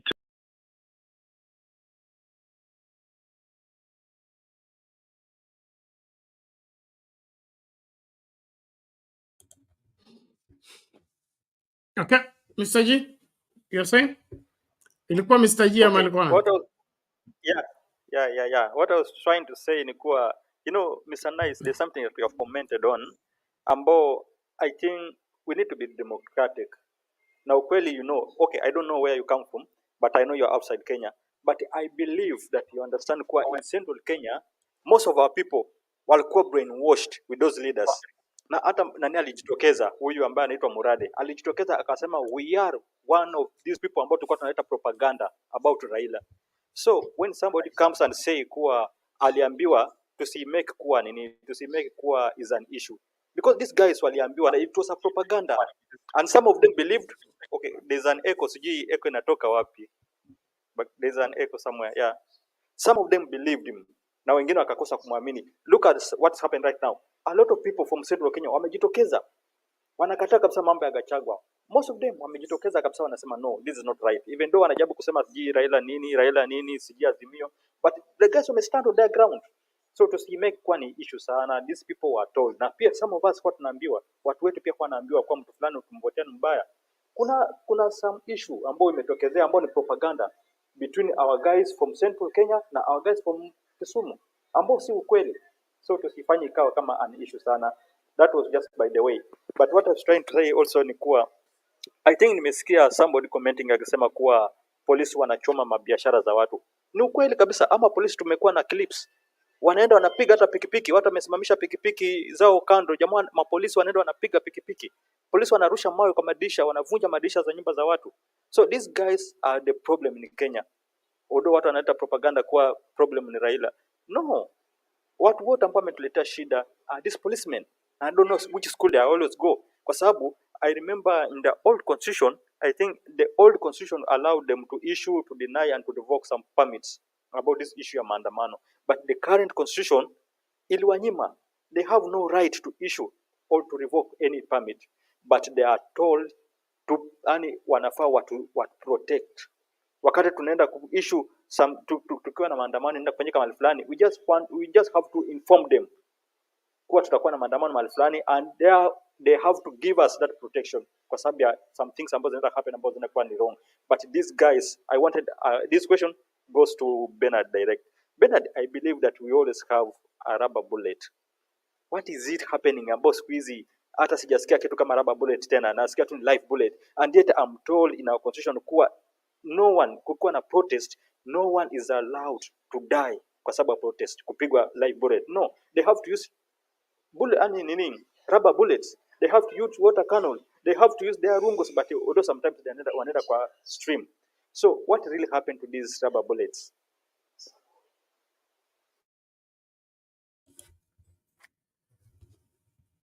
Our police wants to commit crime. You don't commit crime using stipulated rules. Probably, if you investigate further, they may have a better market for rubber bullets. So when they are bought, they are sold elsewhere. Whenever they are protests, they are not available for use. That's just my speculation. But usually, if you notice that now this is serious about the security apparatus of our country. If you remember Michuki and how Michuki dealt with the Mongiki, when Mongiki was a force to reckon with, what cut Mongiki to size was that order of shoot to kill.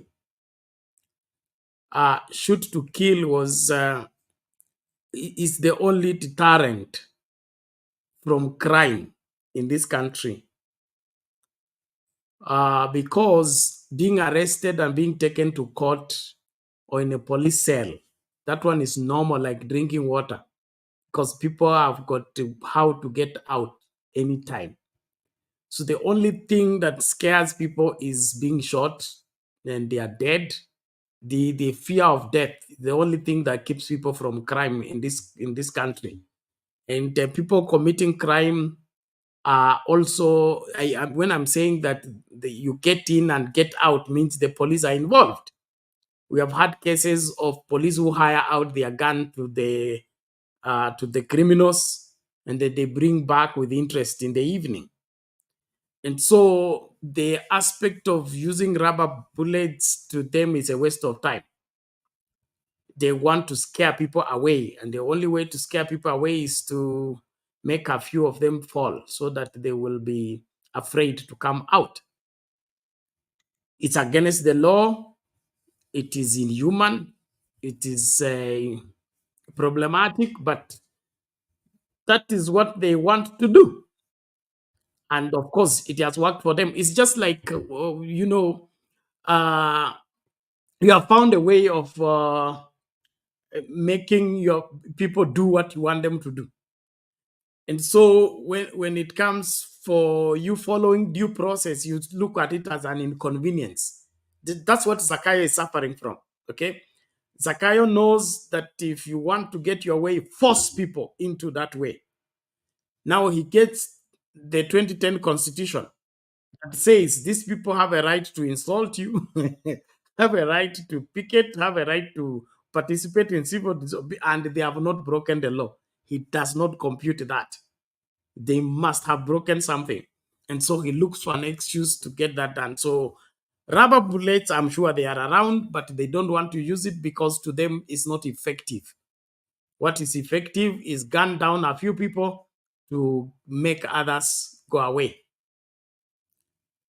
Bad, but that is how it is.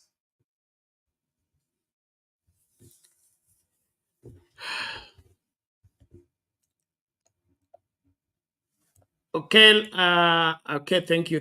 I can see Alex here. Good. Alex, Leona pia keep up. Let me help him on that. Mr. G, the Kenya police was militarized during the Kibaki regime. In the wake of the 2007, the GSU in Roysambu started receiving military equipments. And in so doing, recently you saw another act of impunity when you saw a joint effort between the military and the police on North Rift to curb cattle rustling. And the insanity about it was the police were to be on top of what? The military. You remember that? And right now, we don't have a police force. The name was changed by Ruto. We have, what's the names? Can somebody remind me? There is a joint name that Ruto changed the police force to. It's almost like a military thing. And so when we see our police go to the efforts of combat missions or exercise, it's no longer like what they do in Kiganjo. If you saw, I think was yesterday, when they were exercising, I think it was in Citizen, on how to combat protesters, hawakuwa na rungu. If you saw that, walikuwa na hiyo gauge like a shield, but they have a shotgun. Now, some of those shotguns do not have the capability of holding rubber bullets. So you must ask yourself, military people don't have the luxury of rubber bullets. Why should a military person have rubber bullets and their work is to protect a country? When you're fighting with the neighboring countries, do you take rubber bullets? Do you take rubber bullets? Does that make sense? So once we militarized our police, that was the end of it. So you're going to see that militarization of our police become even more and more. If you saw some of the vehicles that were lined up, in Facebook, we saw some pictures, people took pictures of vehicles. They are not the normal police vehicles. In fact, they are darker green, like military vehicles, if you saw that. They are not blue vehicles for utumishi kwa wote. And that is one crime that I think we must take to the ICC if it was a functional code. And unfortunately, I don't believe in ICC. It's a political code that can never bring justice to Kenya. Everything is settled based on political arrangement, not based on justice. That's why people like Bagbo, that's why like this guy from Congo, they've all been exonerated based on the peace arrangement they want and based on political affiliations that they are supporting. So Kenyan police is no longer Kenya police. It's Kenya Police Force. That's the name they called it now. Okay? And that's why we have the unique situation whereby in Baragoy or in wherever it is, Marakwet up there, Mali, we are trying to fight cattle rustlers. The person in charge of the military is the police. Something that should not happen anywhere in the world. If it could have been police marshal, I could have agreed because they are similar. Police marshal is almost similar to the military. But when now it comes to just a normal police officer from the police department overseeing, and I think I will give you that clip. I'll send Bernard that clip when the military was in a conundrum that they are being led by the police force of Kenya. So that is the situation.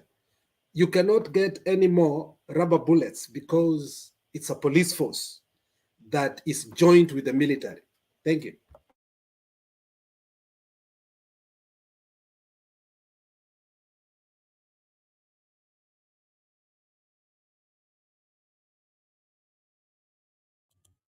Okay, Alex, you guys can engage each other and find Bernard, people.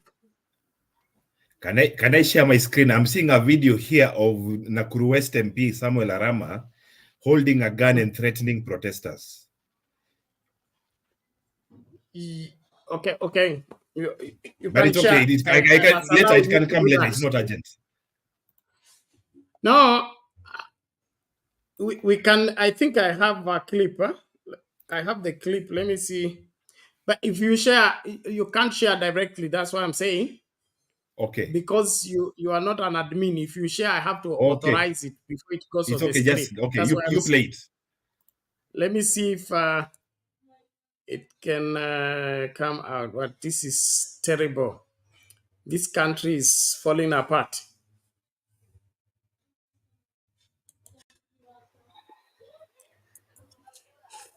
Now, Alex,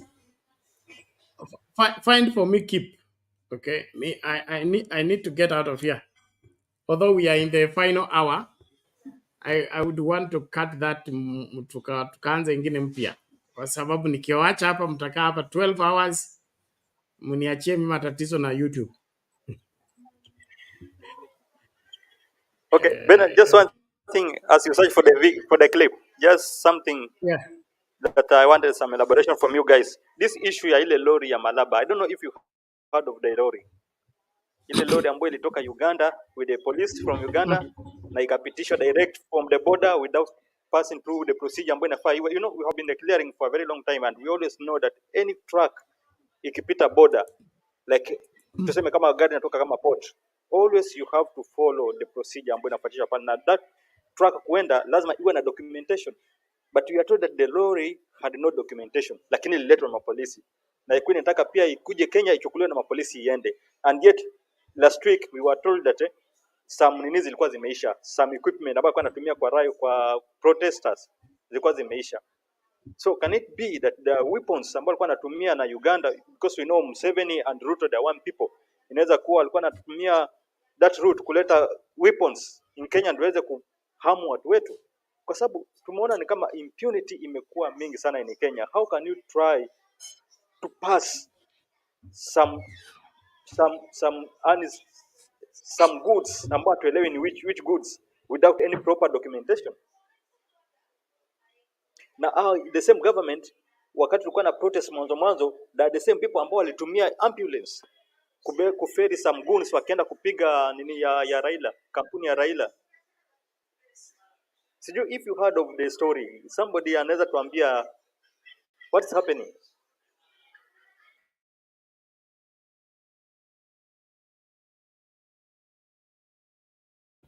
I think the last time I checked, I think I heard that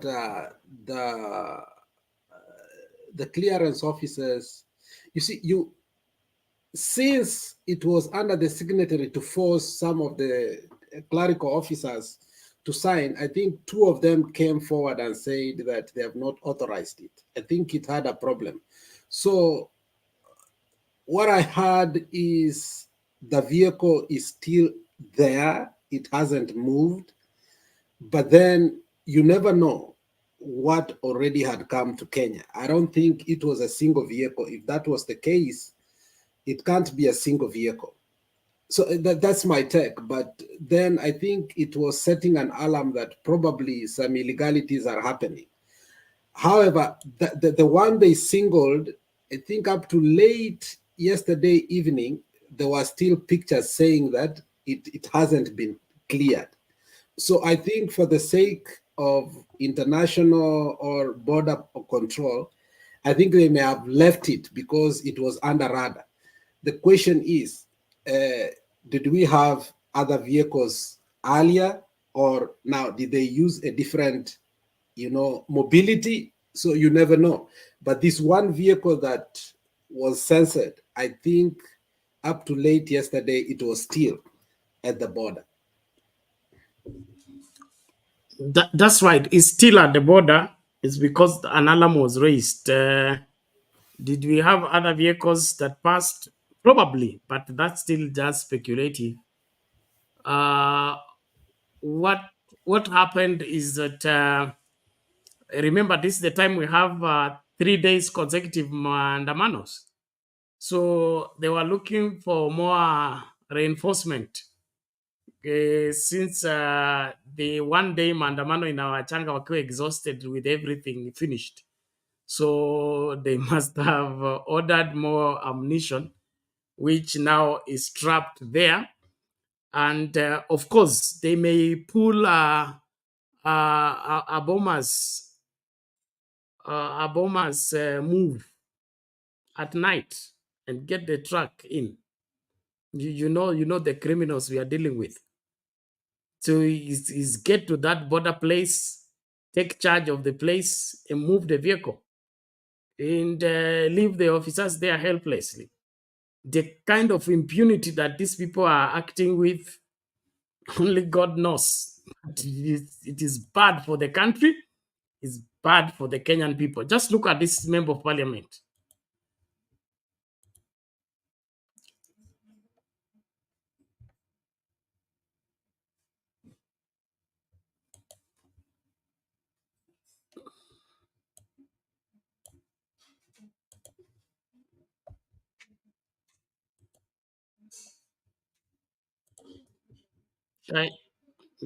Video imekataa kuja ama nimefanyaje? Just a moment.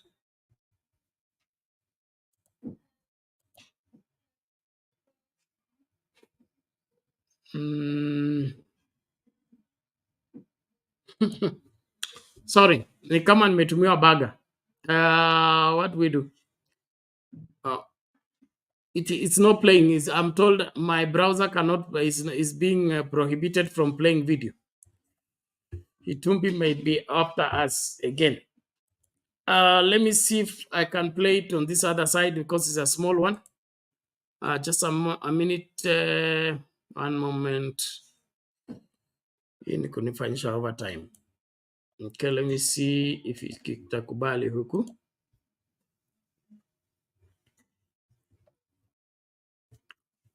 All right.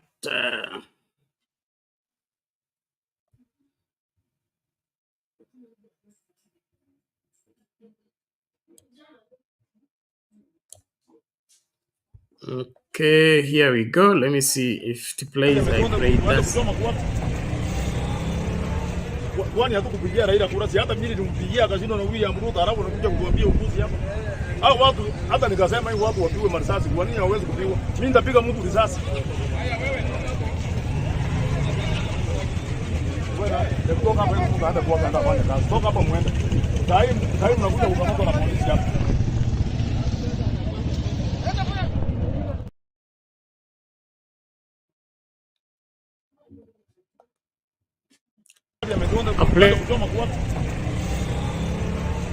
Kwani hatukupigia Raila kura? Si hata mimi nilimpigia akashindwa na William Ruto, alafu anakuja kutuambia upuzi hapa.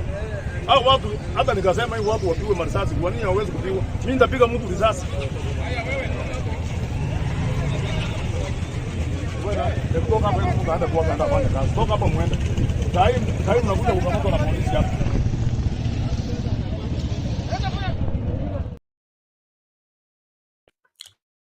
So those were the instructions they were given at State House to go use their guns to stop protests in their constituencies. Alex, I beg you can take the chair for a while. Huh? I'll be supporting you from the backyard. I need to get my head settled. Okay, but I think if you are not back in 1 hour, we'll close. I need to wake up to go to work. In fact, it's not 1 hour. It's 40 minutes. As soon as 5 hours, we cut the link. We come back again. Okay. Yeah.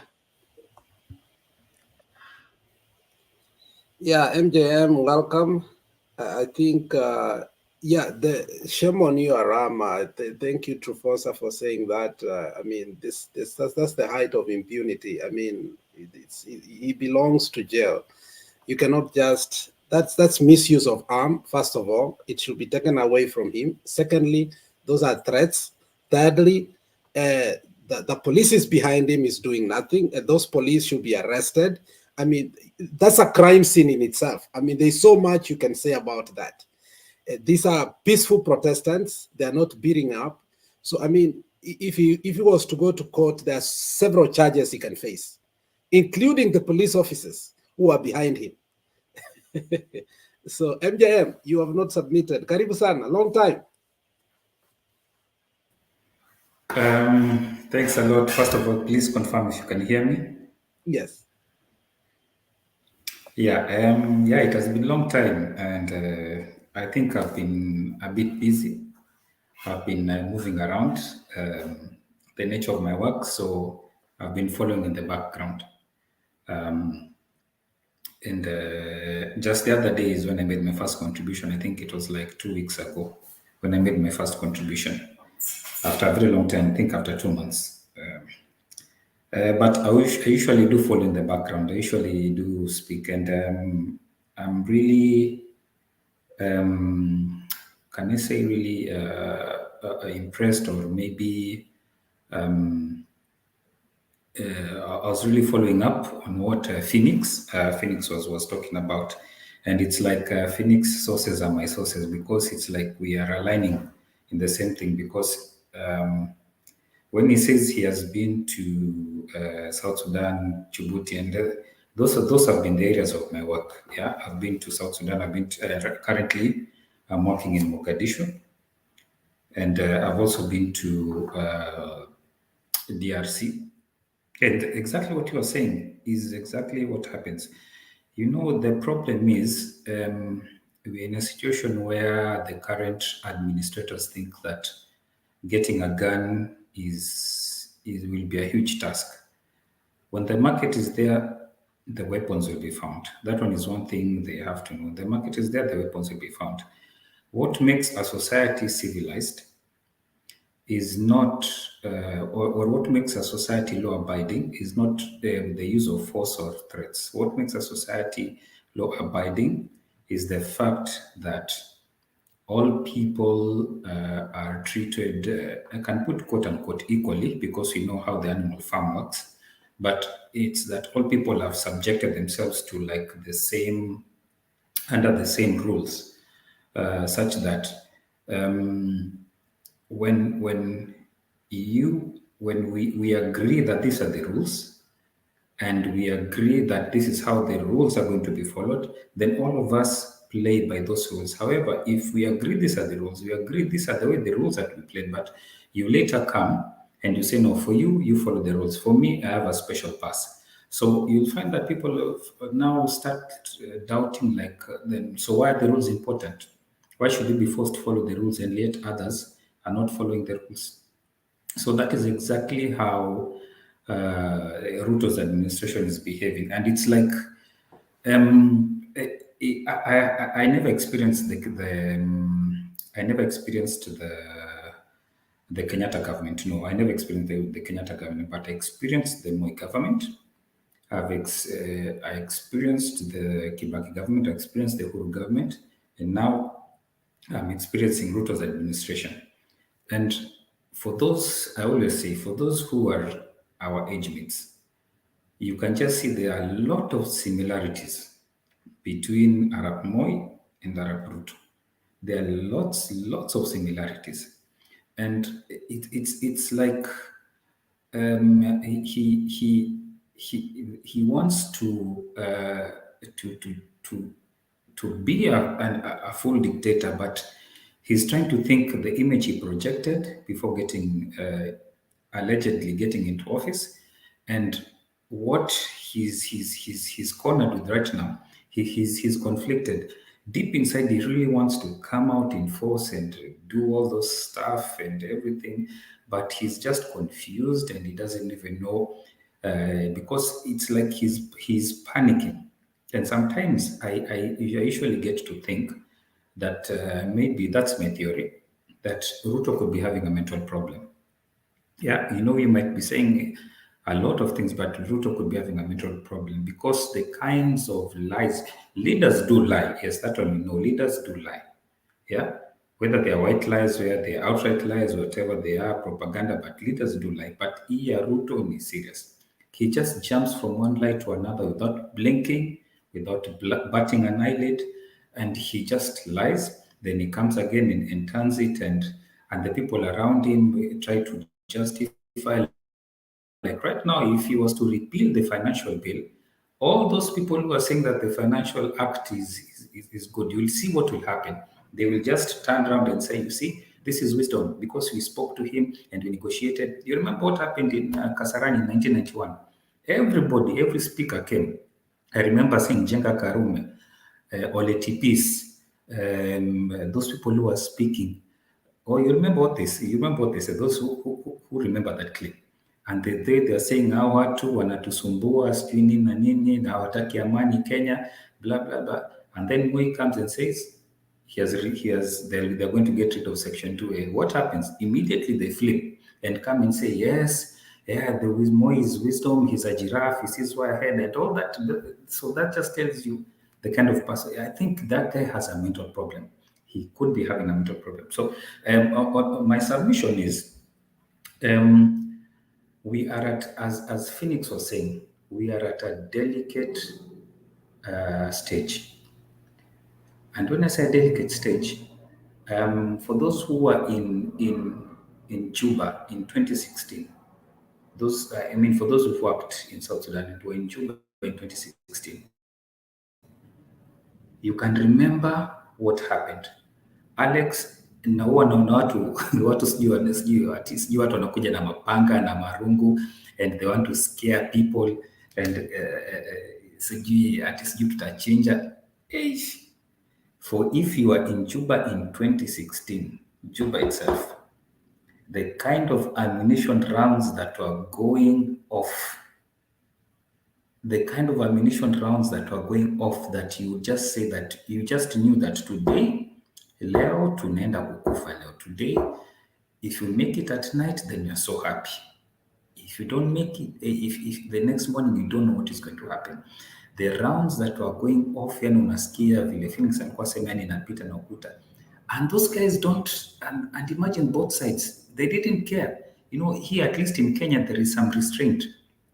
But in Juba, when you peeped out of your accommodation window, there were bodies lying on the streets. That road that comes from State House to the airport, it was just covered in blood. It was literally covered in blood, and it wasn't a beautiful sight. The guys were not restrained, yeah. And earlier, these were the same people, just some few months, but you could tell there was tension before that meeting. Before that happened, there was tension building up. People were saying, 2013 walipigana, haitafanyika tena. 2013 si walipigana na haitafanyika. But when 2016 came, it was really serious. And I was looking and saying, wow. The same thing, I always like giving these examples. You know, for me and relating with history and reading, that is what really gives me a clear head. In 1994, the Rwandan example has always been given. Kagame had escaped. The Tutsis were really the PFR or RPF, the PFR, Patriotic Front du Rwanda. That one was headed by Paul Kagame. It was a party. It wasn't a militia group. It was a party. But they had really suffered under the shenanigans of the Hutus. Kagame ran away, went to his cousins in Uganda. The Banyankole and the Tutsi, those are cousins. They speak almost the same language, similar language, just like Samburu and Maasai, they speak almost similar language. And he went there, he was made the head of intelligence. You remember, it is Kagame who arrested Koigi in the 80s and brought him back to Kenya. So the Hutus knew that they were clean. And why? Because they were receiving patronage from France. Whatever they would do, France would always be on the side. Whatever the Hutu regime would do, France would be on their side. But then it came to a time when the government was shaky and they felt that, okay, fine. These things that Gachagua is saying, these things that these people of UD are shouting, that we will deal with the Hutus once and for all. This will be the final solution. We'll deal with it. Those things that Hitler and Adolf Eichmann would say, that you're going to deal with them for the last time. It was those tension building. The international community was told by, I can't remember the name of that general from Canada. He gave them and told them, arms are being supplied. Arms have been imported. This is going to happen. The international community just played it cool. They said, no, nothing can happen like that. Then in April, as people woke up, as people went to sleep, the slaughtering started. But what happened is the aggressors later were the ones who were now on the run. The international community abandoned Rwanda. It is only in Museveni, maybe because that was his cousin, he went in, helped Kagame, pushed him all the way until he arrived Kigali and chased those guys. And Mobutu himself, because he was sympathetic to the Hutus, he kept Habirimana's body and he gave the Hutu extremists safe passage. And it's a whole story of how that thing came and how Mobutu was later deposed. So I'm saying our case may just look like it is our own problem, but it could suck the whole of East Africa. That's what I'm telling you. It may seem like a small problem because once the conflict starts, It sucks people. It sucks because everybody has an interest. Believe it or not, everybody, whether it is Tanzania, whether it is Uganda, whether it is Ethiopia, whether it is Somalia, everybody has an interest in Kenya. Everybody has an interest. The international communities, the regional players, everybody has an interest in Kenya. If anything flares up, you are going to be surprised how things are going. That's why I'm saying arms are not hard to get because people have their own interest, and this could really go in the wrong direction. So what Phoenix was saying was, if this guy could just swallow the bitter pill and accept vimemshinda, ukiwa unshinda unakubali tu, unasema okay, sawa, vimenishinda hapa, let me just sit down and try and see how I can do it. Hivyo vimemshinda. Otherwise, trying to scare people, shooting people, it only creates matters. You know, the problem is when you shoot people in the street, you're not, this is not the 70s or the 80s. You're only creating matters, and even people now will even now come out more. And now even you'll be even alienating some of the police officers and the security forces that could have helped you. And now you're alienating them, and people will now start going back to where they know best, where they have their easiest comfort, and that is their community or their tribe. The last example I'll give is here where I'm working. The president at that time comes in with a bloodless coup. Yeah, it was a coup, bloodless, exactly like this one, like the one which you're talking about, bloodless coup, 1969. Deposes President Sheikh Mukhtar and the Prime Minister Mohamed Egar. Then from 1969, because of global interests, the Soviets, the Americans come, try to compete, and the guy is the center of attention. He does a lot for the country, for the Somalia and all that. But then out of his just, I don't know what happens, maybe kufura kichwa manini, he decides that he must come, and because he wants to be like, there was an ancient Somali leader known as Sheikh Mullah. So he wanted to unite the whole of the Somalis under himself.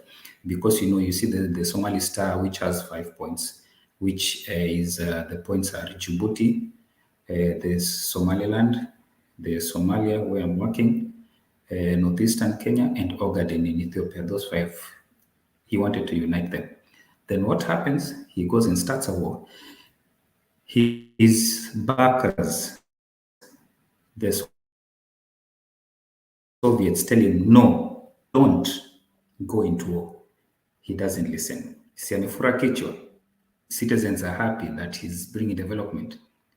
The US, who were his new allies, tell him, no, don't go to war with Ethiopia. At that time, Mengistu Haile Mariam had also overthrown Haile Selassie.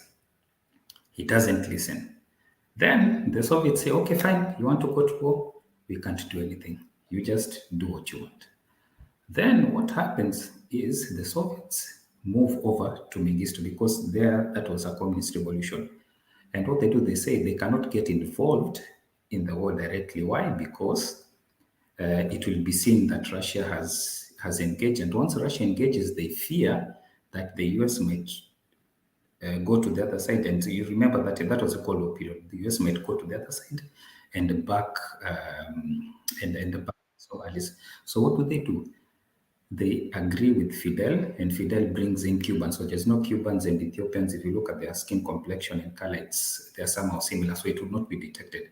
So the Cuban soldiers, who are really experienced, who are good fighters, who are guerrilla fighters, battle hardened, they come in and they push Siad Barre out of the Ogaden region. And by 1978, the war is over now. After that war is over, he used a lot of resources. The country is poor. I mean, the country is drained financially. People's morale are low. Then, now that's when things start to spiral. They start to go down. So what happens? Instead of being more pragmatic and trying to maybe make the country free and accept the mistake that happened, know that the guy now becomes even more of a worse dictator. So what happens is that he takes over businesses, all businesses, are now nationalized. It just becomes a big mess. Then the worst thing that happens, it's in 1990. He goes for a soccer match at the stadium in Mogadishu. Because he has become so popular, he's booed. He tries to make some speeches on how great Somalia is and all that, and then he's booed. After being booed, what happens? The signal is given. On that side where fans were booing, fire is opened on that crowd. The police opened fire. The official numbers is 65, but it is said that 109 people died. That was the end now. That was exactly the end. Fighting breaks out. It starts like a small fight. Then clans come and they unite and they now start fighting. And by, was it 1991?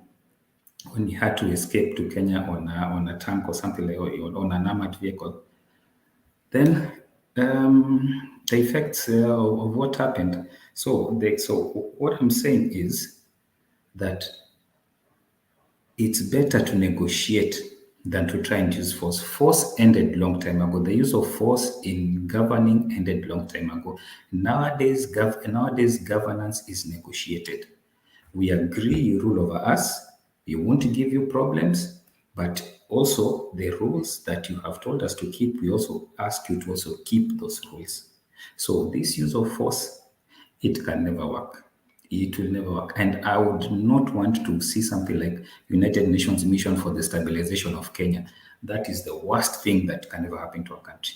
Like we have United Nations for stabilization of South Sudan, for stabilization, MONUSCO for stabilization of Congo, MINUSCA for stabilization of Central African Republic. We wouldn't like that. So this thing that they're trying, it will backfire. History repeats itself. So what I'm just saying is, yes, protest will go on. People will try as much as they can to be peaceful, but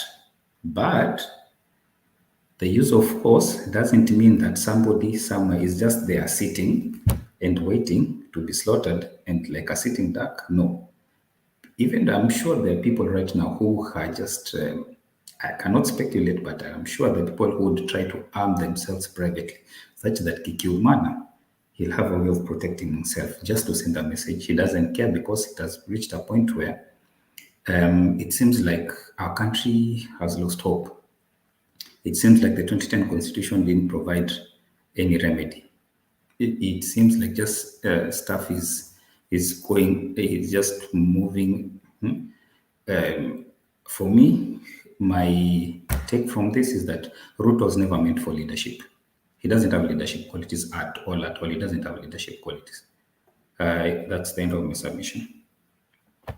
Thank you, MJM, for that historicity. I mean, you see, I mean, some of us are devoid of that knowledge, and just a small football match sparks, and then the rest is history. Somebody runs in an armored vehicle.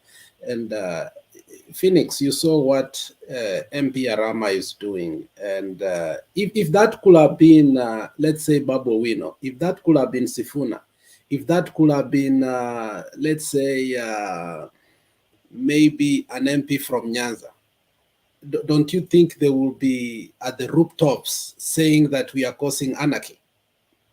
What will be the news right now? Because you're the one who wanted to play that video. Yes, sir. Thank you, sir. I think if it was Babu Wino, I think he would have even been shot on the spot. They would not even have arrested him. Maybe if I can expand on that a bit deeper, and why I wanted to play that video.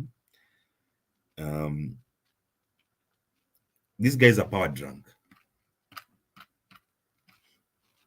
completely power drunk. Because this is a public forum, I don't know how many other people, but I'm not afraid if there's intelligence here or police here. Those are very small people to me. They can never, if they cannot, even this place where I live, this is our property, very big place. It is protected by the police. Yeah. But I don't know about who these other people here are, so I will not say so much. But let me just say that in the previous regime, I was very much inside, deep in the government. And even in this regime, I have that option of being able to be in government right now if I wanted to. This morning, I was in the sauna in one of the facilities here in Nakuru. And in that sauna, some of the other members, my friends, are people who are very much inside the Ruto administration. And these people are power drunk. They did not, Ruto did not really expect that he could win this election. More so even Gachagua, our beloved deputy president. They still do not believe 1 year later that they have won. And this is why you will see them all the time, day and night. Breakfast, lunch, and dinner, holding press conferences attacking Uhuru Kenyatta. They still have that mentality that they are actually under his leadership. Probably William Ruto still thinks he's deputy president, and there's nothing much he can do about the economy.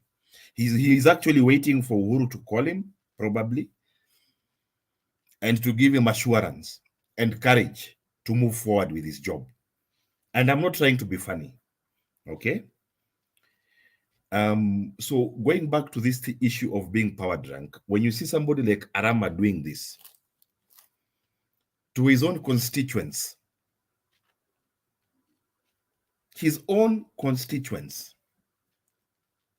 that has happened just a few kilometers from where I am, not more than 3 kilometers from where I am. His own constituents.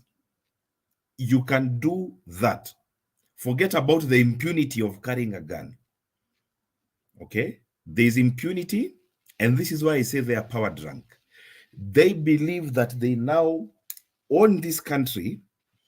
Nothing, not only can he not be arrested, he can shoot you. He was not joking. Arama is not Arama is not a dog that barks idly. Eh? If Samuel Arama holds a gun and he's telling you he's going to shoot you, my brother, unless you want to become a martyr, run. That man is not a joke. Okay? He knows he can get away with it. And there's a precedence. We have had rumors, I don't know if it was true, Kimilili MP, Didimas Baraza, he might have shot somebody somewhere. Okay? That case just went like that. So Arama can shoot you and he will get away with it. So this power drunk element is very toxic. I've been in power. In the previous regime, I was very much in power. Fortunately, I thank God, I never abused any powers that was granted to me, big or small. I never harassed anybody. I have never done business with government, let alone big tenders. Zero. Counties, government, my name is clean. And anybody, that is how I'm able even to show my face here. Okay? Nobody can point a finger from anywhere and say Kevin has stolen. Kevin is the kind of person you cannot trust with power. He abuses power. He takes advantage of power. Yeah? My friends, let me tell you something. Why do you think Uhuru Kenyatta was so hesitant to give William Ruto this presidency? Why do you think Uhuru Kenyatta, a very senior man, in Kikuyu culture, let me tell you, you do not call God aimlessly. You do not say guy, just like the way women do. And especially if you are speaking in front of the people you lead, women and children. Uhuru Kenyatta almost daily used to call God, telling people, guys, do you know that once I give away this thing, I cannot get it back? And the person that you are telling me to give it to, I know him very well. And this power, if there's somebody in Kenya alive today, actually it is two people who understand what power is. Number one, of course, is Mama Ngina Kenyatta. She has been close to power since independence. Number two, and the one I would like to focus on, is Uhuru Kenyatta. Uhuru, since his birth, he has been in power. When Moi came, he protected Uhuru and brought him into politics. When Kibaki came, he even appointed him as a deputy prime minister in his government. Uhuru knows what power is. And of course, he has been president himself for 10 years. He knows what power is. My friends, I'm telling you, you people, you think you know what power is. Me, I have seen power with my eyes. Power can change your life like this. Yeah? William Ruto right now can change your life like this. Okay? And nobody will ever recognize you again from this day forward. And not only can he do that for you, he can do that at a very, very large scale. The Kenyan economy is massive. Our budget is over 3.4 trillion shillings. 3.4 trillion shillings. Imagine you are controlling that kind of money. The forces of Kenya are not to be joked with. The police force is the best in East and Central Africa, hands down. MJM, my brother, thank you for telling me that you also part of these countries. You know how far and above Kenya is. The judiciary of Kenya is not a puppet judiciary. It is not a banana judiciary. No, very serious institution. Okay, but sticking to the power that the president has, the police, the military, the intelligence. Okay, he is a very, very, very, very, very powerful man. And that is why, in his power-drunk state, William Ruto is still in denial. He's still in denial. Because he is saying, or am I not the president of this country? Why am I not in control of this country? So Kevin, Phoenix, sorry, yes. I think you bring the trajectory that MJM was bringing earlier. Is he suffering from compounded delusion? How are you not able to still computate that you are in power 1 year later? Because we think Ruto has been a president only 3 months, but actually next month, in less than 10 days, we are going to get to August, which is basically a year from a year since we had an election.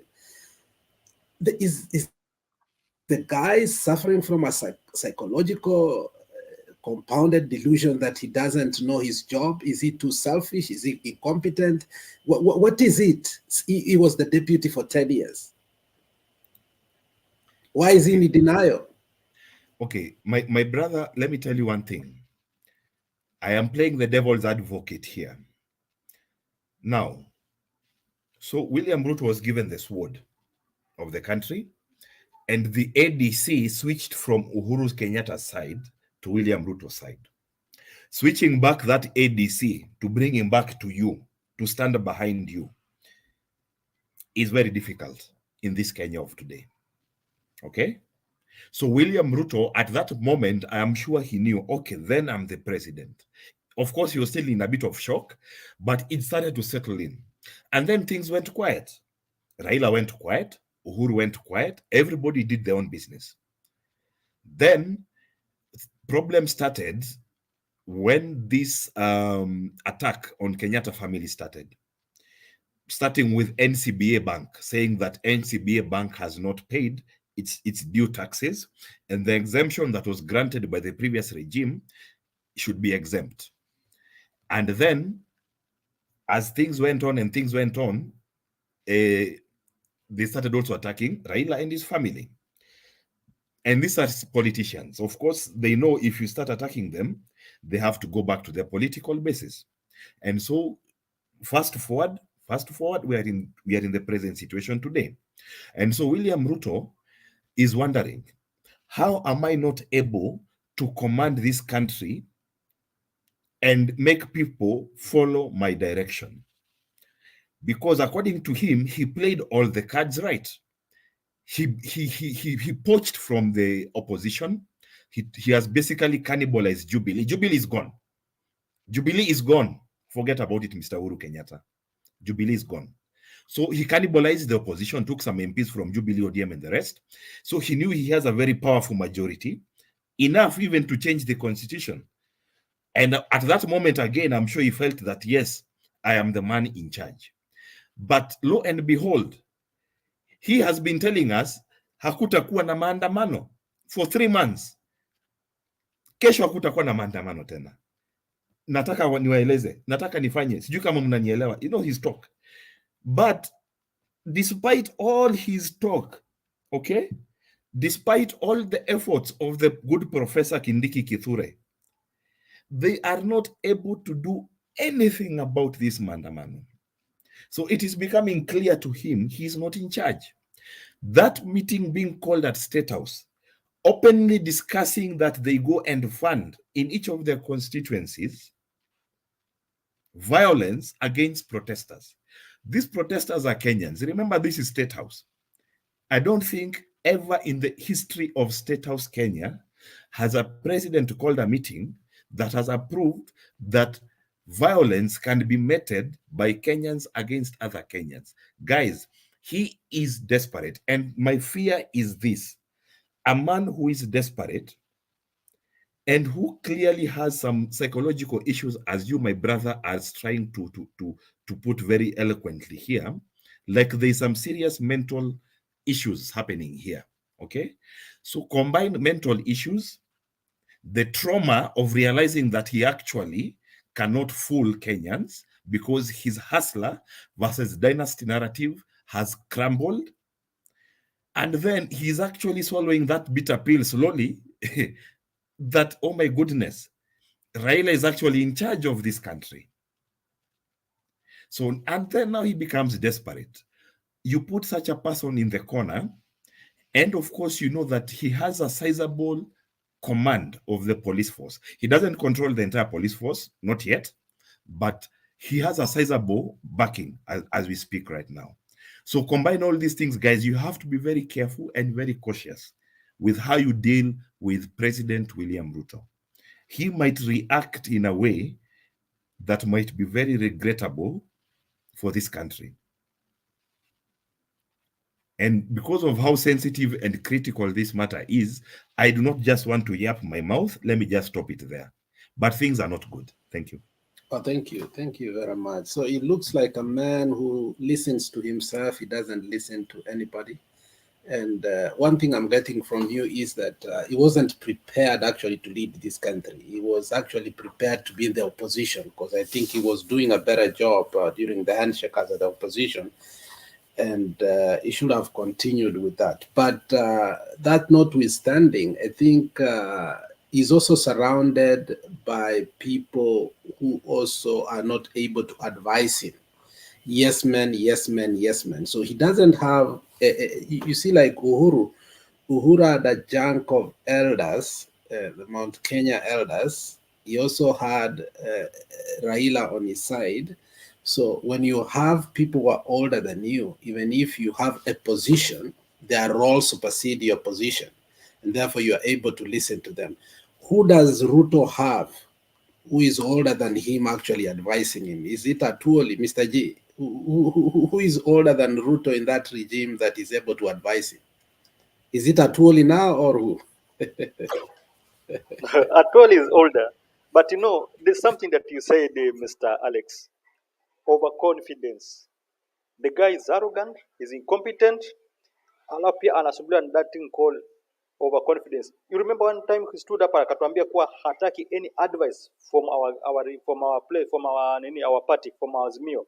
Akasema he knows how to fix this nation na anatushinda kwa kila kitu ambacho tunamshinda ni history peke yake.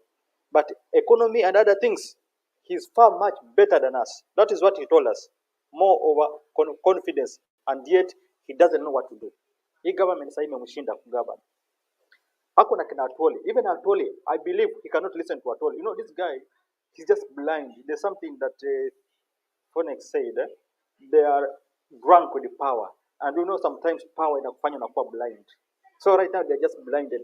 The guy, remember the time alikuwa na campaign? In fact, he was as if he's a person ambaye he's really connected with that person ambako chini, ule mwananchi wa chini. Anajua kabisa kama vile jamaa kwa analala njaa, anajua kabisa vile jamaa kwa anakosa kazi. And now when he came up and he took the power, amejisahau. He's totally blind. And is as if kama hakuwa na any connection with mwananchi wa chini. Now the people who surrounds him, they are also arrogant. Some of them says wanasema wamesoma, but they're poor in thinking.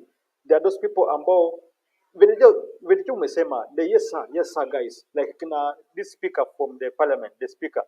Hii ni tabia yake kuanzia kitambo akiwa na Moi. Huyu ni mtu ambaye akiona shida hatasema, atasema tu yes sir because they need some mileage. Nakumbuka Ruto ni mtu wa kupeana pesa kila wakati. So these people that are just there kwa ile mambo ya matumbo. If somebody kama somebody from Kisii, the young guy, huyu kijana mjinga huyu Osoro, anaweza simama in the media. Yes Alex. I wanted to say Osoro. Yeah, Osoro anaweza simama kwa media before every person hapa tuambie kuwa they use trick with evil motive na wakataka convince our guys from Azimio just to vote yes for this bill to pass. Na hiyo ni kitu ambacho naongea before everyone akicheka tena. So there are people who are full of impunity. The arrogance, alafu that blindness, hawaoni anything. If somebody anaweza simama ainue bunduki, aseme I can shoot you. Na huyu mtu anakuambia he voted for Raila. Alafu just stand up anakuambia I can shoot you kwa sababu ya kuandamana. Na remember, people are protesting because of something that they know it's affecting them on this issue of bill. Just imagine how many companies zimefunga kwa sababu what is happening. Many companies, people have lost job. Youth wako wameketi hawana kazi, hakuna kitu inafanyika. In schools, some of our children hawaendi shule. Sahi some of our parents wameshindwa hata kulipa school fees, wameshinda kulipa rent kwa sababu hata vile chakula ya kuweka tu meza chakula watoto wakule imekuwa ngumu. Why? Because of how life it is right now. So when people wanasimama fighting for our right, somebody anainua bunduki anasema hata anaweza kushoot. That shows how Ruto is. Na hiyo ndio picha ambayo iko kwa government. Nobody can tell Ruto anything amsikize. Ruto angekuwa nasikiza advice hata kama alitibia kura, at least angekuwa amefanya something ambayo inaonyesha kuwa the guy can govern this country. The guy is there to help mwananchi wa chini. But there's nothing. Hata ile kitu ambayo inasema hustler fund. Hustler funds has never helped any person. Alitudanganya mambo ya CRB, anakuja kutoa watu CRB. Hakuna mtu hata mmoja ametoa. It was all fallacy. Uongo tupu. Na he's there, he's still bado ameketi anajipiga kifua akisema vile alitushinda asubuhi na mchana. Sasa fungue sasa tuone vile alitushinda asubuhi na mchana. Saa hii mtu mmoja ameuliwa tayari Mathare. Bila shida yoyote, bila makosa yoyote. Just because he's protesting the evil thing ambayo ina happen in Kenya. Tunaambiwa kwa saa hii amedirect police wasipeane any information on deaths ambazo zita happen. Kumaanisha ametuma mapolisi waende waue watu. Alafu iwe in darkness. That's why unaona in media most of time hakuna kitu inaendelea saa hii. Imewekwa in darkness. Hawataki information itoke. But people are being shot, people are being killed by this man. Kwa sababu his mission is to kill. There's somebody asking for a link. Sijui kama tunaweza pata link tumtumie. There's somebody asking for a link on the comment section. Yeah. So, Bernard, kama uko nyuma tuweke link, and I think MJM is also behind. And I think there's something you've said there about Osoro. I'll tell you something about Osoro. What one of a analyst said about Osoro, which really made sense. But if you look at Arama comes from Kisii, by the way. And on the record, Mr. Phoenix, Kevin, Arama, I don't know if this time he won the election, but last time he didn't win against Dr. Alex Ochoki, the owner of Baraka. I mean, he forced his way. I think he was a Kifaranga computer. But Arama, as you said, is also psychologically not okay. I've seen him many times. Remember even alitaka kunyanganya mtu shamba a couple of years ago. He has also been involved with the gun issue before. Arama is a very controversial person. But let's go back to Osoro. Osoro, the thing he said about buying the MPs and openly. I think, don't you think that the overconfidence of Ruto is based that money can do anything and everything?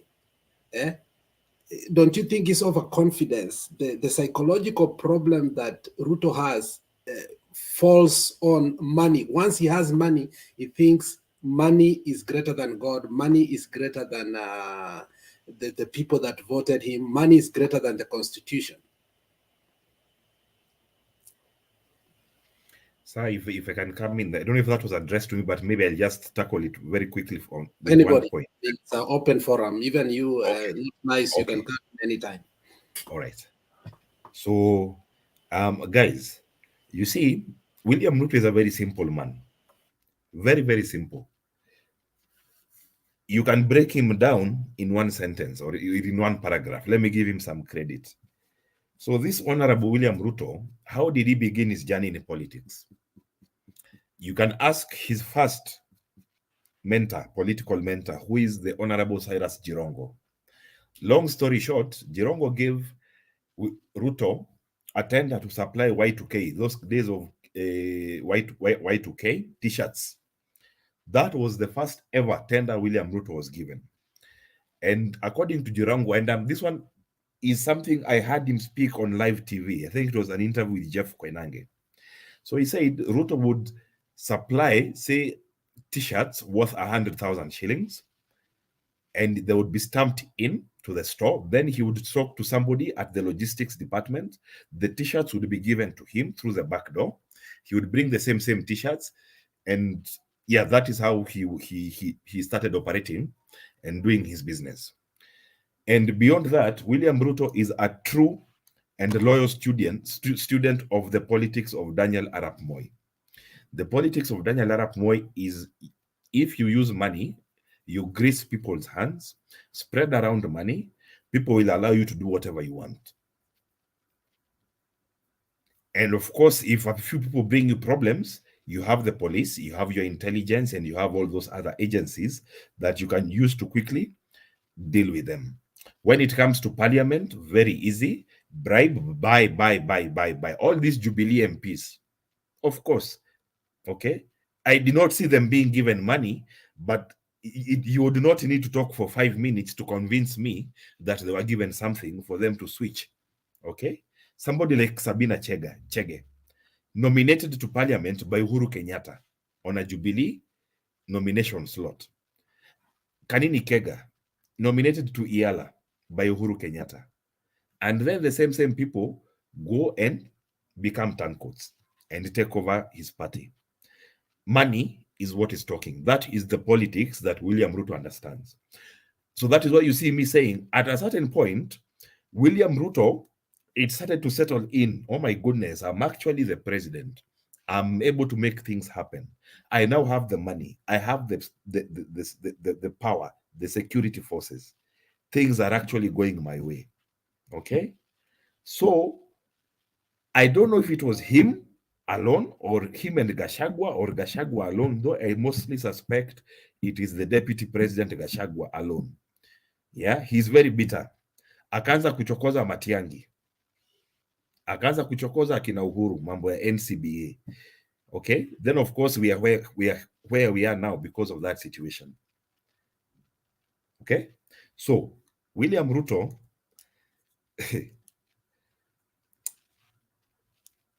he is smart enough.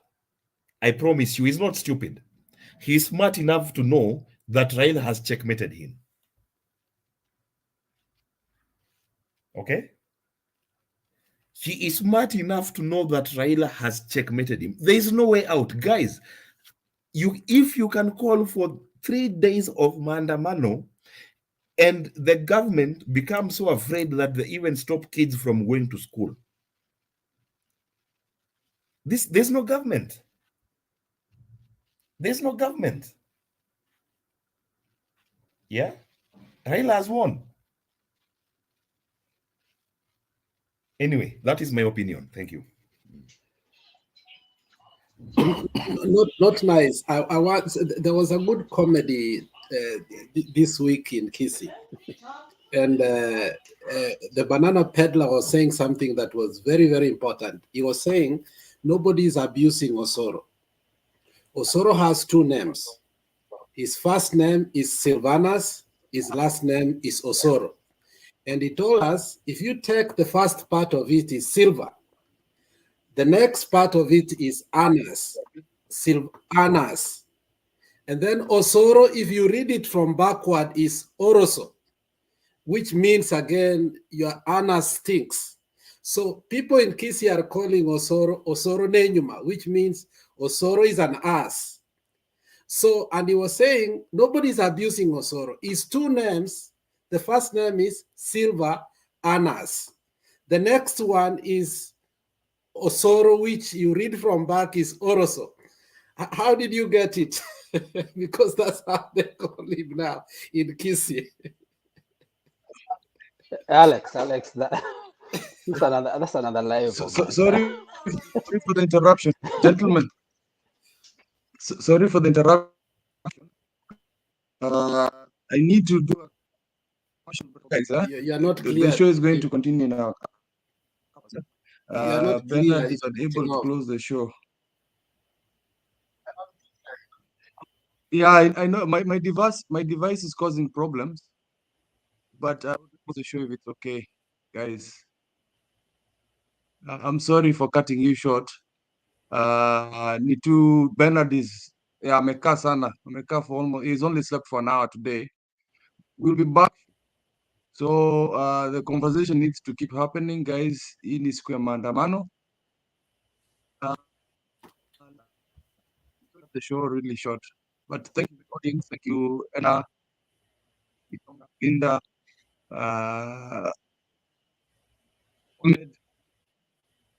Anna-Marie. We're just going for a short commercial break. Not nice, Mr. G. Alex, you input has been. We can't get you completely now. I don't know. We can't get you totally completely. You are just cutting off and cutting off. My mic is bad. My mic is bad. Can you log in? Can you log in again? Maybe it can be better. Log out and log in, and probably will hear you.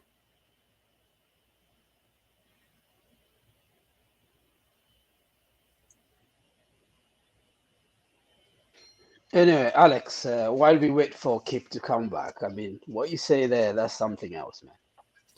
You know, I agree with Phoenix. He mentioned something about Ruto.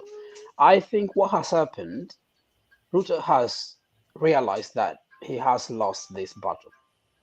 He has lost this battle completely because it's mind-boggling to see that a president, I mean, the so-called president, he's turning against his own people that allegedly, I mean, from what he's saying, apparently these are the people who voted for him.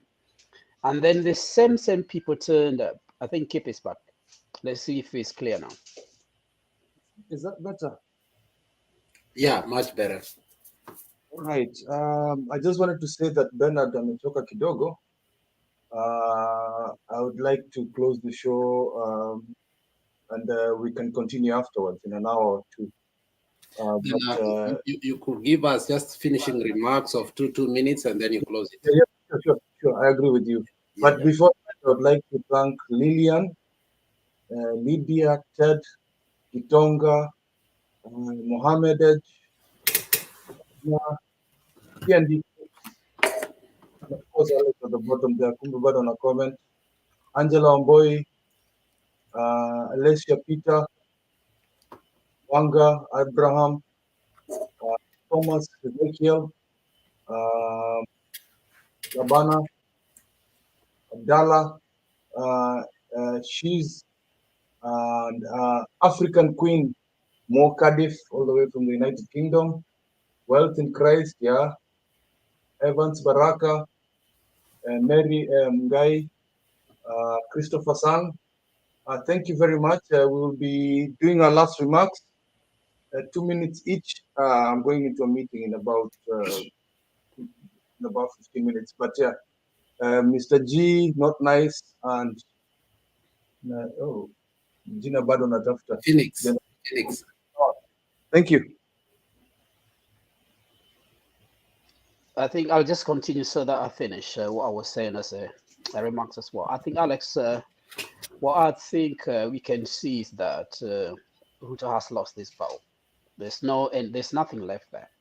You can see how he's behaving. He's a dude who went to this office without any plan, and I don't think he won anything. He never won anything, but he went there without any plan. And he's somebody that when he's faced with a decision that either he make a decision that's going to benefit the country, he cannot do that. You can see that he cannot, because there's not any way that Ruto could be forced by an opposition. Because remember, he's supposed to be the president for the country. He's supposed to think differently. The Kenya itself should be the main focus for him, the safety. But what does he do? What he's doing shows you that he is somebody that is still novice. He was brought up in the environment where Moi's ways of ruling, but times have passed. It's not, no, we no longer live in those days anymore, where you could have one party that can just control everything. Things have changed. There's so much, people are exposed to so many things. So the way of ruling that Ruto was brought up in, his way of the schooling, it cannot work now. So when he tried to use them and they cannot work now, then you see what he decides to go to. Now he thinks that, like the gentleman you've just shown there, the gentleman with the gun. I mean, seriously, do you think any Kenyan, even in US, Alex, you know very well that even if you have the right to a gun, you cannot just be showing off the gun like that. It will be taken off you. That's not the way to use your gun. You are supposed to use that for protection. The only way you can show it is when your life is at risk. So right now, whose life is at risk there? And he's showing again. I mean, if that was anybody else, they would have arrested that person there. And he's right in front of the police that are standing there. And he's got a gun in front of them. So who is in charge? Was it the police or was it the dude that had a gun there? It's madness.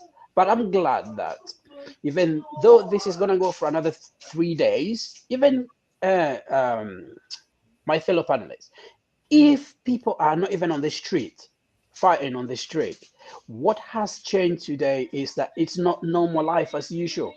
If that goes for the next 3 days, next week another 3 days, continuous like that for the next 3 days until the end of it, Kenya is just going to go down the drain. But that's not what we pray for. What we pray for is Ruto will give in and the right people will lead the country. Thank you very much, guys, and I hope to see you later on. Yeah, thank you. Thank you, not nice. I mean, what you have said there is quite heavy. If you remember, a couple of years ago, David Kimaiyo, when he was a police commissioner, he made some comedy that, if you remember, the guy with a can is more dangerous with a can with a guy. You remember that? So, I mean, for me, I think it's a replica of what Kimaiyo told us a couple of years ago, that if a person has a gun and he doesn't know how to use the gun, he's more dangerous than a person who doesn't have a gun. So in this case, I think Kimaiyo was right that some of these MPs do not know how to use their firearms. The reason is this. If you have a firearm, you know the rule that once you take it off, it's as good as shooting somebody. It's as good as shooting somebody. So if he was in this country, where we are today, he would have been charged with gun battery or premeditated murder, which is a felony, which means he can't have the rights to gun anymore. But what do you see? He's being protected by... So we have two sets of law. One for the members of parliament, actually three. Members of parliament, UDA, and the rest of Kenya.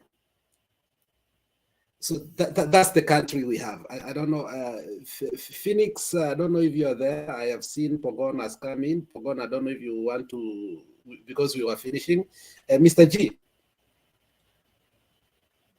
Yeah, Maybe I just to can. add something on my 2 minutes, but I hope we'll be on the next show. Although Alex was someone kulala kidogo wa muke, but I think it is beneficial if Actually, everybody it around. depends. It actually depends on what Pogon says. If Pogon wants to carry this on, I am more than happy to let him do that.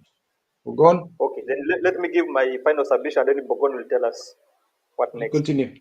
Sorry. Okay, just to add something on what you guys, Forex was the first person to say that Ruto has lost, and Not Nice also has Submission. reported the same.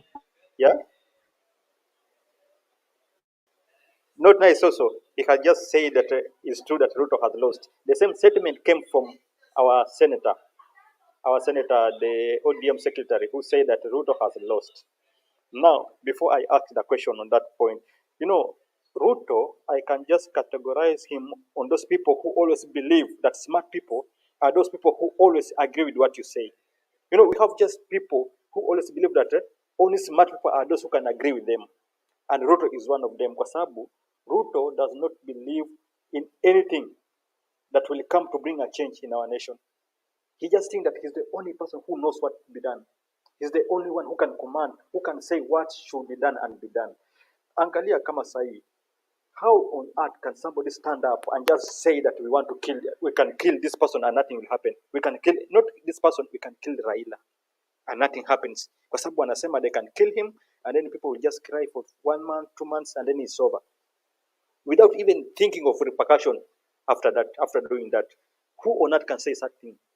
Na tumeona kina Cherargei wanatokezea kabisa, wanasema enda mshika huyo mtu. Kwanza anasema any person ambaye ataenda kushika Raila ako ready kupeana ng'ombe achinje, washerekee tu kwa sababu ameshika Raila. Who on earth can just speak such things? And this is the nation that we are in right now. Watu ambao kama sahi venye mmesema, you guys, you have said that we have won, and just look at the killings that are happening right now. Watu wanauliwa kila wakati with the live bullets, wanauliwa bila makosa, and yet this is an article that is in our constitution. We are allowed. It's not a crime.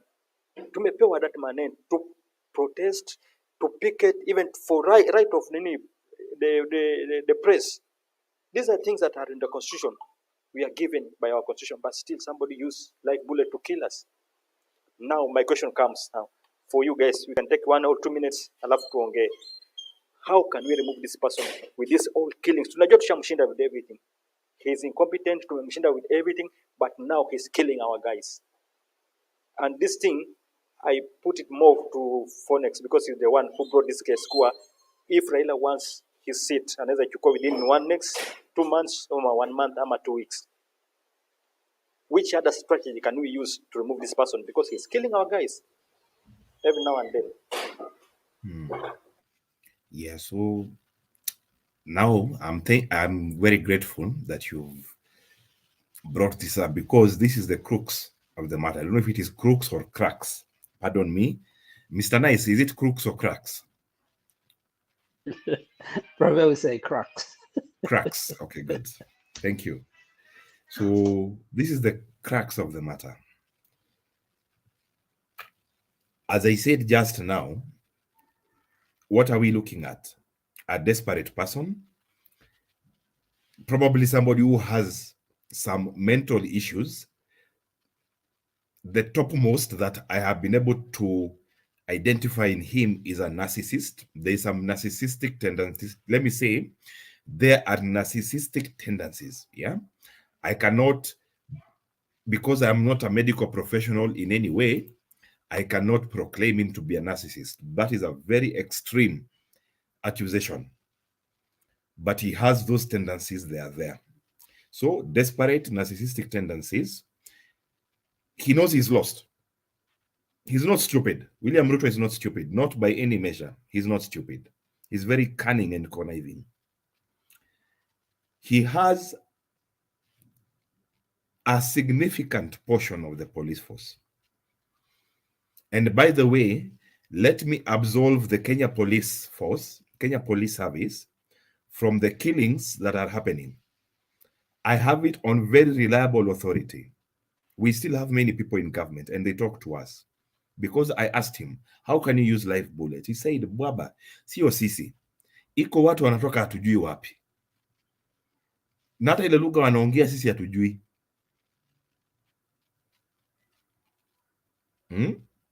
Ni watu wa kabila moja, na hao ndio wanapiga watu risasi. So it is not the police service. I promise you, I cannot of course mention who this is, but I promise you I am not lying to you. So let us say he has a significant portion of the police service, a significant portion of probably maybe the military, but military not so much. I'm telling you the truth. Military is still Uhuru's. Okay? Military is still Uhuru's. William Ruto tried to lie to Kenyans. I heard him lie to Kenyans on live TV. Oh, munajua mimi ndio nilichagua General Ogola akue mkubwa wa KKDF. No. Tonje rules. The head of the KDF will rotate. Air Force, Navy, Army, and like that. And it will be the senior most officer in rank in that unit who was the senior most person in the Air Force, which was supposed to take over. General Ogola, who promoted him right before he left. Uhuru Kenyatta appointed him to be the vice chief of the CDF. And we believe this was done in consultation with Raila, because he was known to be the incoming CDF after General Kibochi. Anyway, but I digress. So let us say maybe he has like 5% of the military. That is nothing. But with this police that he has, and the weapons that he has, and the money that William Ruto has, he can cause a lot of damage to this country. Okay? So the situation we are in, my brothers, blood will have to be shed. Okay? Blood will have to be shed. And I do not relish saying this or rejoice in saying this, because that blood could be mine, or even worse, the blood of somebody that I care about. Okay? Personally, I'm ready to die for Kenya. It is not a big deal. But what if the bullet gets my children? That will destroy me. Okay? Those people that will die or shed blood ni watoto wa Kenya. Kuna mtu atamulilia. But blood will be shed. Let me just leave it there. I don't know how much more time we have. I don't want to keep. But let me just, we can carry on in more detail later. Yeah. I will play a video from Alex, and then I will vacate, and then I think Pogon atakuja kufunga show because I have like 10 minutes to go. I'm just downloading the video, but I think Alex could allude us to what he's waiting to be played. Okay, Just a 2-minute before you share, just share the link. Kuna watu wanataka kuingia lakini bado hujashare link. Nataka link. Yeah, there's a guy ambaye anataka link, amengoja sana pale, anataka link.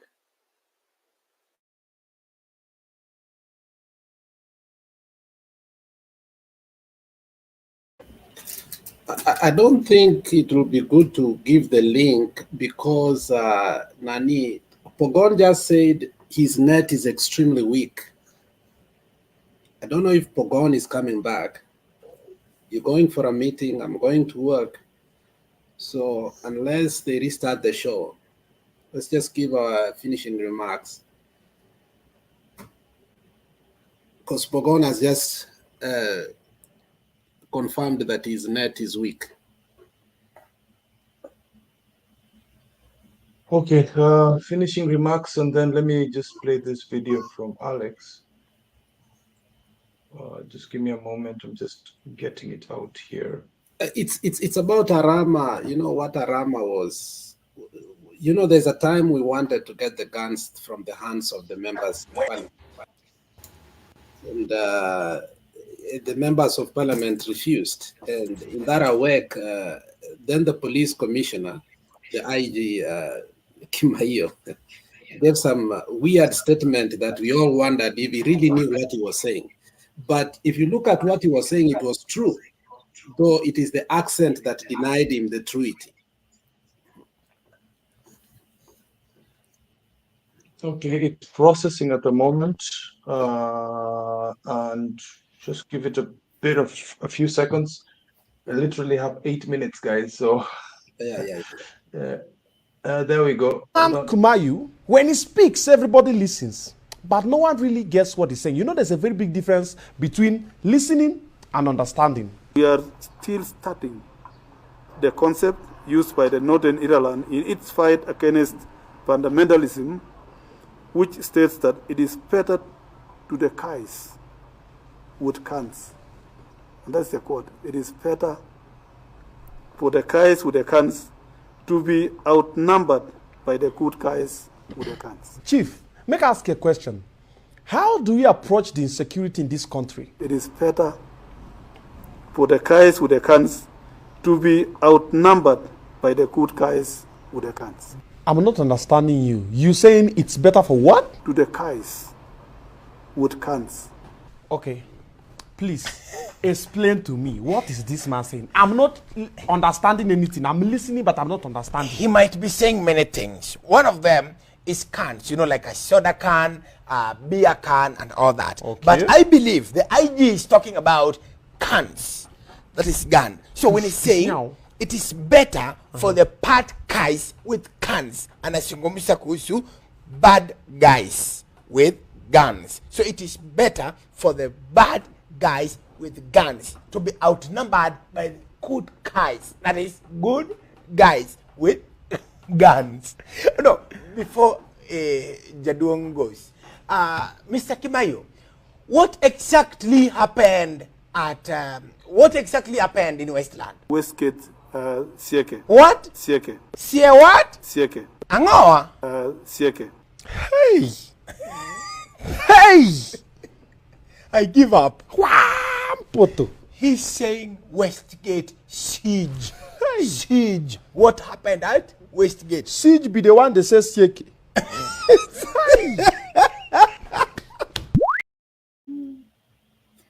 Unakuanga na mchezo wewe.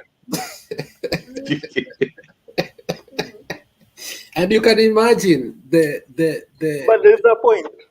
There is a point, but still, that is what I wanted to answer you. Part of it is that incompetence, is that weaponized degeneration? What is that? You see, in the end of the day, we suffer from, it's not intellectual malady. I mean, it's more than that.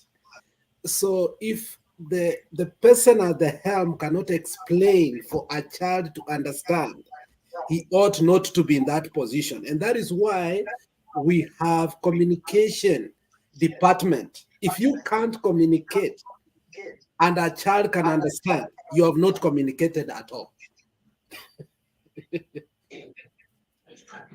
So, guys, okay, I'm really sorry. Back in the Katano, thank you for the nice closer. Simba, I'm really sorry. I've seen you there. I will open the show very soon. When nikimaliza mkutano, I might even create a new show, guys. So, thank you very much. Keep the fight on. And everybody in the comment section, asante sana. Asante sana. Simba, Nataya, I see you there. I apologize. I just have to head, and I'm the only one who can close the meeting and keep it running. Very good conversation. Asanteni sana. Just allow these guys. No, just encourage this guy to be on the show kila wakati. Just encourage them. Kila wakati wao wakija show. Nilikuwa nasema tu. I'm saying encourage our guys, kina Not Nice, kina Phoenix, kina Alex, wao wanakuja kila wakati. Hata the show ambayo nenda kufungua sasa hii, if possible kama wanaweza join, itakuwa mzuri sana. They have to come. That's what I was trying to say. Just continue coming in because inatusaidia sana. Thank you, Mr. G. Thank you, Mr. G. We'll be there, God willing. I know Alex will be on his vehicle delivering some stuff. Natafani, he knows what he's doing. So, see you guys. Thank you very much. Bye.